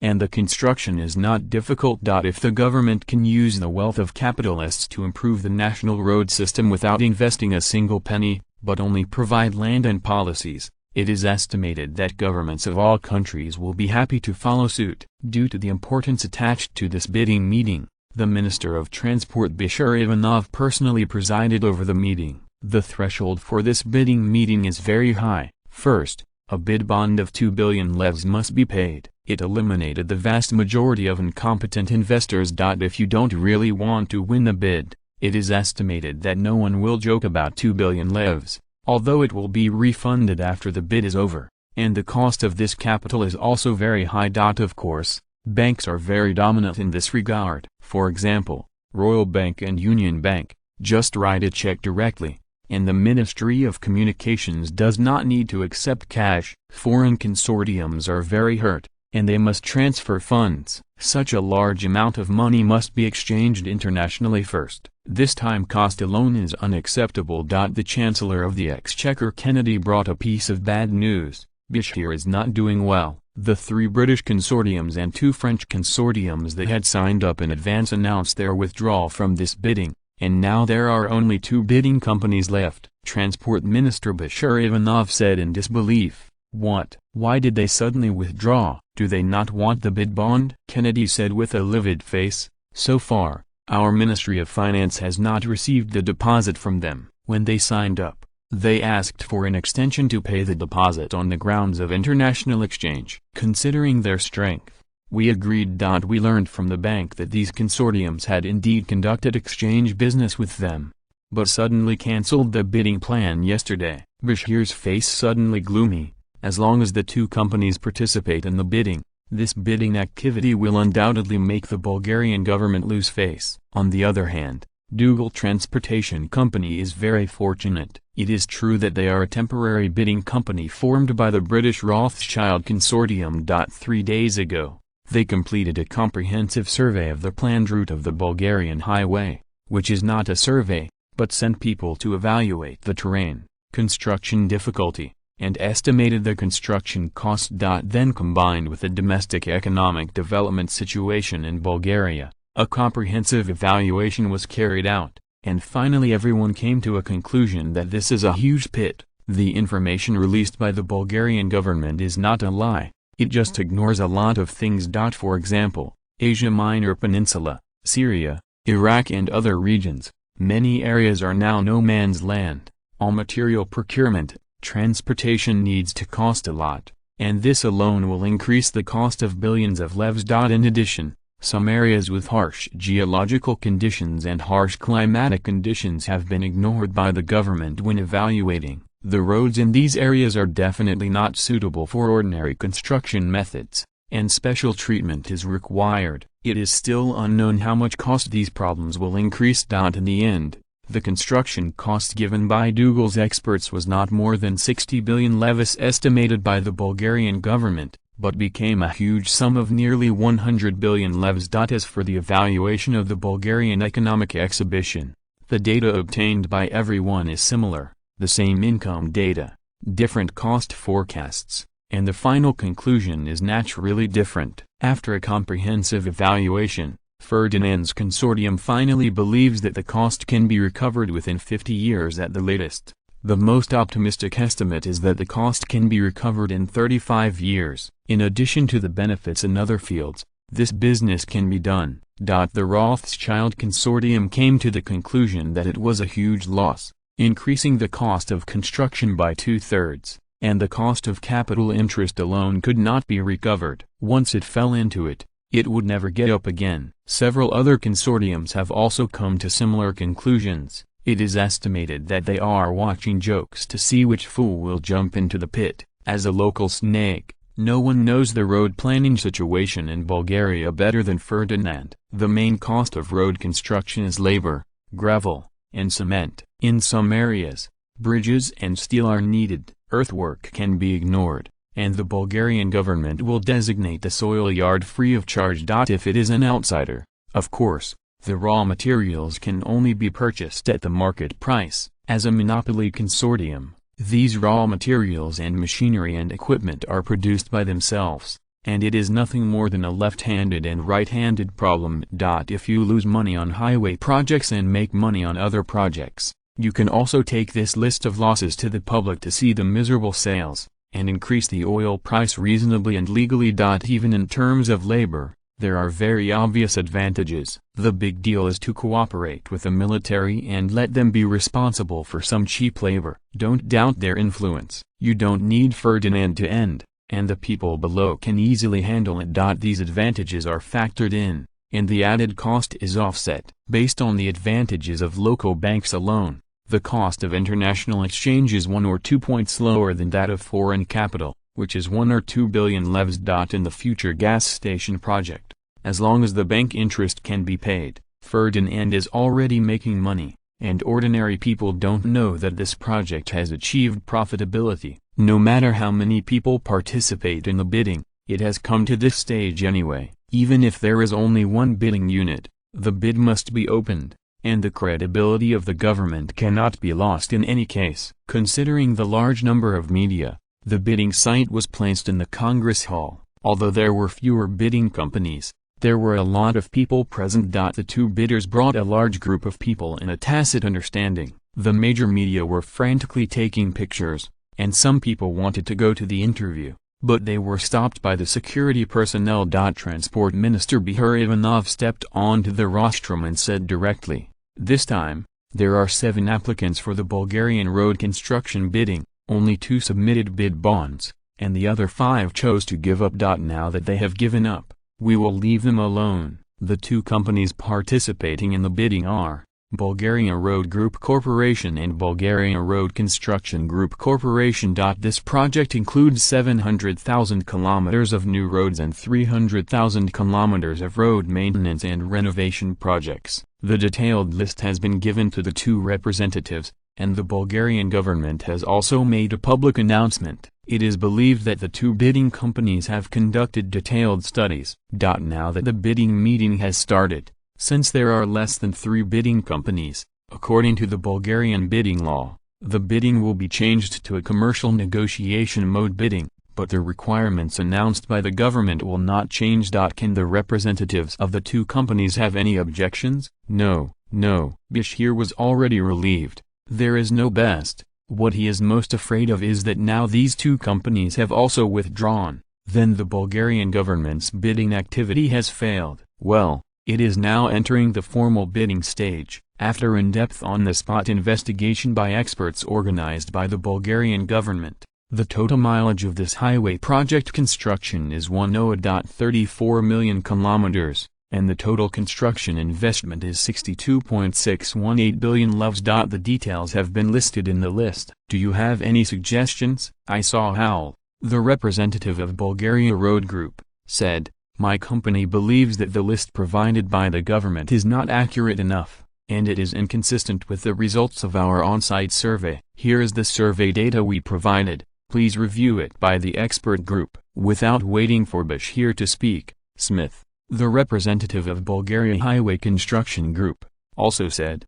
"Agreed. My company also has the same question. Here is the information of our engineers' on-site investigation. Please consider it by the expert group." Behar Ivanov knew that the trouble was big. Once the current bidding list was seriously inconsistent with the actual situation on the spot, the Bulgarian government needed to take full responsibility. Even if the 2 companies withdrew from the bid on this ground, it would still be reasonable and legal. However, Bashir still did not change his face and said, "The proposal is valid, and the expert group will conduct on-site deliberation." Due to too much information, the expert group could only look at a rough idea, but at first everyone's face became gloomy. The total cost given by the 2 companies was far from the total cost announced by the government. They don't think these data are fake, and they will know the results later by organizing on-the-spot investigations. Topography, landforms, and climatic conditions. These natural factors can't be faked. After more than 2 hours passed,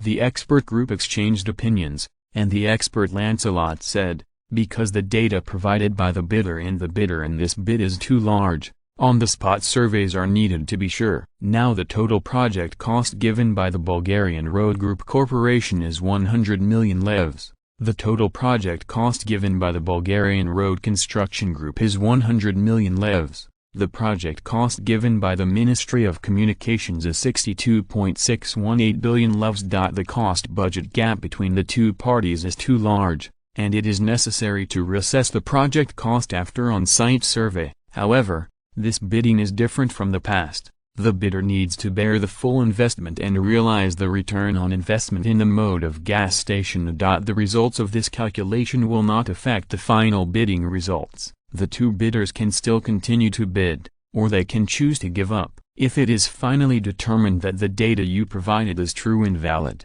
you can file an administrative claim with the Ministry of Communications. Obviously, this is what Ferdinand learned from later generations, and he deliberately increased the cost. For a project where the bidder fully funded and is responsible for its own profits and losses, the requirements for the investment amount are not too strict. The advantage is that on the surface, the cost cannot be recovered for a long time in the future, and the loss-making project will naturally not cause people's jealousy. If the profits are soon realized, and the profits are still huge, then the investors who undertake the construction will soon become the target of public criticism, especially these projects that involve the national economy and people's livelihood. In order to avoid these unnecessary troubles, Ferdinand planned to make an astronomical investment from the very beginning, and it was very simple to control this. For example, rising labor costs, rising material costs, rising capital interest costs,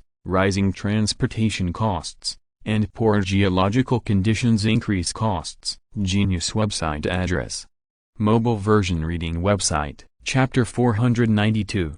Beating. After listening to Lancelot's words, Bishil Ivanov broke out in a cold sweat. There is no problem with cost accounting errors, but if the error exceeds 20%, the cause must be investigated. If the gap is confirmed, then this is a very serious administrative accident. If it is an ordinary time, there is a mistake. As long as it is corrected in time, it is not a big deal. But this time is different. Who will fill the huge pit with a difference of more than 60 billion?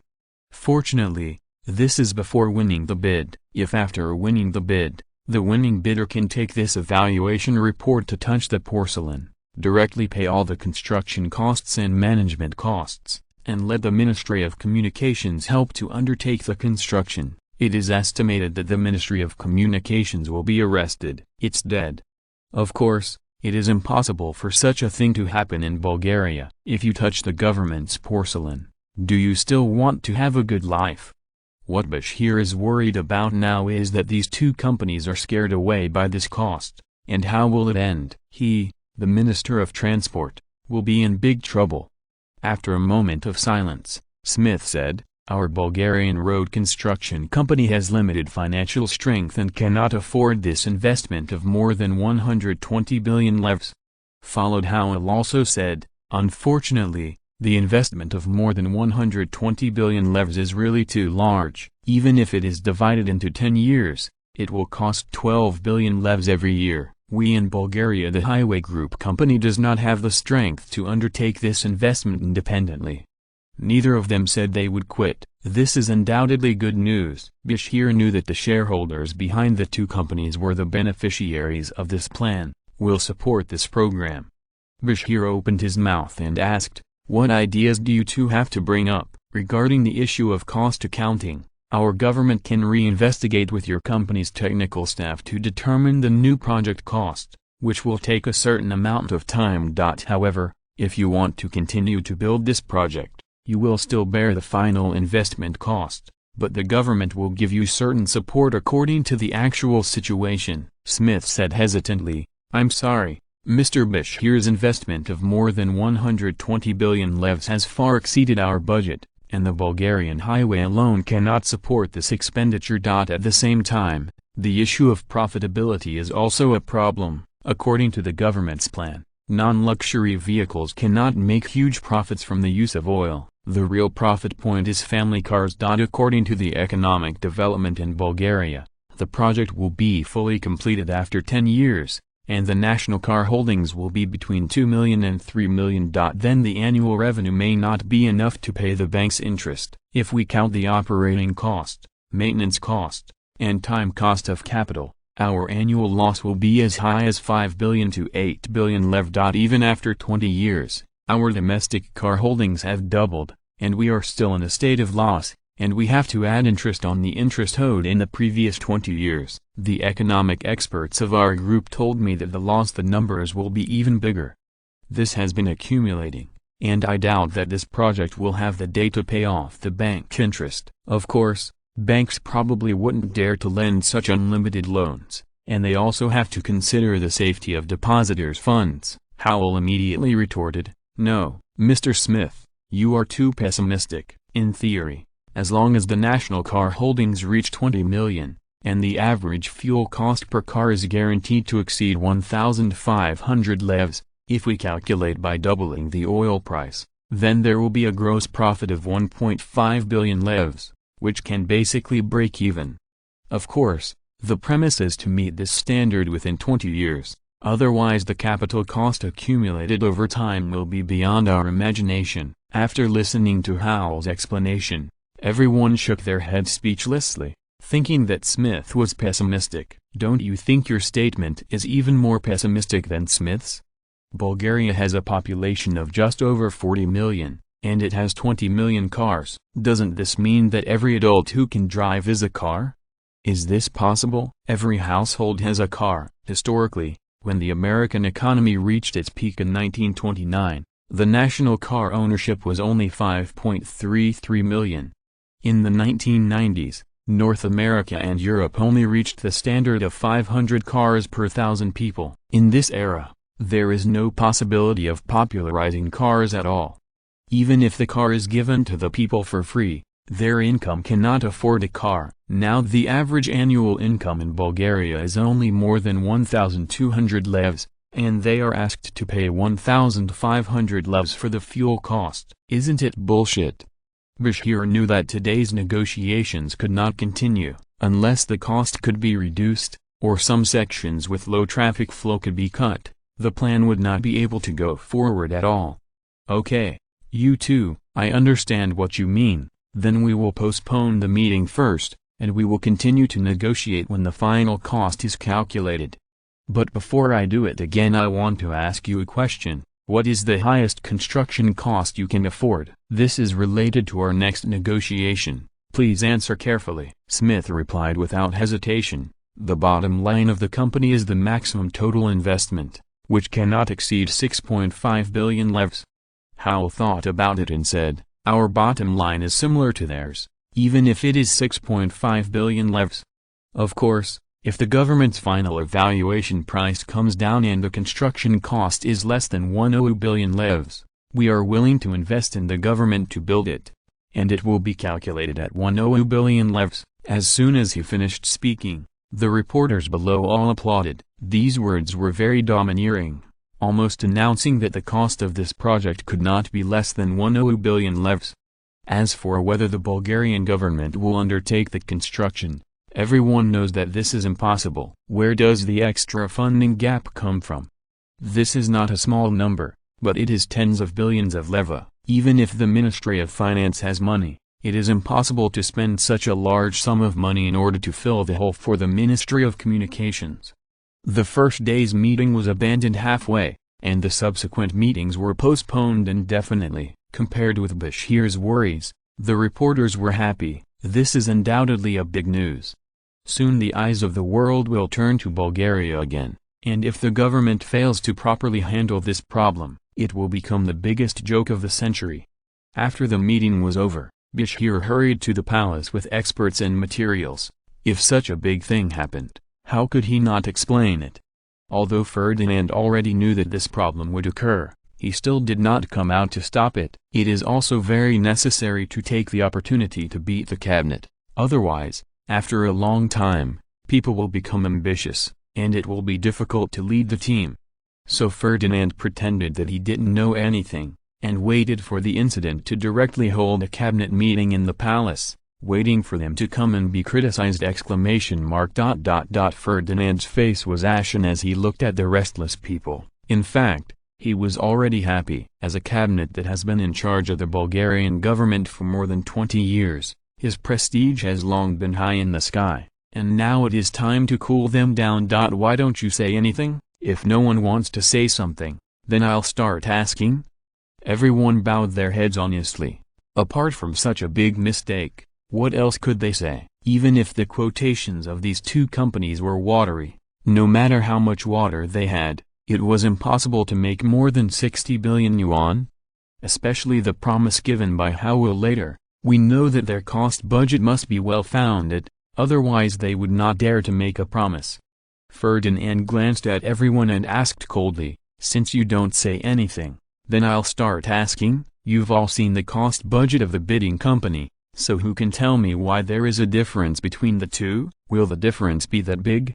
Although not named, Bashir also knew that this was the main responsibility of the Ministry of Communications, so he could only bite the bullet and answer, "There are four main reasons. First, we did not consider the time cost of capital. The first few years of the project investment belonged to the pure investment stage, and we did not calculate the interest of the invested capital, which is the main error. Second, we have not fully countered the increased cost of construction in harsh geological conditions and special climatic areas, but this still needs to be verified. Third, the increase in raw material prices and labor costs. This expenditure is unknown, and we did not calculate it.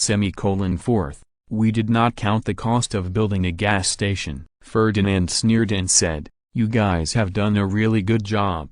Don't think about it. Don't think about that. Don't tell me that all the projects in the 10-year plan are planned like this. So what should we do now? Even if it only requires an investment of 60 billion levs, the average investment, the interest on bank funds is calculated at 5% annual interest, and on average, it is at least 1.5 billion leva per year. Formula, 6/0 divided by 2 by 5% equals 15. In 10 years, that's more than 20 billion levs. The interest is rolled over, it needs to be accumulated, and the compound interest is calculated. Actually the number is only going to be bigger. I think you all passed your math, so who will tell me, who will pay for the increased cost?" Everyone fell into silence. The increased funds are not a single star. The Bulgarian government cannot afford this expense, and it is also impossible for companies to bear this expense for no reason. Konstantin said hesitantly, "Can we ask the National Bank to provide a low-interest loan for this project to offset part of the time cost of the funds?" The Chancellor of the Exchequer Kennedy denied, "Impossible. This is equivalent to transferring the risk of this project to the bank. In fact, the risk of this project is no longer controllable, and there is a great possibility that the loan will not be paid in the future.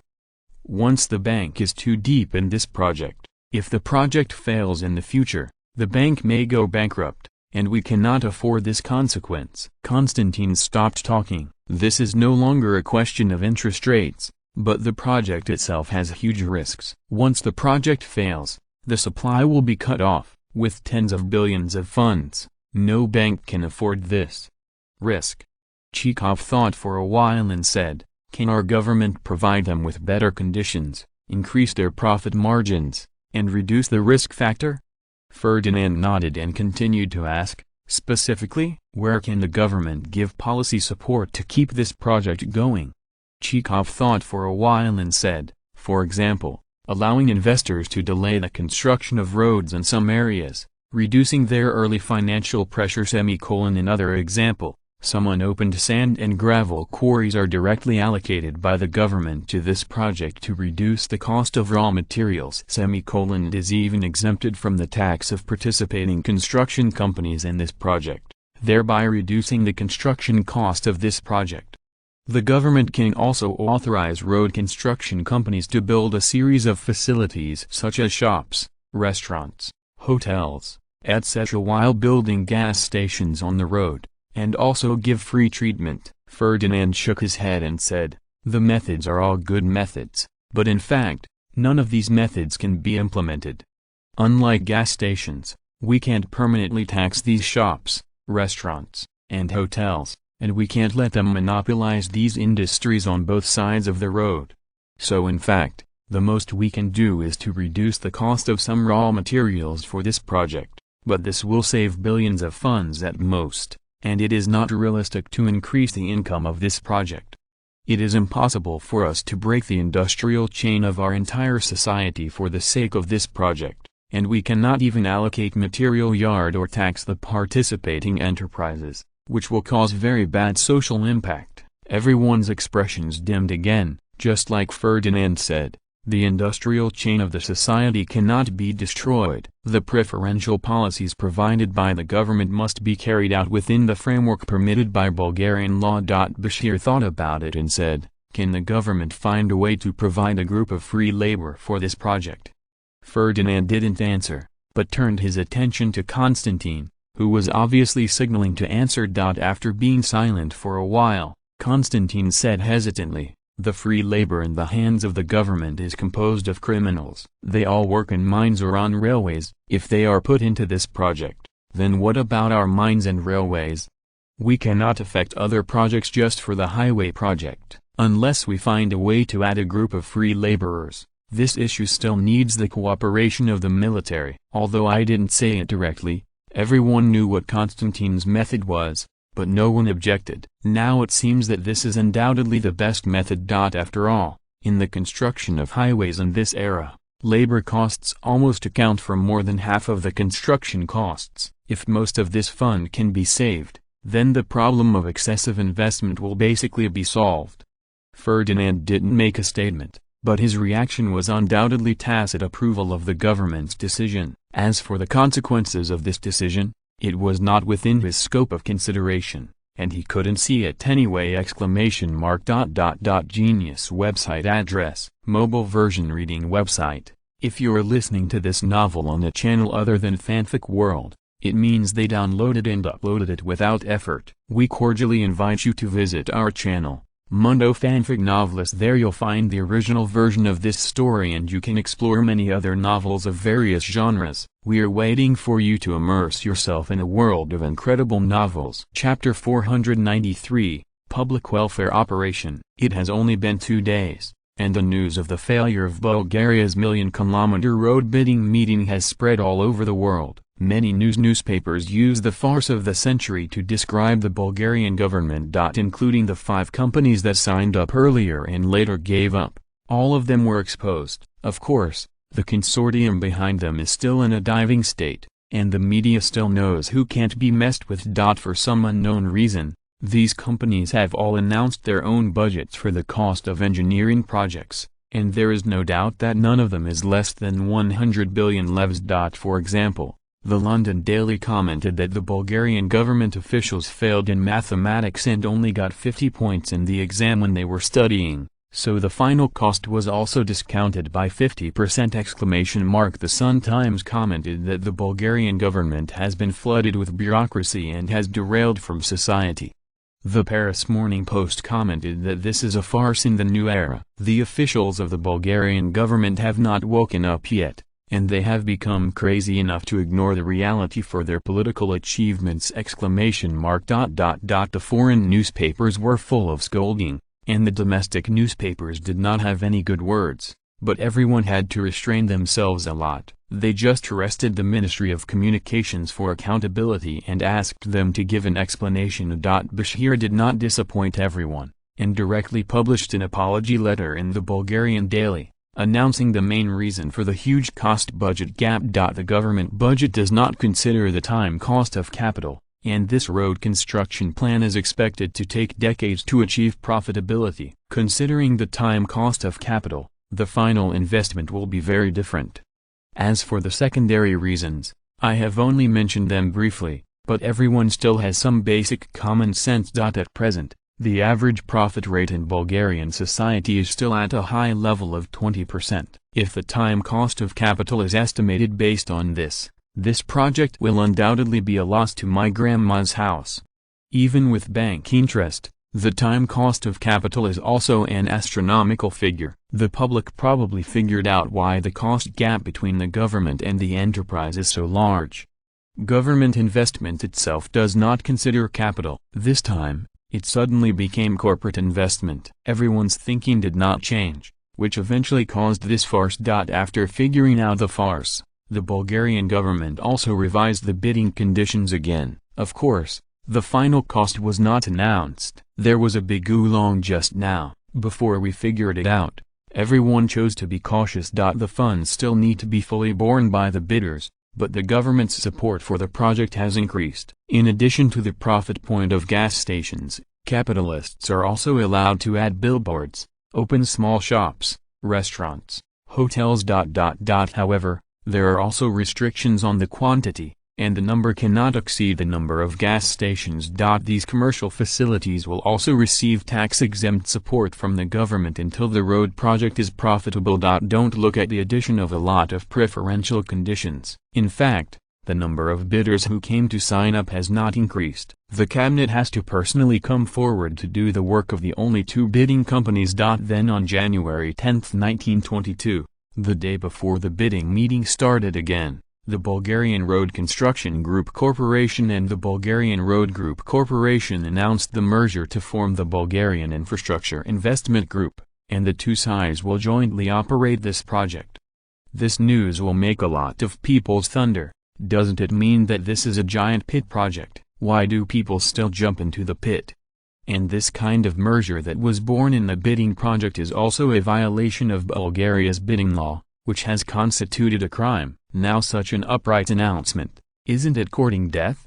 The mystery was soon revealed, and negotiations began again on January 11, 1922. Bashir said at the very beginning, "Today I want to announce an important news. Before I do it again, I will apologize to all Bulgarians on behalf of the Bulgarian Ministry of Transport. Due to our work mistakes, it has caused a very bad social impact.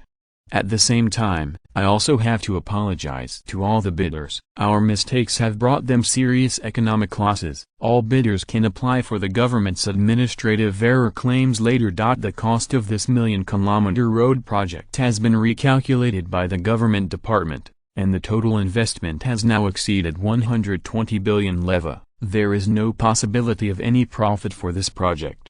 Friends in the social media accuse our officials of the Ministry of Transportation of not considering the consequences for the sake of performance. I do not agree with this view. Since this plan has been proposed and passed in Congress, then we must continue to implement it. After the government's research and decision, we decided to change this project into a public welfare investment project, and gather the strength of our entire Bulgarian society to implement this great strategy.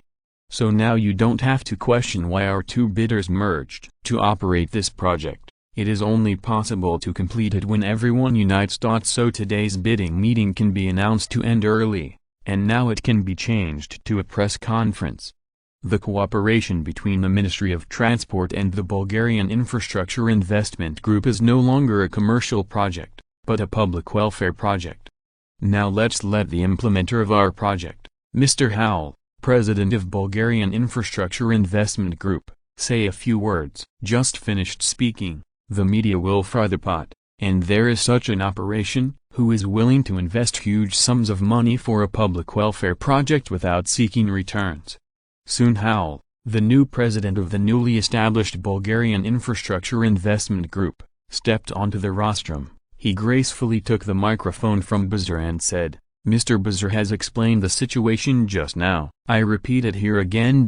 Because the investment of this project is too large, the rate of return is too low, and even the cost may not be recovered, so commercial operation is impossible. Any successful enterprise must have a sense of social responsibility. This is our Bulgarian traditional virtue, and our generation must also pass it on."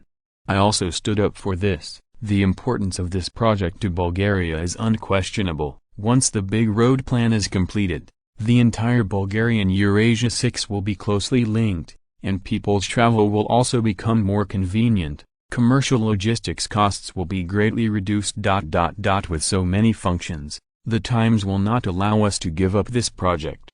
Although this project is not profitable, our company still intends to continue. This is thanks to the shareholders who support me behind my back. Without their support, I, the president, would have no money to invest. At the same time, I would also like to call on more people to participate in this project and gather everyone's strength to accomplish this impossible feat. As the president of the company, I will now start raising funds from the society. First of all, I will declare, I hereby promise that this project will never be profitable. and I cannot guarantee your return on investment. Secondly, even if this project can be profitable in the future, after everyone gets the principal back, all the profits will be used to transform the desert, for example, to plant trees, or to plant grass. In short, I will not use it to distribute dividends to you. Don't expect this project to make money. Even your principal will be squandered by my incompetent president. Howell's domineering declaration once again knocked everyone down. Many people are thinking, is he here to demolish the platform? Having said that, will anyone continue to invest? This is 1.2 billion levs. Where are you going to fool so many fools to send money? Soon there was thunderous applause on the field. There is no doubt that this must be someone from the Bulgarian side applauding. The overseas reporters were all stunned watching all this. They looked at Howell on stage with pity. Once the project failed, he, the high-spirited president, would not be invited to eat peanuts. After a while, everyone slowed down from the news, and a reporter from the New York Times asked, "Mr. Howell, where did you get your self-confidence to complete this plan? You must know that this is more than 120 billion levs. That's more than half of Bulgaria's GDP last year. Who's going to give you that money?" Howell replied without changing his face, "All the people in Bulgaria have given me this confidence. With their support, it will not be difficult to complete this plan within 10 years. The reporter of the Bulgarian Daily also asked, "Mr. Howell, I believe that the people of Bulgaria will support this plan. In fact, I support this plan myself. But what about the money? As far as I know, we Bulgarians are not that wealthy, more than 120 billion levs, even if the per capita share is more than 3,000 levs. Ordinary people may have to work for 3 consecutive years before they can get so much salary, and they also have to live. If they need to pay for this money, maybe they will pay all of their income for the past 10 years.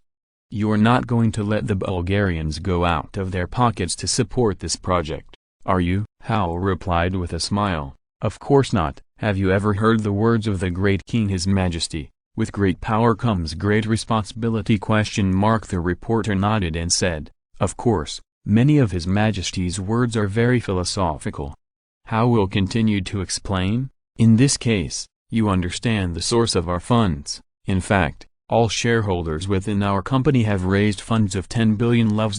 In addition, we also plan to send a batch of construction bonds to the society, and now the 3 major banks in Bulgaria have decided to support this plan. They help us to issue bonds for free, and also promise to give us the best loan interest rate. Of course, the interest of the bond is very low this time. The interest rate is the same as the bank's deposit interest. The security of the bond will be guaranteed by the bank. Even if it is not due, the principal can be exchanged at the bank in advance, same as national debt." A reporter from the Bulgarian Daily asked in surprise, "Oh, is this true? So the funding for our project is no longer a problem?"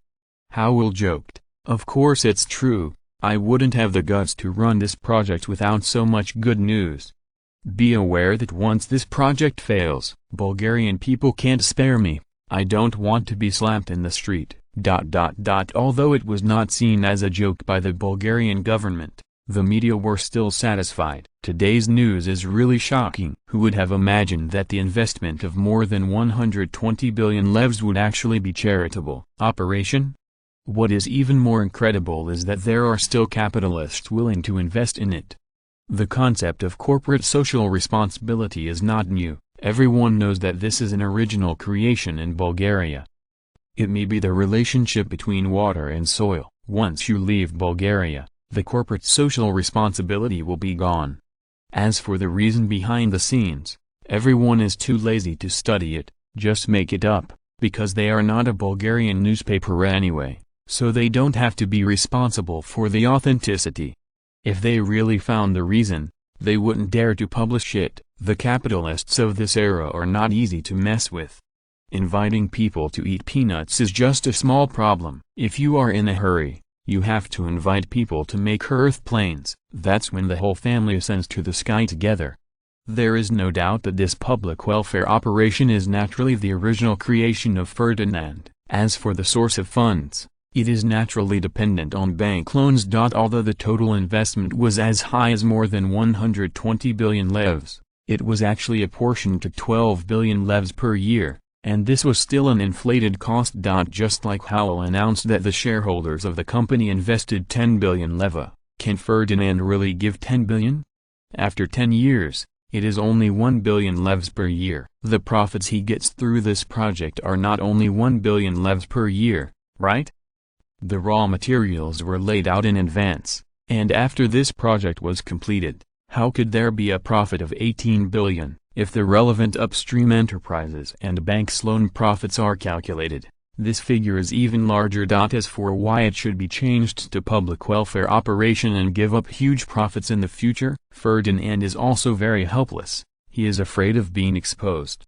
You must know that such monopolistic companies are the most hated. In the future, when cars are popularized and oil prices are high, can these people not scold companies?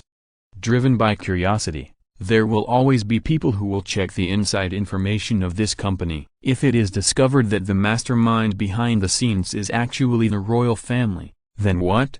Once it is changed to a public welfare operation, it will be different. In the future, even if the company makes more money, the public will not have any opinions.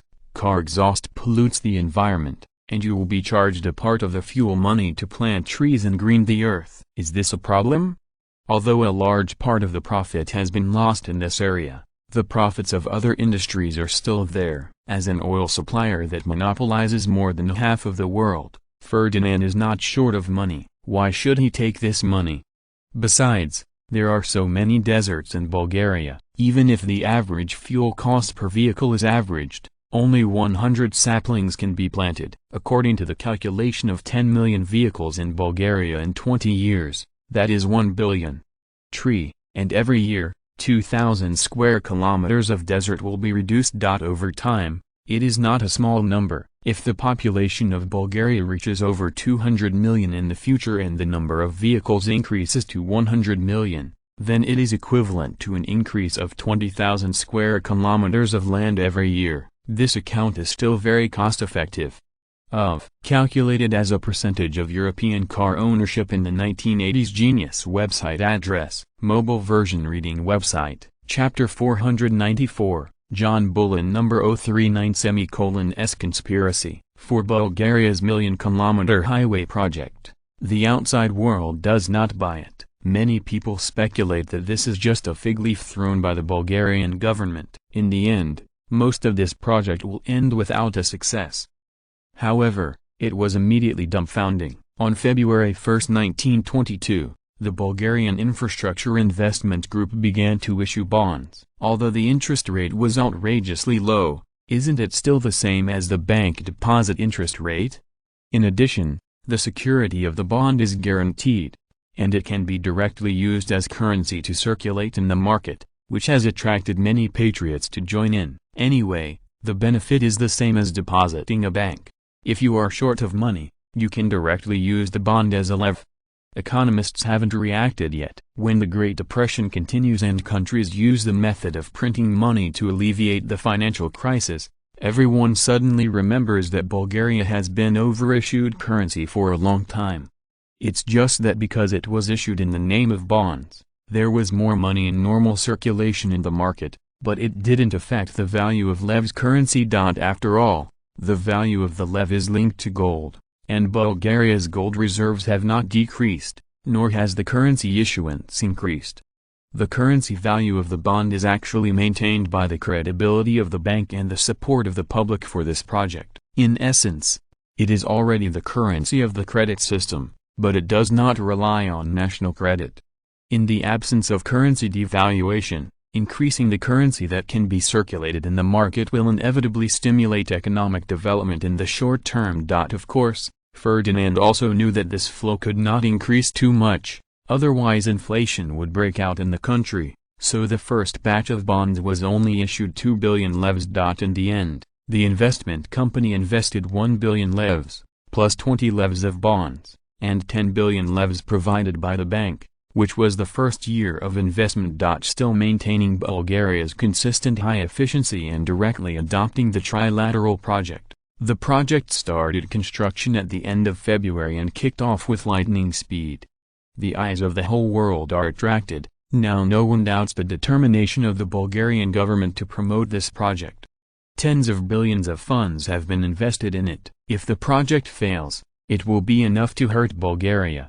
On the other hand, the secret talks between the two countries on the loan between the two countries have also been covered up. Of course, whether it has been known by the British and French intelligence agencies, this is still unknown. At least they have not discovered it on the surface. On January 25, 1921, the two countries signed an agreement whereby the Russian Empire pledged the Ukrainian region to lend a syndicated loan of 10 billion levs to Bulgarian banks. This loan is fully operated in accordance with the international standard, with a monthly interest of 6.5%, compound interest, in repayment of the principal and interest in 30 years. And the principal and interest of the first year are deducted first. In fact, Nicholas II takes the money in hand was only 8.76 billion levs. Don't think it's expensive, there are also cheap loans, but they require additional conditions. In fact, in many cases, the price of additional conditions is much higher than the interest of the loan itself.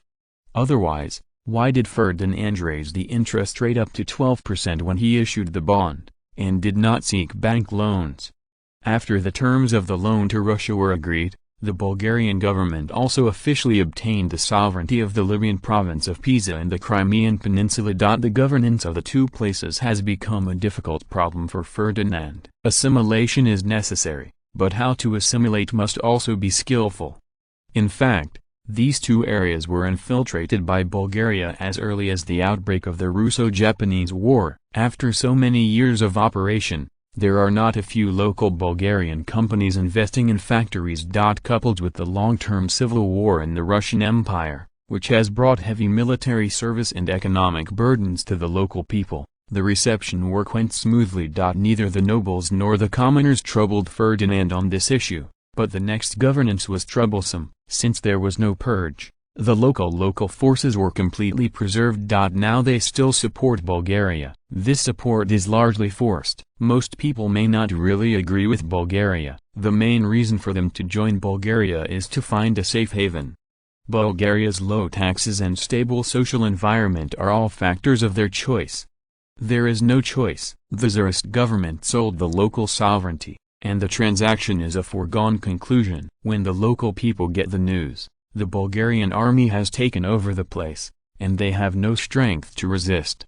Ferdinand is naturally not worried.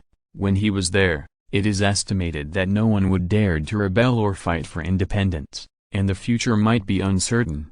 Not every generation of kings has his prestige, and not every government is a hawk, who can have the courage to suppress when they say suppression, and start war when they say war. Prime Minister, what are you going to do with the Libyan province of Pisa and the Crimean Peninsula? Taking into account the limitations of the times, Ferdinand decided to leave this issue to the cabinet first. If not, he is thinking of a way. Constantine thought for a while and said, "Your Majesty, considering the strategic value of the two places, we must have stationed heavy troops, and the local people's success in rebelling is not high. Presumably smart people know that to oppose us now is to seek death, so we don't have to worry about finding collaborators locally." In the cultural field, the government plans to fully Bulgarianize the local area. In the industrial and commercial field, we will also find ways to suppress local capitalists and let domestic enterprises control the economic lifeline of the two places. Through economic control and cultural identity, the two-pronged approach to assimilation of the local area is completed, but this time is a bit long. I am afraid that it will take 20 or 30 years for a new generation to grow up before they will be completely assimilated. Ferdinand nodded. Slow down, slow down. Cultural assimilation cannot be achieved overnight. Even if the local culture is very close to Bulgaria, it still takes time for the locals to completely abandon their traditions and accept the new cultural system. Ferdinand wants to develop with peace of mind, but unfortunately some people don't want to. 10 Downing Street, London. There is a conspiracy going on here, not just against Bulgaria, but against the major powers in the world. The nature of John Bull has attacked again. With the substantial increase in military salaries and the improvement of military welfare and benefits, The British army still showed the strength of their great powers and suppressed the Egyptian uprising and the non-violent Indian non-cooperative movement. The colonial rebellion was suppressed, and the London government suddenly became idle again. John Bull, who was idle, naturally wanted to find something to do. Suppressing competitors and maintaining the balance of the European continent is their consistent national policy, but now this balance has obviously been broken. The Russians were plunged into a civil war, and although the treasure of the British Empire, India, was safe, their preset tripartite confrontation between the European continent, Russia and France, could no longer be realized. Later, they came up with a plan, that is, let the two countries compete for the hegemony of the European continent, and the British Empire will be the referee in the middle, and continue to maintain the balance of the European continent. As a result, Bulgaria backed down and helped the Austro-Hungarian Empire to stabilize the situation. The conflict of interests between the two countries was completely separated by the Austro-Hungarian Empire. Now that the French are dominant in Western Europe, it is difficult to find an enemy who can check and balance them. Once they recover from the war, the battle between Britain and France is still indispensable. Bulgaria is dominating the Near East and building construction behind closed doors. It seems that there is no threat in the short term, but what about the future? Who can guarantee that Bulgaria has never been ambitious, and in their opinion Ferdinand is scheming? Now that the British Empire is strong, and Bulgaria has chosen to retreat, what about the future? Once the British Empire is in trouble, I am afraid that the first to jump out to grab the Suez Canal is Bulgaria, and even print the idea. Geographically, both are threatened by Bulgaria. It is very necessary to prevent problems before they happen. There is also Japan in the Far East, which has been testing the strength of the British Empire again and again, and must be suppressed. In terms of strength, the British Imperial Navy is greater than the sum of these three, and the industrial strength of the three North American countries is also greater than the sum of these three. However, the army of the British Empire is not comparable to any of these three, and the air force is not in their consideration. Going into battle naked is not the style of the British Empire, and it has also been confirmed that this is the worst practice. The lessons of the World War have just passed, and everyone still remembers it fresh. Lloyd George is in a good mood recently, otherwise he would not have the heart to hold a national policy meeting and find a way to fight against the three main competitors! This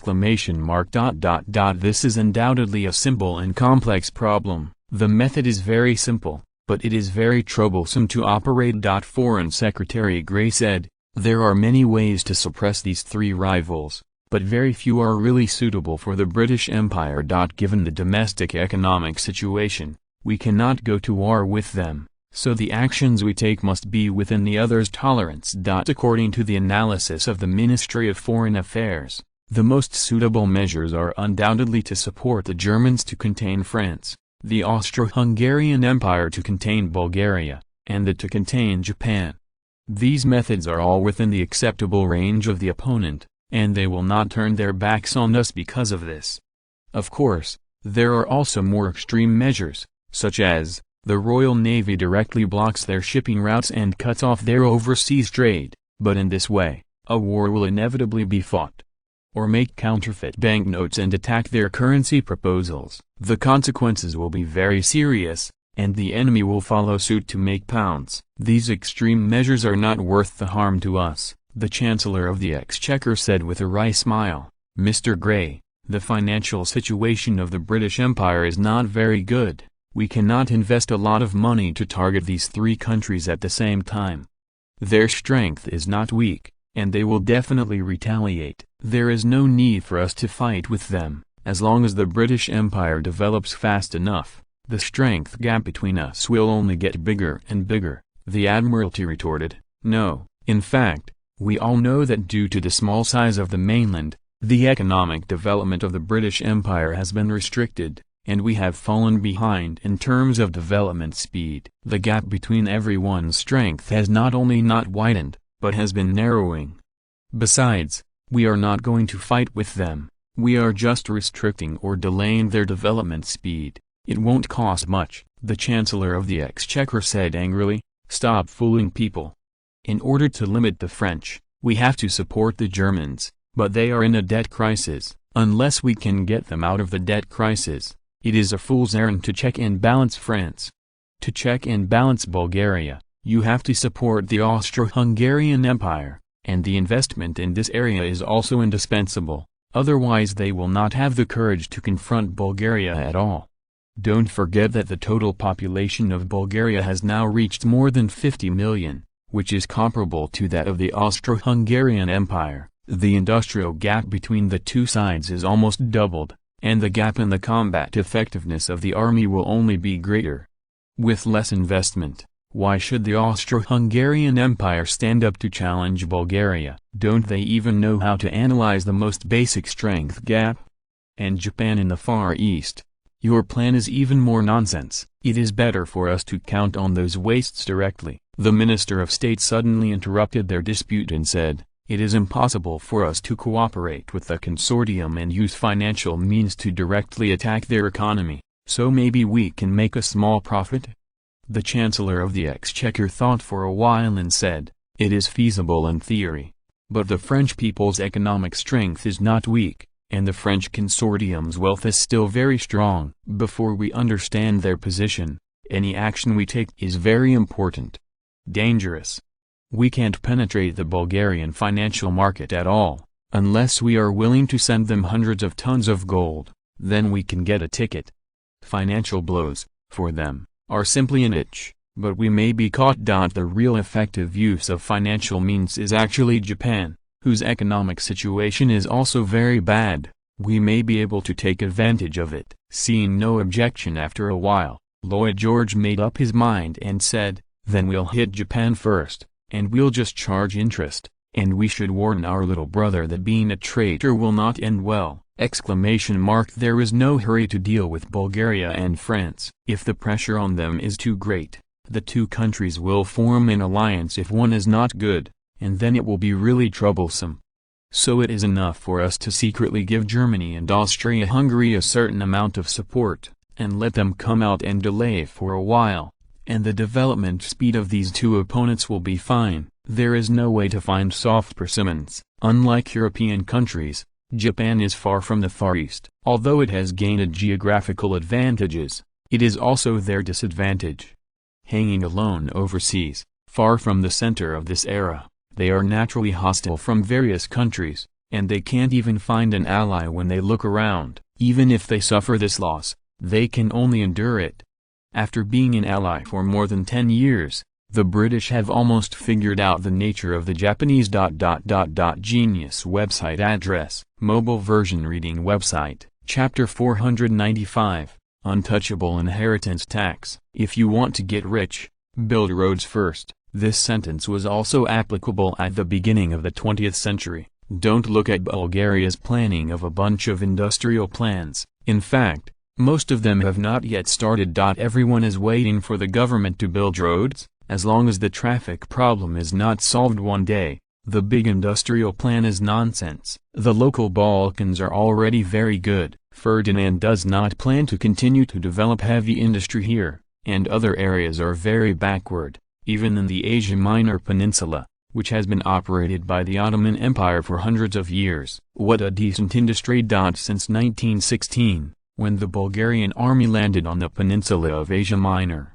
road construction has already begun. At present, there are more than 1 million prisoners of war under the railway company, who are fighting for this great and sacred cause. If you add prisoners, ordinary railway workers, and industrial workers and technicians from supporting enterprises, the total number of the Bulgarian railway company alone will exceed 2.6 million. Now that the big road plan is launched, the Bulgarian road construction army will once again break through 1/10 of the total population, to be exact, 1/10 of the registered population. Such a high labor input ratio is naturally impossible to produce under normal circumstances. Other industries in the country also need labor. Fortunately, this era is the colonial era, and there are still cheap labor available. By the end of 1921, the population with household registration in Bulgaria had exceeded 48.76 million, of which more than 3.4 million were naturalized immigrants. and the rest were new population growth. Perhaps it was suppressed for a long time during the World War. Since 1919, the domestic baby boom has exploded, and the birth rate reached its peak of 5.18% in 1992. Refer to the data of the Russians. This is also the highest peak since the founding of Bulgaria. According to experts from the Population Administration, this wave of baby booms will probably last until around 1930. This means that in the next 10 years, Bulgaria's population growth rate will remain between 3.1% to 3.8%. And they are optimistic about the population doubling plan within 20 years. Is a price, the Chancellor of the Exchequer cried to Ferdinand every day. From now on, the Bulgarian government will pay 1 million mothers a yearly salary during pregnancy, and the rural population is also included in the budget. According to the new labor law, the minimum wage in Bulgaria is not less than 75 levs per month and 3 levs per day, which is 45 levs for half a year. For this alone, the annual cost exceeds 450 million leva. If you take into account the full exemption of medical expenses during childbirth and the incentive policy starting from the third child, up to 700 million leva will be invested every year for family planning. The investment in this aspect is high, and the investment in other aspects is low. This is also a matter of no way. In the early 1930s, Bulgaria was also a proper country at that time. However, in terms of social welfare, Bulgaria is far behind European countries. The Germans had established a universal pension system as early as the 1880s. Since then, the era of human pensions has begun. Now, most countries in Europe have established pension systems. The establishment of Bulgaria's social pension system has long become a hot topic in society. This problem has also plagued Ferdinand for a long time. At present, the most popular pension system in the world is funded by pension insurance and government financial appropriation. There is not much social pressure in the short term. Bulgaria's average life expectancy has just exceeded 65 years, and the age of population aging has not yet arrived. But the future will be troublesome. Maybe in 100 years, Bulgaria will not have to worry about pensions. Anyway, there is oil behind, and the government cannot be poor. If Ferdinand was just the president of the country, he would be happy to do so, without thinking too far, to directly build a high welfare society. Hello, everyone. It's a pity that he is the king, and he must think long-term. If the oil resources are exhausted, or the birth of new energy replaces oil, what will Bulgaria do? History has told him that a country that is too resource-intensive, once the resources are exhausted, the entire society will collapse immediately. Followed by Ferdinand smiled again. It seems that this loophole can be plugged in advance. Bulgaria is still a struggling country. Everyone has a strong sense of social responsibility, and there are very few people who are greedy for pleasure. If a shackle is set up in advance to limit the dependence of future generations on resources, it seems to be very interesting. After April Fool's Day, Ferdinand consulted the whole society on the establishment of the Bulgarian pension system, and also held a government seminar. Young Constantine reported to Ferdinand, "Your Majesty, this is our government's plan for establishing a pension system, please read it." Ferdinand took the document and did not open it, so he asked directly, "First, what kind of pension system the government intends to establish, where does the fund come from, and how to calculate the proportion, covering the crowd, what else? How can we ensure the smooth implementation of this plan, as well as long-term development?" Constantine thought for a while and said, "The pension system planned by the government is mainly to learn from the three countries of Britain, France and Germany, and now we are going to implement pension insurance. That is to say, the young people pay the old age insurance funds and give the old people pensions. Our government has calculated in detail that there are about 2.2 million people over the age of 60 in Bulgaria. According to the principle of fairness, we only need to give pensions to those who have contributed to Bulgaria,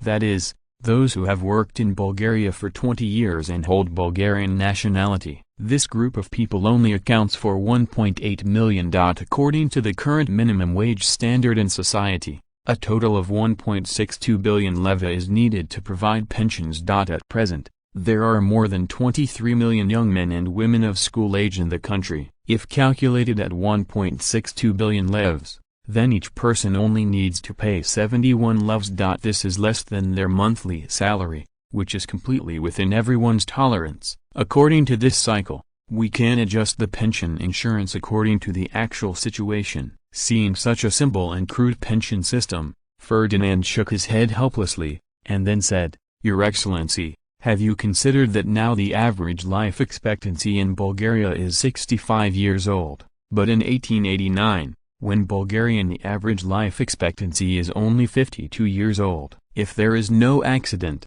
you will be surprised to find that our average life expectancy will exceed 70 years old within 10 years, and our average life expectancy may exceed 75 years old in 20 years. As the average life expectancy continues to increase, the demand for pensions in the society will also rise sharply. Our population growth cannot continue indefinitely. What should we do once an aging society comes? There is also a need for our citizens to have little economic pressure on the surface, and everyone's life is not bad.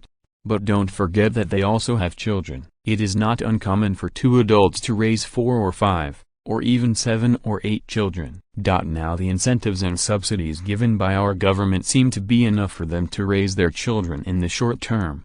But don't forget the existence of inflation. With the development of the economy, it is inevitable that prices will rise. We cannot guarantee that the income of each of them can rise synchronously. The current pension does not seem to be much, but what about the future? Now, 1.8 million people are receiving pensions. In 10 years, 3.8 million people, or even 400,000 people are receiving pensions.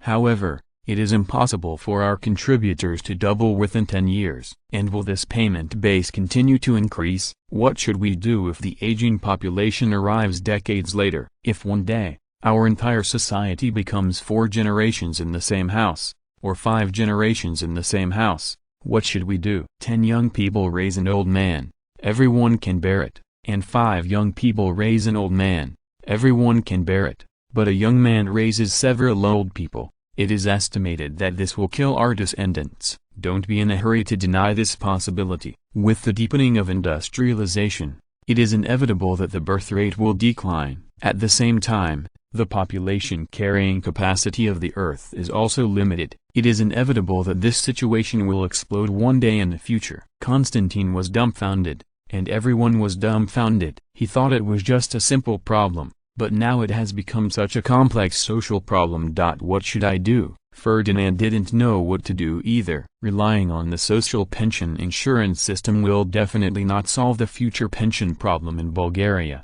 unless the average life expectancy of the whole society is reduced, or the payment period is continuously increased and the pension period is reduced. In this case, it is better to directly open this issue to the whole society, and let the Bulgarian people decide whether or not to establish this pension system. That's right, Ferdinand doesn't plan to jump into the huge hole of high welfare. It is the beginning of the 20th century, the wealth created by the whole society is limited, and it is impossible to endlessly improve social welfare. The pension system still needs to be established, but the standard cannot be as high as the outside world guesses. With the development of the social economy, the social wealth consumed by human beings is becoming more and more limited when it comes to eating. Therefore, the establishment of an endowment insurance with a minimum living guarantee is in line with the actual situation in Bulgaria, but to establish a pension system that is equivalent to the income of ordinary workers,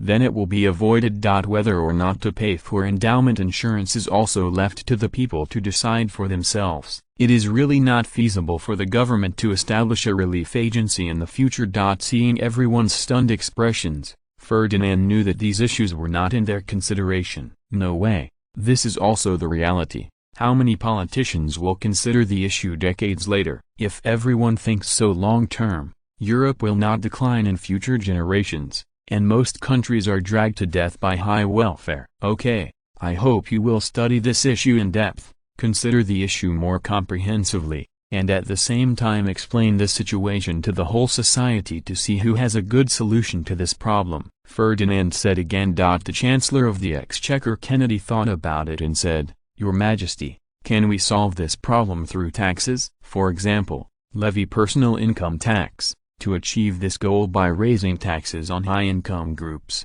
without passing this burden onto the whole society. Ferdinand shook his head and said, individual income tax can be collected, but relying on this to solve the pension problem is nothing but a dream. And it is also very troublesome. Maybe the money received is not enough to pay the tax personnel. We can't supervise it at all. Capitalists have ways to avoid tax, personal income tax, and in the end, they can only collect some of the money of the middle class. For example, what if the company does not pay dividends? They even offered themselves a low salary of 1 lev, and put all their profits on the company's accounts. All their expenses could be spent on the company's accounts, without affecting their daily life at all. You can't always collect personal income tax according to his company's finances, right? Kennedy said reluctantly. What if there is an inheritance tax? Ferdinand shook his head and said, the inheritance tax must not be collected.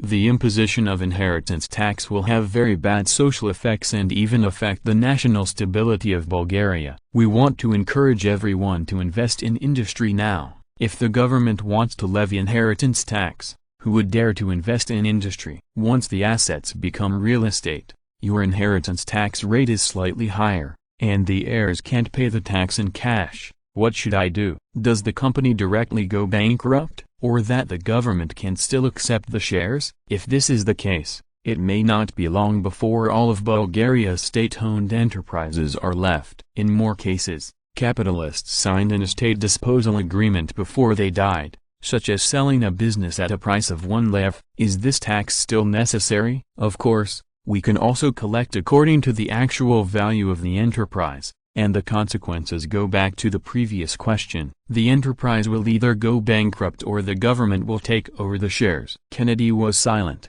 As long as the economic subject of Bulgaria is an industry, it is doomed that the inheritance tax will not work. There is even greater resistance. From the power of tradition, the whole society will oppose the imposition of inheritance tax. If this tax is made, the peasant class will be rioting. Now the peasant class in Bulgaria is very powerful, and it is the most capable class. The military nobles are the spokespersons of the peasant class in the government. They stand together in terms of interests. Whoever dares to touch their land will kill them. In Bulgaria now, any tax can be collected, but the inheritance tax cannot be touched. Whoever touches it is ruined. Kennedy seemed to have thought of something. Cold sweat started to form on his forehead. Fortunately, it was raised at a high-level meeting of the government and the news would not be leaked. If it is left to the outside world, just relying on this proposal to levy inheritance tax, he will be ruined. And what he does against all the Bulgarian people,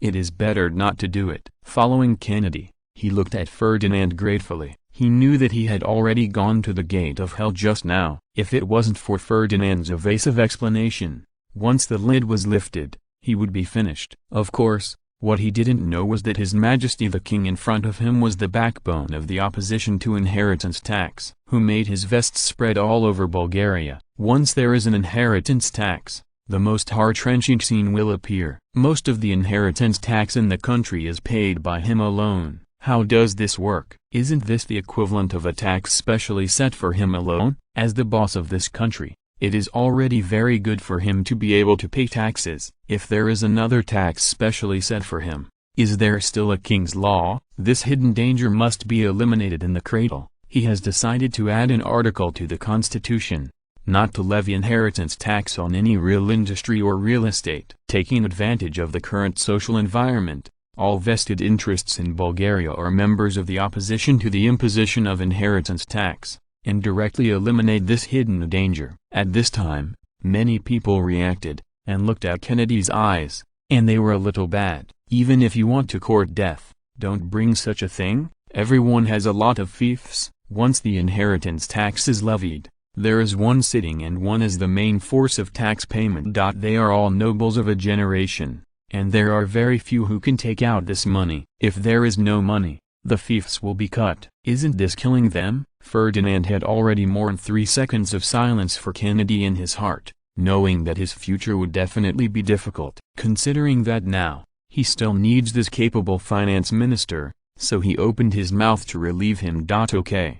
About the issue of increasing taxes, stop here. No one is allowed to mention it outside. The topic of today's discussion is the issue of pensions. The government must consider the issue comprehensively, and at the same time, publicize these possible situations to all sectors of society. The establishment of a pension system is a long-term social issue. We cannot make a direct decision arbitrarily. It must be discussed by all the people of Bulgaria and let them decide whether to establish the system, and whether to achieve full coverage is also a problem. Everyone's income is different, and the economic level of different places is also different. How to determine this standard is also a very serious problem. When the government comes down, we need to go out and see more and listen to what ordinary Bulgarians have to say. Before the pension system is established, we can establish a social assistance system. Provide basic social assistance to those elderly people who have contributed to Bulgaria and are now deprived of the labor force,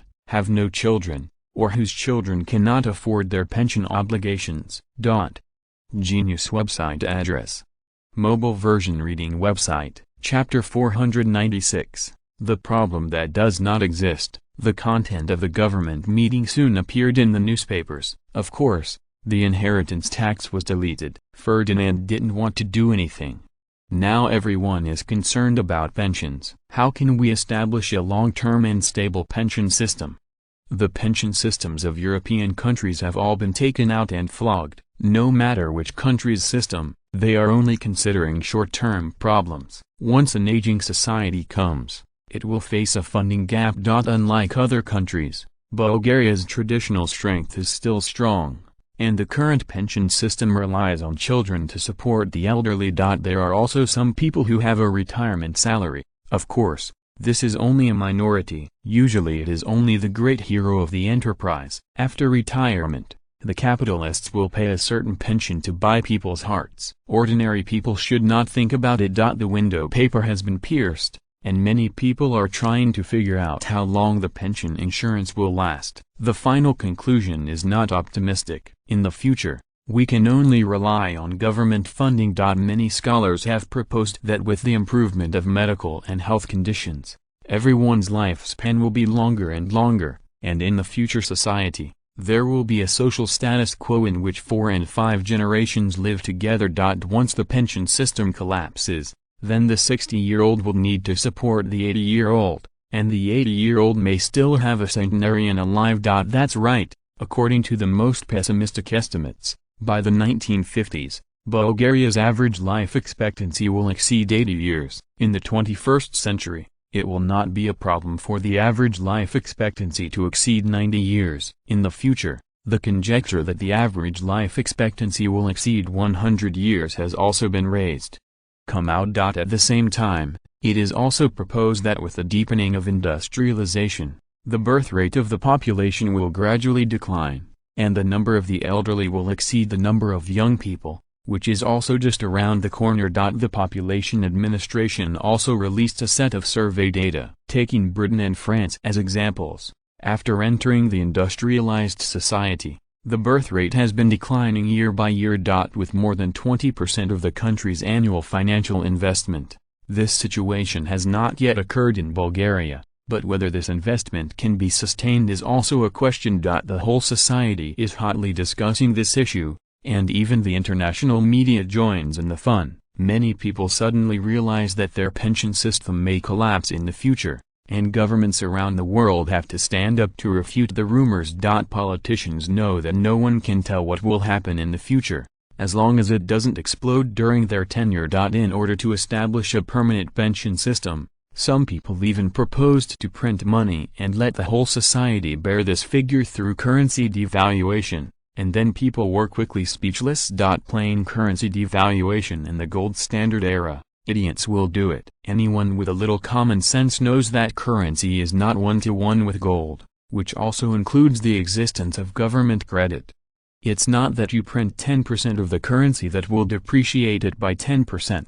In fact, it will cause the collapse of the credit system, and it may even depreciate by 50% or 60%! The pension system has not been established for a long time. On the contrary, The social assistance system has been established very smoothly, with full government funding, and the actual expenditure is not much. There are very few people who meet the criteria. There is a precondition that they have contributed to Bulgaria, have no moral criminal record, that is, have committed a crime in the law, and violated morality, and are in financial difficulties, and their children are powerless to undertake pension obligations. According to the statistics of the Population Administration, people who meet this condition will not exceed 4 figures. The main reason is that there are not many elderly people. Many people are over 60 years old, but they have not lost the labor force. Now the whole country is short of labor force. Naturally, the government has not enacted a law for compulsory retirement.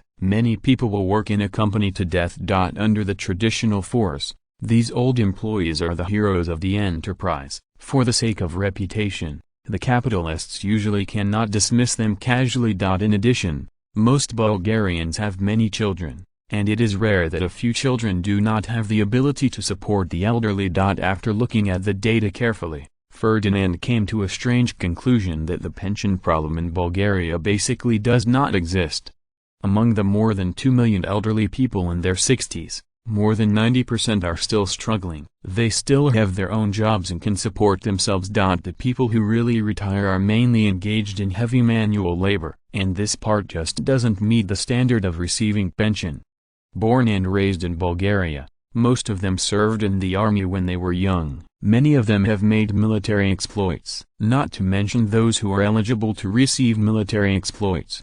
They all have property and do not have pension problems. Even ordinary people have a military status. Most of the companies they professionally place are with relatively good economic benefits. Even if they become unemployed again, they can seek help from the government and find employment again. Their social status is very high, and most of them work locally. For these people, it is impossible for the capitalists to dismiss them without reason, so as long as they do their duty, they will hardly lose their jobs. The real ones who get out after a few years are still immigrants. When they get Bulgarian citizenship, it's okay for them to be young, mainly because they are older, and capitalists simply won't sign long-term employment contracts. These talents are the last unemployed army, but most of them do not contribute enough to the country and are not eligible to receive pensions. If it weren't for the outbreak of the World War, Ferdinand recruited a large number of soldiers among the immigrants. It is estimated that this situation would be much more serious.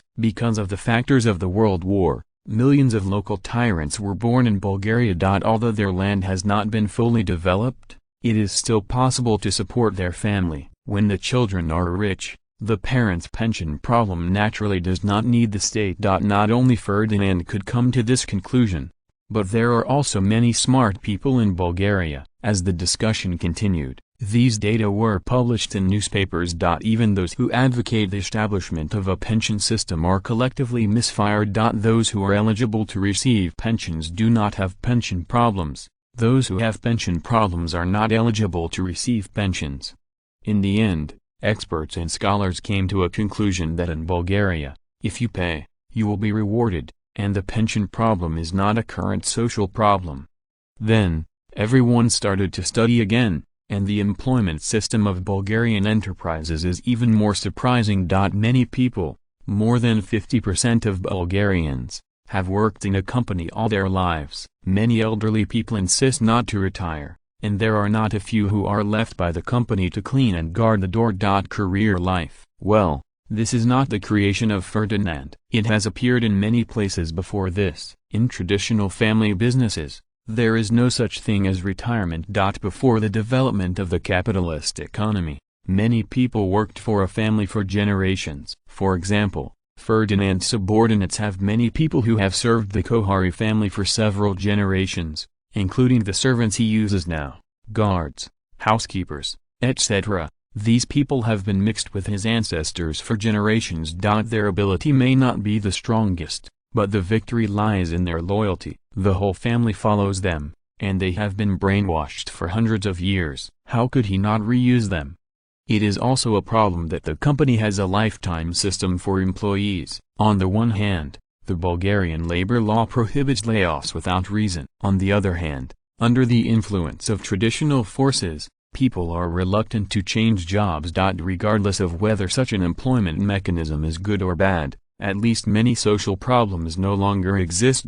Taking the lead is powerful. Ferdinand's companies have done this, and other capitalists have followed suit. In addition, the ancestors used people like this, so it is not surprising for everyone. The research results of sociologists show that the question of the enterprise's employment mechanism promotes the stability of the whole society. This stable social form promotes the development of the economy, and finally denies the enterprise. Economists hold the opposite view. They believe that such a fixed employment model fails to bring out the vitality of the enterprise and stimulate the potential of individuals, which is not conducive to maximizing the benefits of the enterprise. Which of these two views is correct is still under debate. Ferdinand now finally understands why there have been no general strikes in Bulgaria. On the one hand, the salary level in Bulgaria is not low, and everyone can live a good life. The standard is basically set by him. Other companies can only follow the trend, and naturally it will not be too low. On the other hand, I have been working in a company all my life, and I am an old employee. Many problems can be discussed directly with the boss. The capitalists in Bulgaria are not so vicious in this era, and many problems can be discussed by everyone. As long as it is not forced, who will follow the strike? Your company's bad treatment doesn't mean other companies' treatment is not good, right? It's a big deal. You jump ship. After a long time, everyone has feelings for the company, and we only hope that the company will get better and better, so that everyone's jobs will be guaranteed. It's impossible for them to make a big deal out of sympathy for your experience and ruin their own jobs, right? After figuring out this problem, Ferdinand's worries disappeared all of a sudden, and now no matter what kind of thinking, it is difficult to make an impact after entering Bulgaria. As long as his companies are stable, Bulgarian society will be stable. If society is stable, will anyone still want to rebel? The issue of establishing a pension system is still hotly debated, but the topic has gone off the rails, arguing about the superiority of the Bulgarian system. Even topics from all over Europe were brought here. Many international media criticized Bulgaria's conservative system, which is not in line with the times. The Bulgarian media, on the other hand, slammed them for their immorality and their focus on money. Bulgarian Daily also published an article. It doesn't matter if it does not conform to the Times exhibition, as long as it conforms to the Bulgarian exhibition. The London Daily accused Bulgaria's lifelong employment, restricting the development of enterprises, and letting the elderly continue to work, which is even more inhumane. The Sofia Evening News, on the other hand, produced a set of survey data, proving that this is a voluntary act of others. Many people have a good family background and can retire long ago, but they are unwilling to retire from the show. This is their freedom. I don't know if it was a free Ferdinand, but after the retirement of Marshal Popov of Bulgaria, he actually started a shoe repair and repaired shoes on the street, which surprised him. After figuring out the situation, Ferdinand couldn't help laughing and crying. It was a childhood dream. Now that he has retired, he naturally wants to realize his dream. There is more than one case of this kind of strange thing. What are these aristocrats doing now? In addition to shoe repairers, there are also chefs and blacksmiths who have changed careers.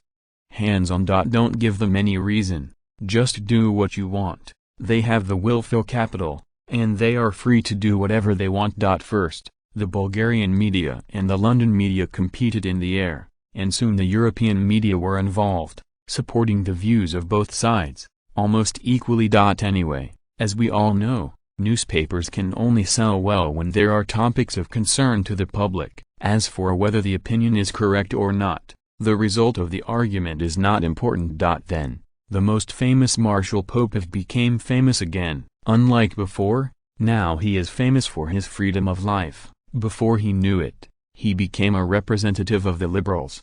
As an alternative among the aristocracy, Bulgarian aristocrats have also entered the world. Those who support them think that they are aristocrats of the new era, who seem to be the representatives of free life, while the opponents think that they are cancers among the aristocracy. Many old-fashioned nobles also protested to Ferdinand, demanding that their titles be abolished. and that they should not be allowed to tarnish the honor of the noble class. Well, after receiving such a strange request, Ferdinand directly chose to ignore it. What era is this? And he still can't see the situation clearly, so he actually wants to point the country. Although Ferdinand also believed that their behavior was a bit strange and unacceptable, but it was their own choice, and they did not violate the laws of Bulgaria, so they were too lazy to care. In the midst of the controversy, the issue of pensions was finally ignored by everyone. Those who can receive pensions do not need pensions, those who need pensions are not eligible for pensions. So why build a pension now? There is absolutely no need to waste the government's precious administrative resources and increase the burden on young people. In a responsible attitude, the officials of the Population Administration once again conducted a questionnaire on the elderly. Of course, the scope of the survey is limited to those who are eligible for pensions. The final survey results show that most people are not interested in pensions. They say they have the ability to support themselves and do not want to be a burden to society. Then there is no more. Even they themselves are not interested. Ferdinand will naturally not be interested. This issue will be discussed in the future. Recommend the new book of the City God Laushi Genius website address, mobile version reading website, chapter 497, Planting Grapes. Your Majesty, the British have sent us an invitation, and they plan to hold a naval armaments conference in London in May to limit the ongoing arms race around the world. Foreign Secretary Mitev said. Ferdinand asked in confusion, the world naval arms race? When did this happen? Why don't I know? Could it be that a new round of arms race has started again? Mitev thought for a while and said, Your Majesty, the Japanese government is doing something in the Far East, and the British should be going for them this time. Thinking of the Japanese, Ferdinand shook his head. How could he forget them? With the poor economic situation in their country, it is not surprising to embark on this road. But even if you want to dare to do things, you have to look at the limelight, right? The British just settled the colonial issue and sent it to their door. Do you really think the world hegemon is a soft persimmon?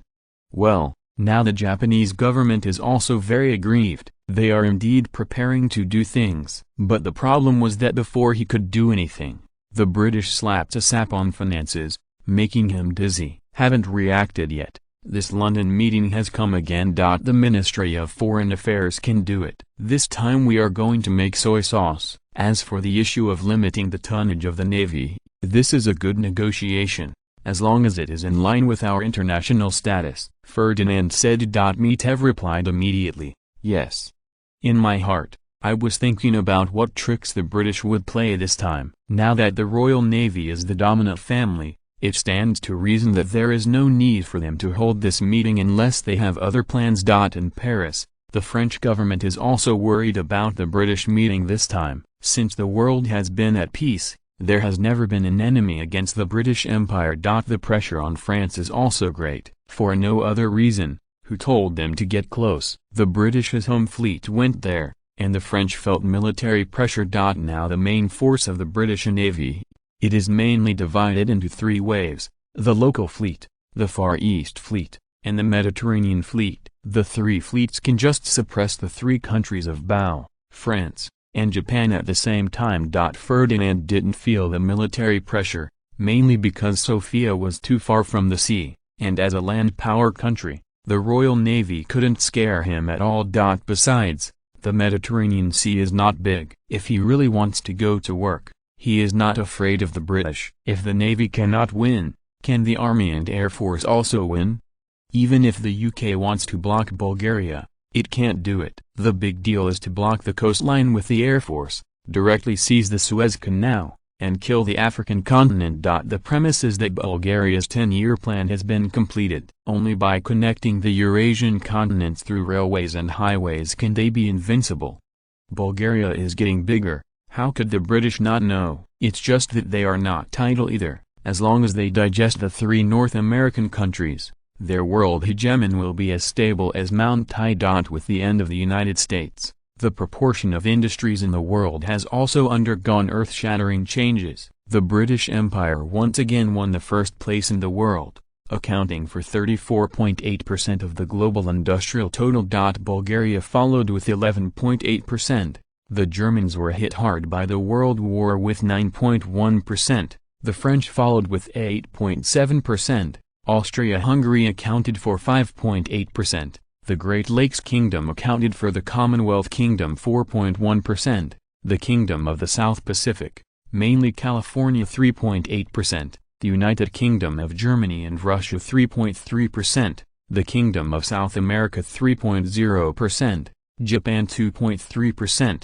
Italy 1.4%. This data does not mean that everyone's industry has suddenly increased, but that the total industrial volume of the world has been weakened. Europe and the Americas have been baptized by war at the same time. Now the total industrial volume of the world has fallen back to the level of 1900. If you split the three North American countries, you will be surprised to find that even if the United States is split, half of the top 10 industrial powers in the world are split from them, which is enough to see their wealth. The world was caught up in the upcoming London conference, and Ferdinand was still busy farming. Just now, he inspected the Rose Industrial Park again. Now it is no longer the original scale, from production to processing to final sales. There are more than 300 people working in this industrial production line throughout Bulgaria. The products have also expanded from the original rose essential oil, rose wine, rose drink, and rose perfume to hundreds of brands,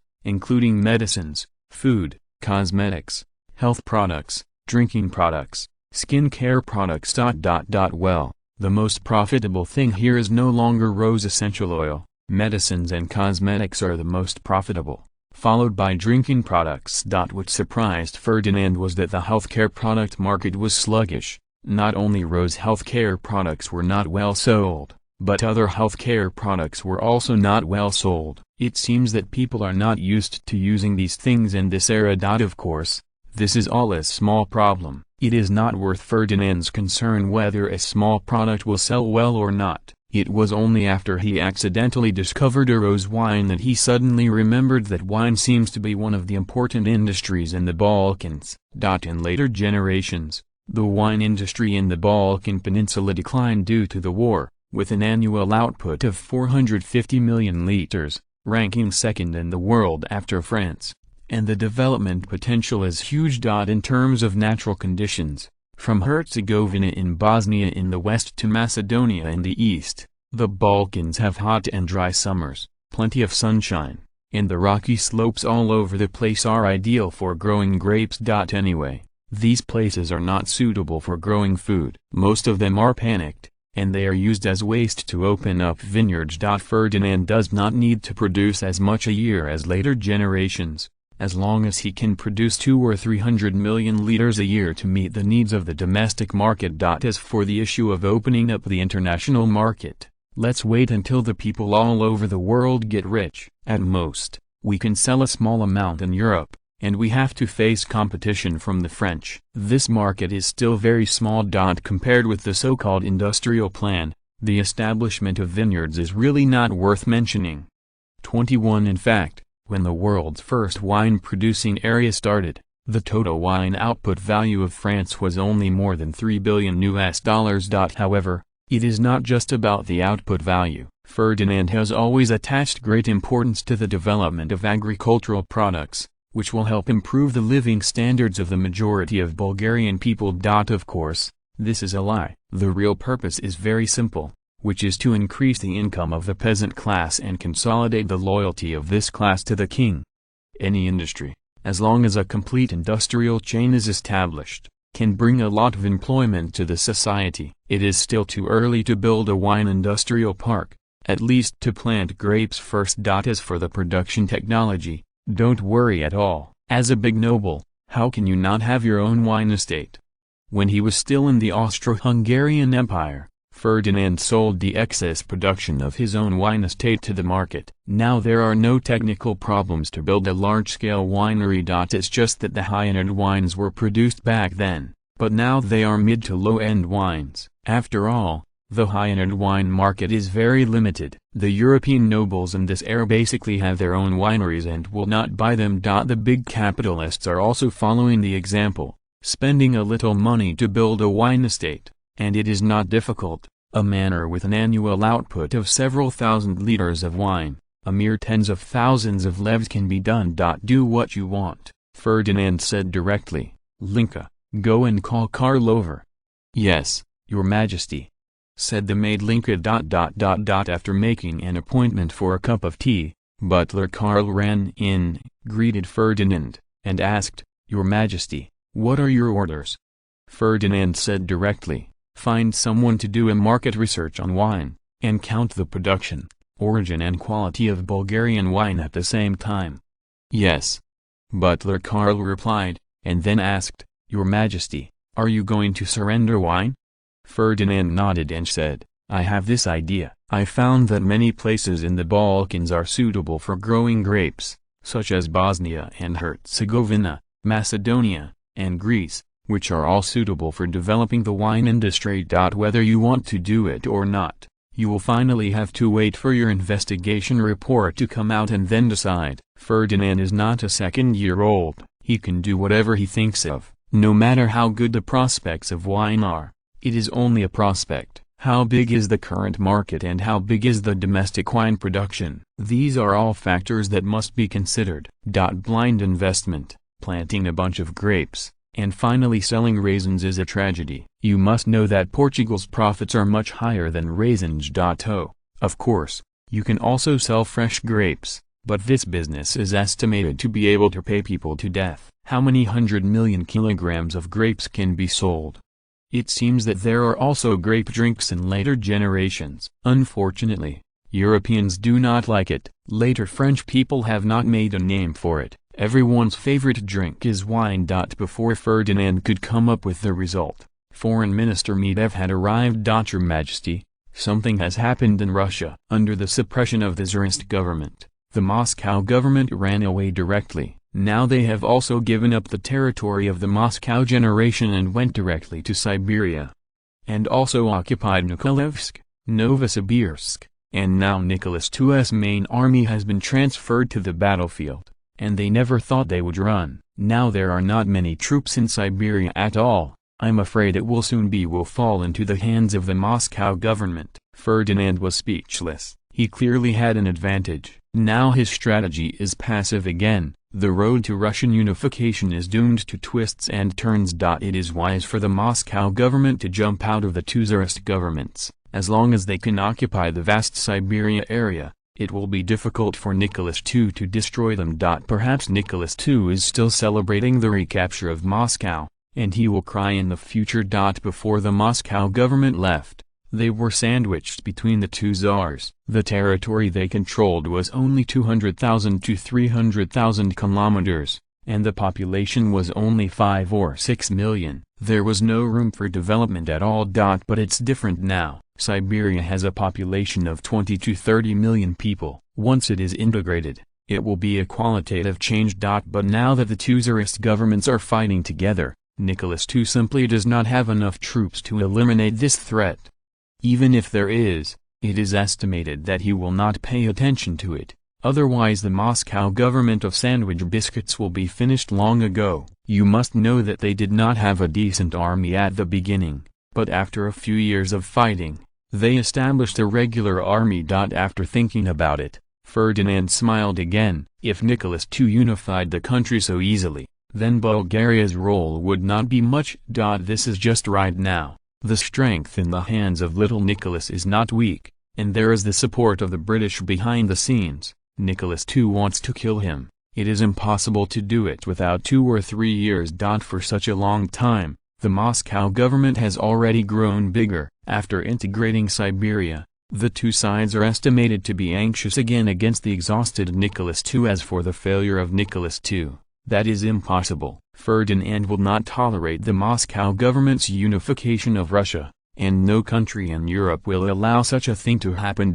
Even if Nicholas II couldn't hold on, Ferdinand would unite with Britain and France to support and eat him under the banner of the League of Nations. For example, if they stopped the war, they would directly split the Russian Empire. After the lessons of the Americans, no one dares to ignore the attitude of the League of Nations. For example, When the decision of the League of Nations came out in Japan, they shouted so loudly that they finally handed over Hawaii and the Philippine Islands. What?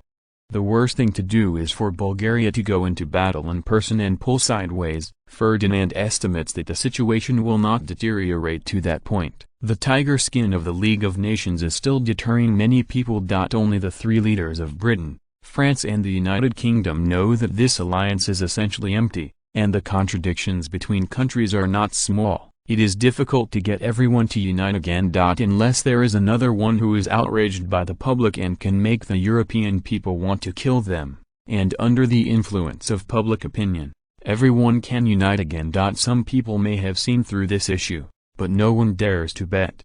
After all, on the bright side, the three countries of Britain, France, and Bulgaria have always appeared as allies. Under the principle of the same stance of the great powers, who can resist this pressure? After thinking for a while, Ferdinand said slowly, "Pay close attention to the situation in Russia. For the time being, we should not join in, unless Nicholas II really can't stand it anymore and ask us for help." Medvedev thought for a while and said, "Your Majesty, I'm afraid this situation will not happen. With the current situation in Russia, how do you think Nicholas II will eventually unite the country, unless foreign forces directly intervene in the Russian Civil War?" Ferdinand thought for a while and said, "It's impossible to intervene directly. Who knows if the British will do it?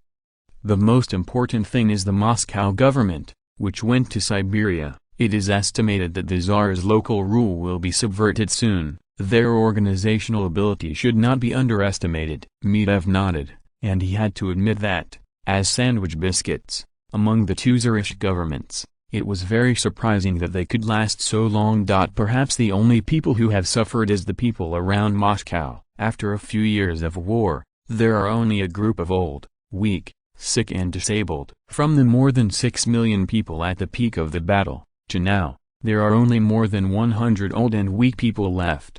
These have all become a burden for Nicholas II, the little father of the Russian people. Whether he wants it or not, he must continue, even if many people here have been brainwashed and hated him. Most people still eat the pot pulp to welcome the king. No, there is only water left in the pot now, just wait for the rice to cook.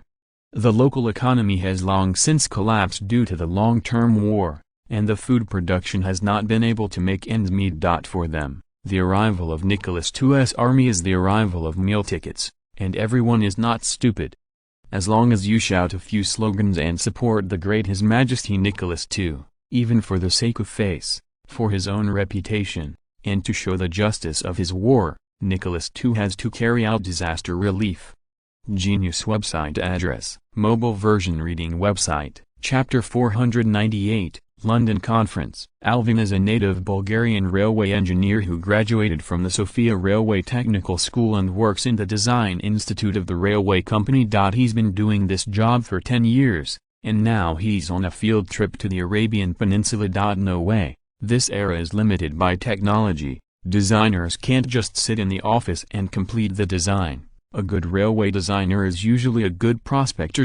With a few apprentices and a dozen laborers, he left his comfortable home in Sofia, accompanied by a platoon of soldiers charged with defending them from terrorists. Since the government asked the military to provide 3 million laborers, the entire Bulgarian colony has not been peaceful. The large-scale enemy is over, but the slippery fish still exists. At present, except for the peninsula of Asia Minor, Syria, Jordan and Palestine, which have been cleared, other areas are the hardest hit areas for terrorist activities. The Arabian Peninsula is still relatively good, and has been taken care of by the government. After the military's dragnet investigation, there is no room for criminals to survive. We'll move faster. We can rest after exploring this hill today. Alvin shouted loudly, knowing the teacher. I still want to finish my work earlier and go back to vacation. Will replied, the work of going out for exploration is very hard, and the precise instruments must be operated by Alvin to ensure the accuracy of the data.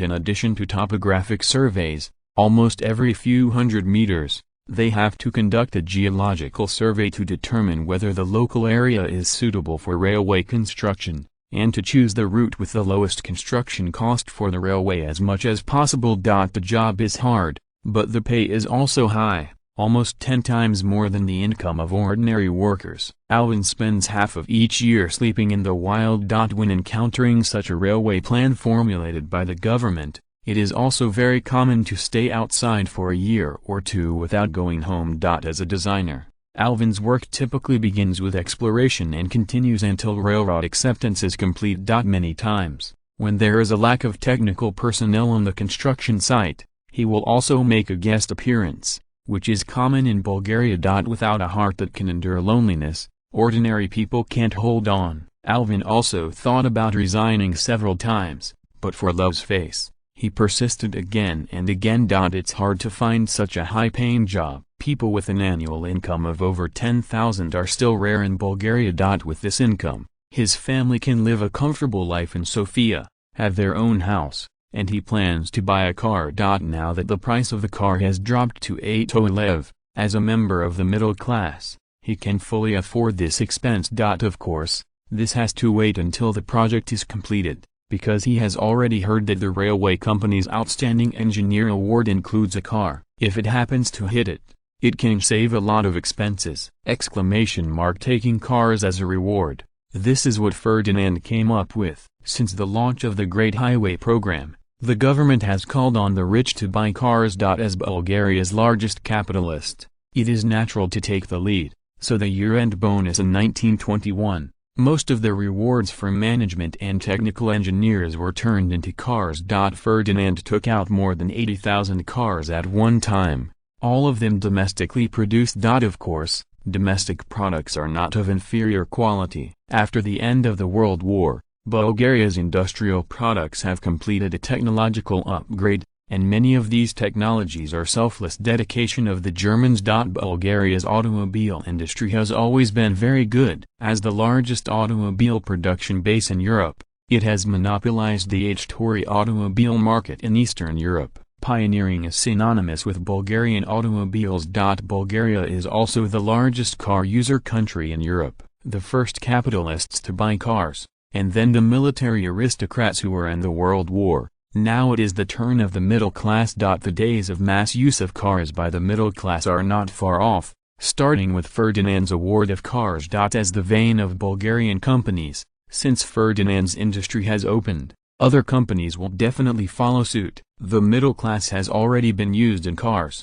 How big is the middle class in Bulgaria today? It was initially estimated that there were 2 or 3 million people, but there were still some. The standard of division is very simple. It is divided according to income, with an annual income of 8,000 to 50,000 leva, all belong to the middle class, and if the annual income exceeds 50,000 leva, that is a rich man. An asset division, a person whose total assets are between 100,000 leva and 500,000 leva belongs to the middle class, and if he exceeds 500,000 leva, he is a rich man. According to this standard, all the nobles in Bulgaria are of the rich class, and their total assets are more than 500,000 levs, although many of them have an annual income of less than 50,000 levs. Instead of family units, what is still popular in Bulgaria is the extended family. Although it is a family, they are essentially separated. Financial income, daily expenses, and debt are all separate, but everyone still likes to appear as a family. In the face of such special national conditions, it is obviously unreasonable to divide the gap between the rich and the poor according to family property standards. Many large families have several hundred members. The gap between the rich and the poor among family members is also very wide, including the rich, the middle class, and the poor. This is also caused by a unique cultural system. Everyone is accustomed to brothers who clearly settle accounts. Perhaps those who understand Europeans will realize that some people are poor and need relief food, but his brother is a billionaire. This is not surprising. Family love is family love, but people are not obliged to help you. You can't say that you are brothers, you must help. Even between parents and children, no one finds it strange that the children of billionaires still go to restaurants to serve dishes and work part-time jobs to earn money. The same is true in Bulgaria. Usually, after the age of 16, they have to work hard to earn money to support themselves. And the parenting obligation of parents to their children ends here. London. This global financial capital is now lively again. Representatives from more than 20 countries have gathered together. The royal fleet is still docked in the port to show the outside world the power of the British Empire. These countries are all coastal countries, and there are thresholds for participating in this meeting. Can't let a group of 6 countries participate in the naval arms talks. They don't even have a port. Even if they want to build a navy, there is no place to put warships. Is it necessary to limit the navy that stays on paper? According to this standard, the countries that are really participating in the negotiations this time are Britain, France, Bulgaria, Japan, and then Russia, Austria-Hungary, Belgium, the Netherlands, Portugal, Spain, Denmark, Chile, Brazil, Argentina. At the beginning of the meeting, the atmosphere was not very harmonious, the contradictions between the countries were not low, and it was impossible to completely follow the wishes of the British. For the peace and stability of the world, we gather today to come up with a reasonable measure to avoid wars due to the disparity in military strength in various regions, said British Foreign Secretary Grey. As the younger brother of the British Empire, the Portuguese cooperated very tacitly. Everyone knows that every war is a tragedy in human history. After so many lessons, it is time for us to reflect on it. Wonder what plan Grey has to prevent the tragedy from happening again? It's very simple. Establish a balance. As long as the military strength of each region reaches a point of balance, then careerists want to start a war. They must think twice before doing it, Grey said, looking at the British tricks. Everyone is wandering, and apparently no one takes the British words for a while. Regional military balance is easier said than done. Is it possible to achieve a military balance between the weak and the strong? In essence, this is bullshit. The strength of the comprehensive national strength has been determined. The gap in military strength cannot be made up by a simple arms treaty. Seeing that no one was demolished, Grey was very satisfied. He wanted everyone to cooperate. It is estimated that a small country would sell the face of the British Empire. For the long-term stability of human society, I propose that everyone unite to disarmament and reduce the hidden danger of war, Grey continued. At this point, some people can't sit still. The French, who claims to be the second most powerful country in the world, jumped out and asked, then, Mr. Grey, how will this specific disarmament plan be carried out? We will discuss together a disarmament ratio that everyone can accept, and then we will disarmament at the same time, Grey replied without changing his face. Medvedev smiled slightly and said, Mr. Grey's proposal is a good one. Let's all carry out disarmament together, and use the saved expenses for the national economy and people's livelihood. It's a good thing for everyone. But how is this ratio determined? You must know that everyone's geographical location is different, and the national conditions are also different, so you can't just cut across the board, right? Grey thought for a while and said, it's better to first determine the amount of armament you keep, and then cut down the excess armament. This is fairer. Medvedev fell into silence. Anyway, the stage has been set up for the British, and it is their own problem to what extent they can finally achieve it. Suppressing the military status of various countries is also very beneficial to Bulgaria. If we can win 10 to 20 years of peace, then Bulgaria in the future will no longer fear any enemies. Yasushi Uchida, the representative of Japan, knew that this was aimed at them. Since the incident in North America, the British have caused trouble for them intentionally or unintentionally. Mr. Grey, how is this standard determined? Uchida Yasushi asked with concern. It's better to use the industrial strength of each country as a standard, and how to determine everyone's naval tonnage according to this ratio, Grey said slowly. Medvedev smiled and said, this is a good proposal, and we in Bulgaria have no objection.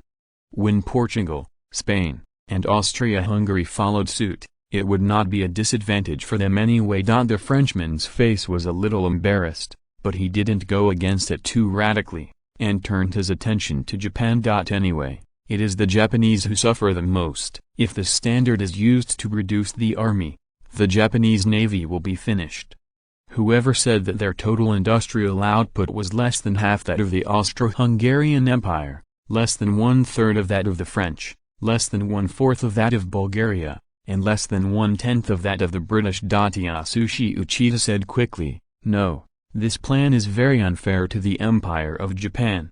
The Dutch representative who did not deal with Japan suddenly said, "How unfair? This is considering the actual situation of each country and determining the armament according to everyone's industrial strength. It is very reasonable.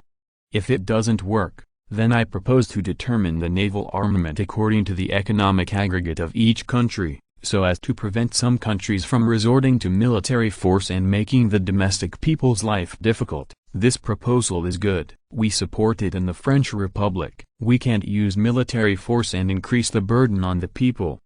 Before Yasushi Uchida could answer, the French representative had already expressed his approval.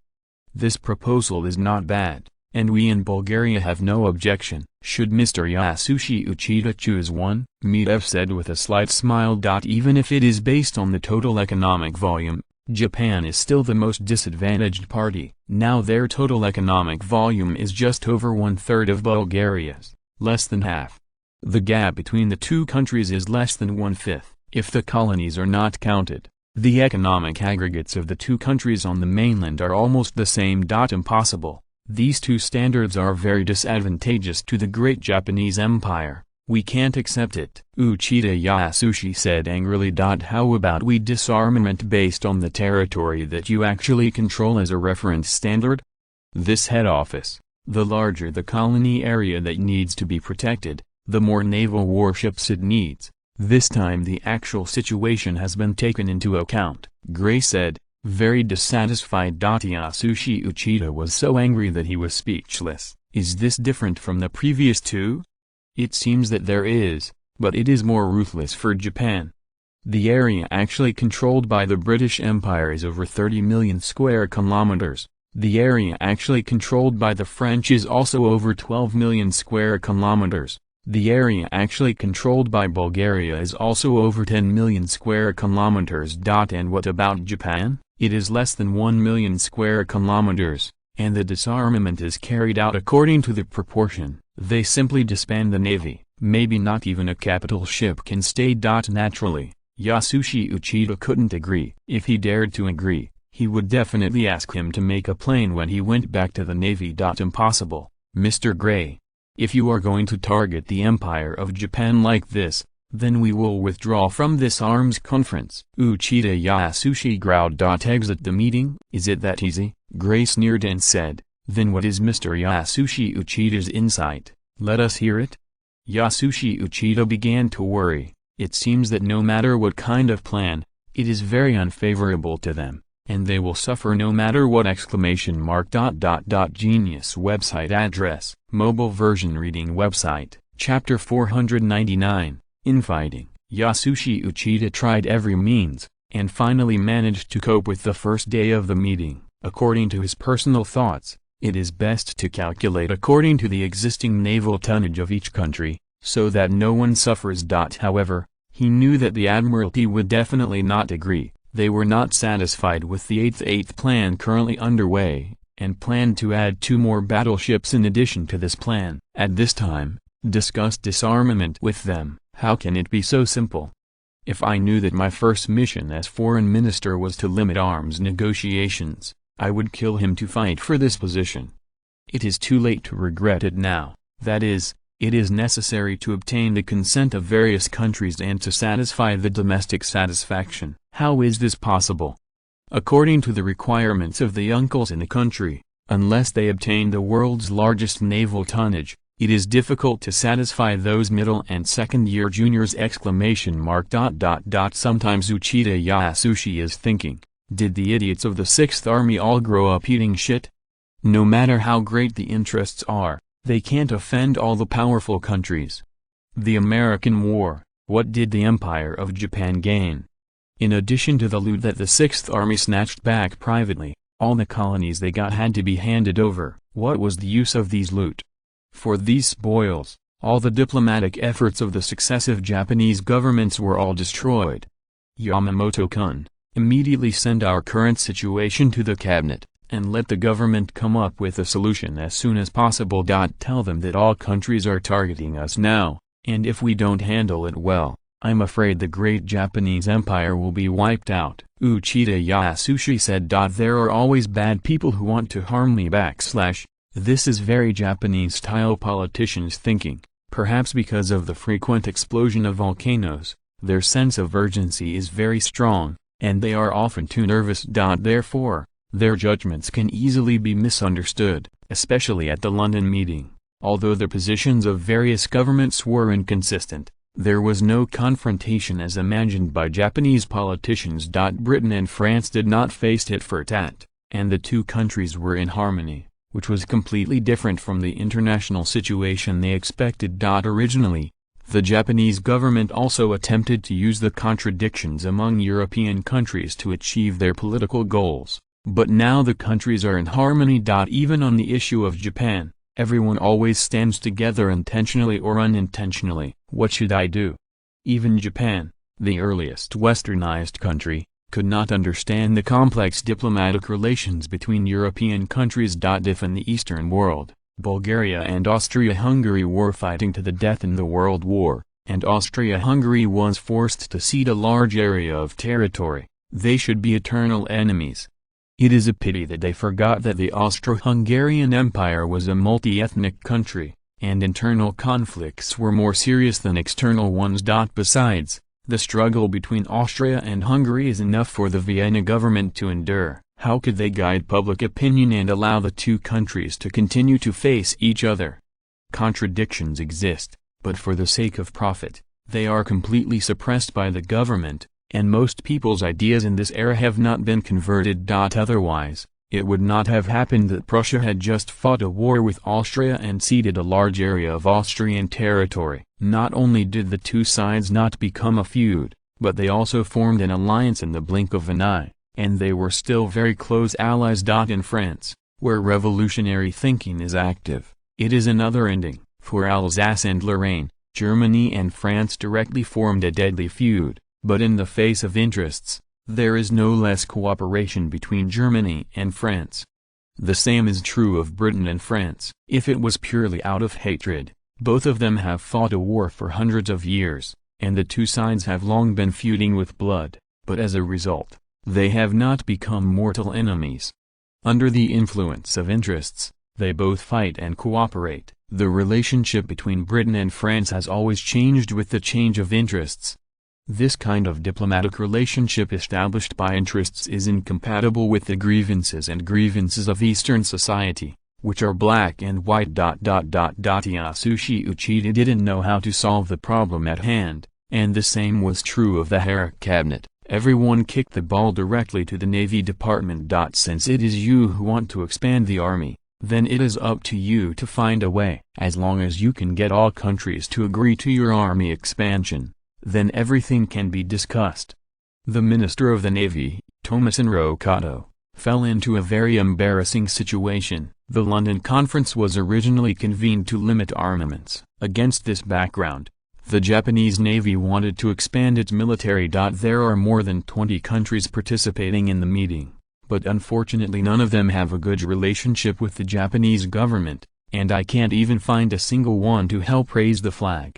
In the past, they hugged the British's thighs tightly, and they were covered by the boss, so naturally they wouldn't be targeted. Now the Russians are still in civil war, the United States has been divided, and the existence of Japan has no use value for the British Empire. Interests determine the position. The original close allies have now become competitors, and the relationship between the two sides will naturally be over. Haxium, you are a professional in this regard, then please come up with a plan that can be accepted by governments of all countries, please. Yuan Jingxiang said. Kato Yusubaro thought it over in his heart, and finally said helplessly, should it be calculated according to the local population of each country, or the local coastline? Everyone looked at a fool, and the 6th Army Minister Tanaka Yashichi sarcastically said, since the Minister of the Sea is so sure, why don't we let the Foreign Minister come back and send you to participate in the London negotiation instead? Presumably with your 3-inch tongue, you can let the British hand over the position of the world hegemony to us. This kind of unparalleled achievement is none other than you. On behalf of all the great Japanese people, please. After speaking, Tanaka Yashichi gave him a decent bow. Kato Yuzaburo glared at Yoshi Tanaka, and he also knew that his proposal was a little unreliable. It can be calculated by population. John Bull will definitely ask for it. If you add the colonized population and calculate it, then Japan is still at a disadvantage. It can also be calculated by the length of the coastline. As long as the coastline of the colony is added, Japan is still incomparable. Then what do you mean by calculation? Compared with the European powers, the Japanese empire is already far behind. If we don't catch up, will we still have a foothold in the future? Kato Yusaburo asked rhetorically. Everyone understands these great principles, but according to your plan, don't talk about the future. We won't be able to pass this one right now.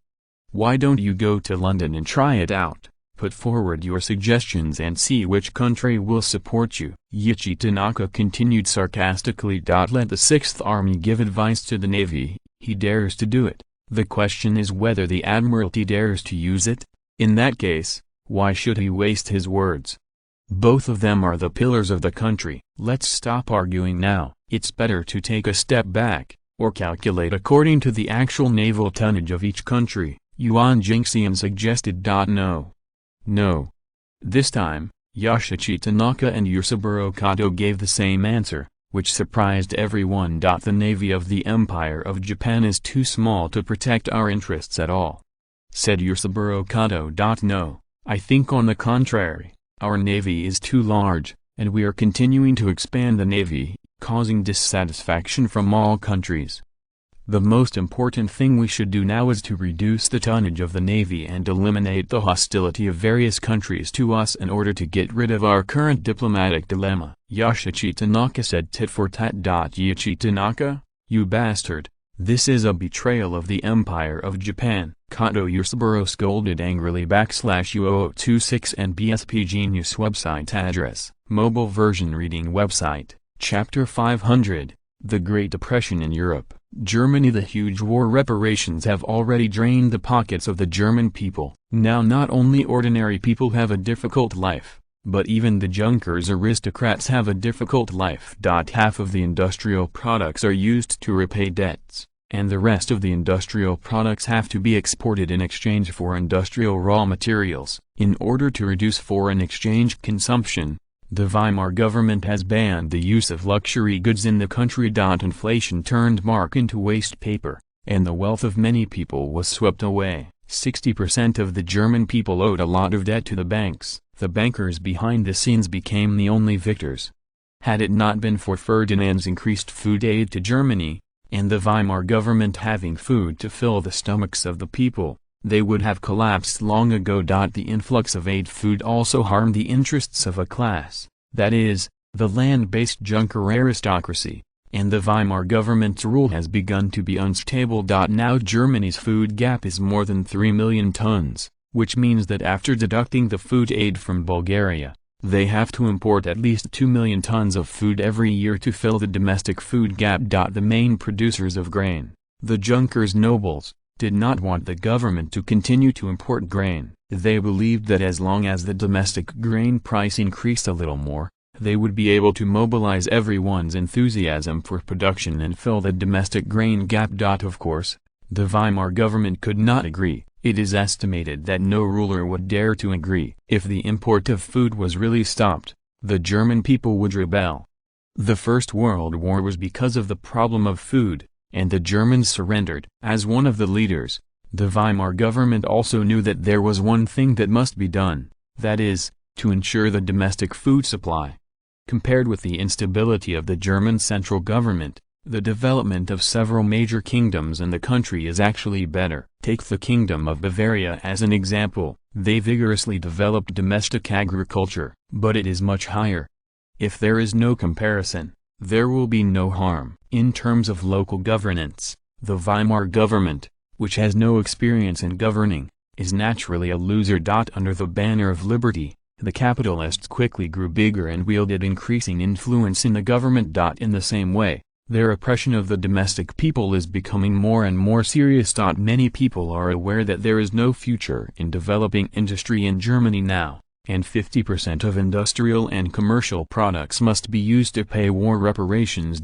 Capitalists are not philanthropists. How can they do such stupid things? Therefore, they have turned their attention to the financial field, rather than lending usury.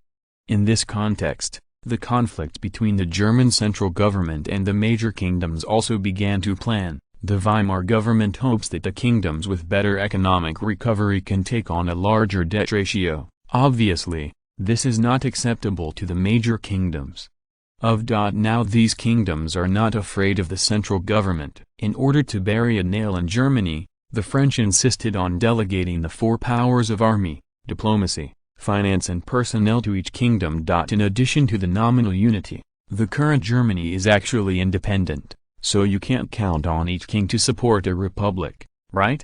Especially in the past year, with the deterioration of the world economy, the Great Depression has spread to the entire European continent, and everyone's life has been difficult. The export of industrial and commercial goods from Germany is not so easy. Looking at the intelligence collected from Germany, Ferdinand rubbed his forehead. He had changed the history of Europe beyond recognition. Judging from the current situation, if the Great Depression continues, the foreign exchange obtained by Germany's exports of artificial and commercial goods will no longer be able to purchase the industrial raw materials they need. Then defaulting on debts has become an inevitable result. Without enough industrial raw materials, what are they going to use to produce so many products to pay off debts?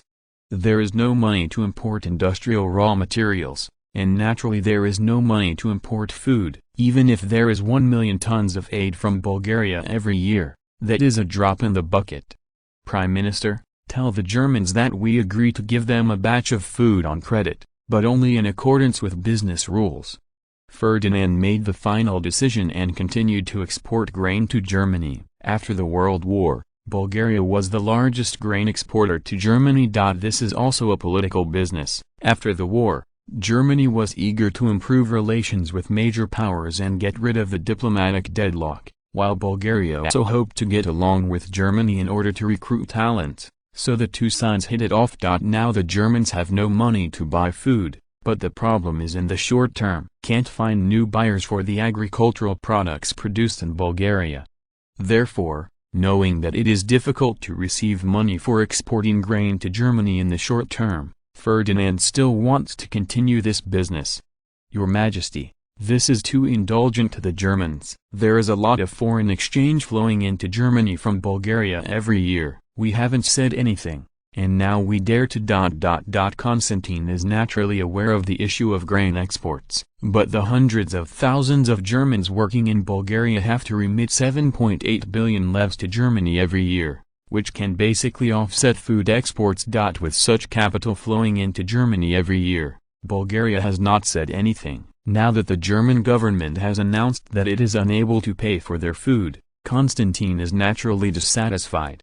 It really can't be too cheap for the Germans, so let's set the interest rate higher. For example, the monthly interest rate of 3 points is very suitable for them. Anyway, they have no choice now. I don't believe anyone is willing to give them credit. Dinan said coldly. How is it possible not to be angry?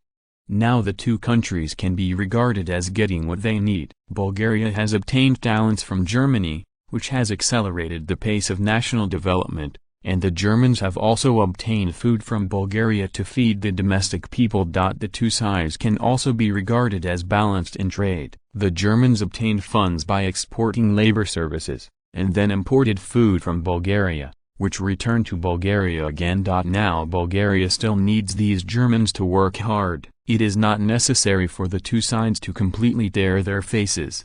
However, in business, it is not too much to charge usury. These have nothing to do with the Bulgarian government at all. The capitalists are so black. If you want credit, you will have a high late fee, love or not. The Germans don't want it. The big deal is to use it to aid the Russians, and then find a chance to retaliate and go back. Now the Germans can't be hard-hearted. After listening to Ferdinand's words, Constantine did not continue to struggle with this issue. If the Germans dared to bear the late fee of 3% of the monthly interest, then everything would be negotiable. Your Majesty, what about the Italians? Constantine asked. Speaking of Italy, Ferdinand can only smile bitterly. If it is said that the Germans may default on their debts in the future, then the Italians have already begun to default on their debts. It's not that their government doesn't work hard, it's that they really can't afford it. If they are still available for sale, it is estimated that the Italian government will sell it. From the signing of the Treaty of Versailles to the present, the Italian government has done everything possible to repay its debts. Industrial and commercial products. This does not have the competitiveness of the Germans. Agricultural products are not enough for their own use, and human resources are not needed by everyone.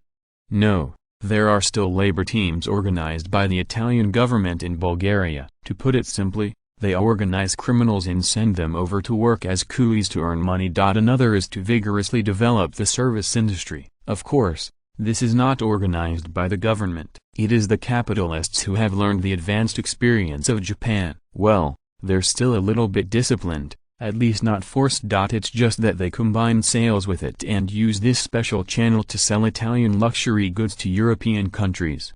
Of course, these cannot let the Italian government take the blame. It is really a domestic economic downturn, and they have to bear huge debts. Many people are forced to take this road for the sake of life. Well, tell the Italians to talk to the British consortium if you want debt relief. We have already sold all the creditors' rights, as long as they agree. Ferdinand said indifferently. Your Majesty, the Italians also asked to suspend the payment of indemnity. They will continue to perform the contract when their economy recovers. We have an agreement with the consortium, and we must be responsible for the payment. Constantine reminded. Ferdinand laughed and said, "That's right, we promised to Dunage, and we also ensured that the Italians would not be able to default on their debts. However, it takes Italians 100 years to pay off. As long as they don't pay them a late fee, it's not a default, right? The consortium asks us to Dunage, so we will go with other countries to Dunage." Constantine was shocked. He didn't expect that Ferdinand was trying to get away with it, but now the Italians really have no money, and they really can't do anything to them. Your Majesty, the Great Depression in Europe has affected our export industry, and if nothing else, exports to the European continent will drop by 20% this year. The government has decided to transform the company and change its export to domestic sales. Now that the economic crisis in Italy has broken out, we plan to recruit a group of talents in the past. Their designers are still very good, but they are too lazy. Continued. Constantine. Ferdinand nodded, and then said, "Let's do it like this. We have just started the 10-year plan, and the market contained in it is huge. If we count the supporting industries, the jobs created will probably exceed 5 million. The domestic human resources market may be difficult to provide. When necessary, you can look to European countries to find cheap labor." Regarding the current German and Italian governments, Ferdinand is a little speechless. Although the cards in his hand are bad, he can't play it. The domestic economic crisis is so serious, they still maintain a high welfare social system, but most people cannot enjoy these benefits. The restricted funds are insufficient, and they are occupied by a small group of privileged classes. This expenditure alone accounts for 23% of Germany's fiscal revenue and 27% of Italy's fiscal revenue. It is also called protecting people's livelihood. That's all. The economic situation is not good. The government has to find a way to take active countermeasures, at least hit the domestic capitalists, let the people breathe a sigh of relief. They didn't do anything.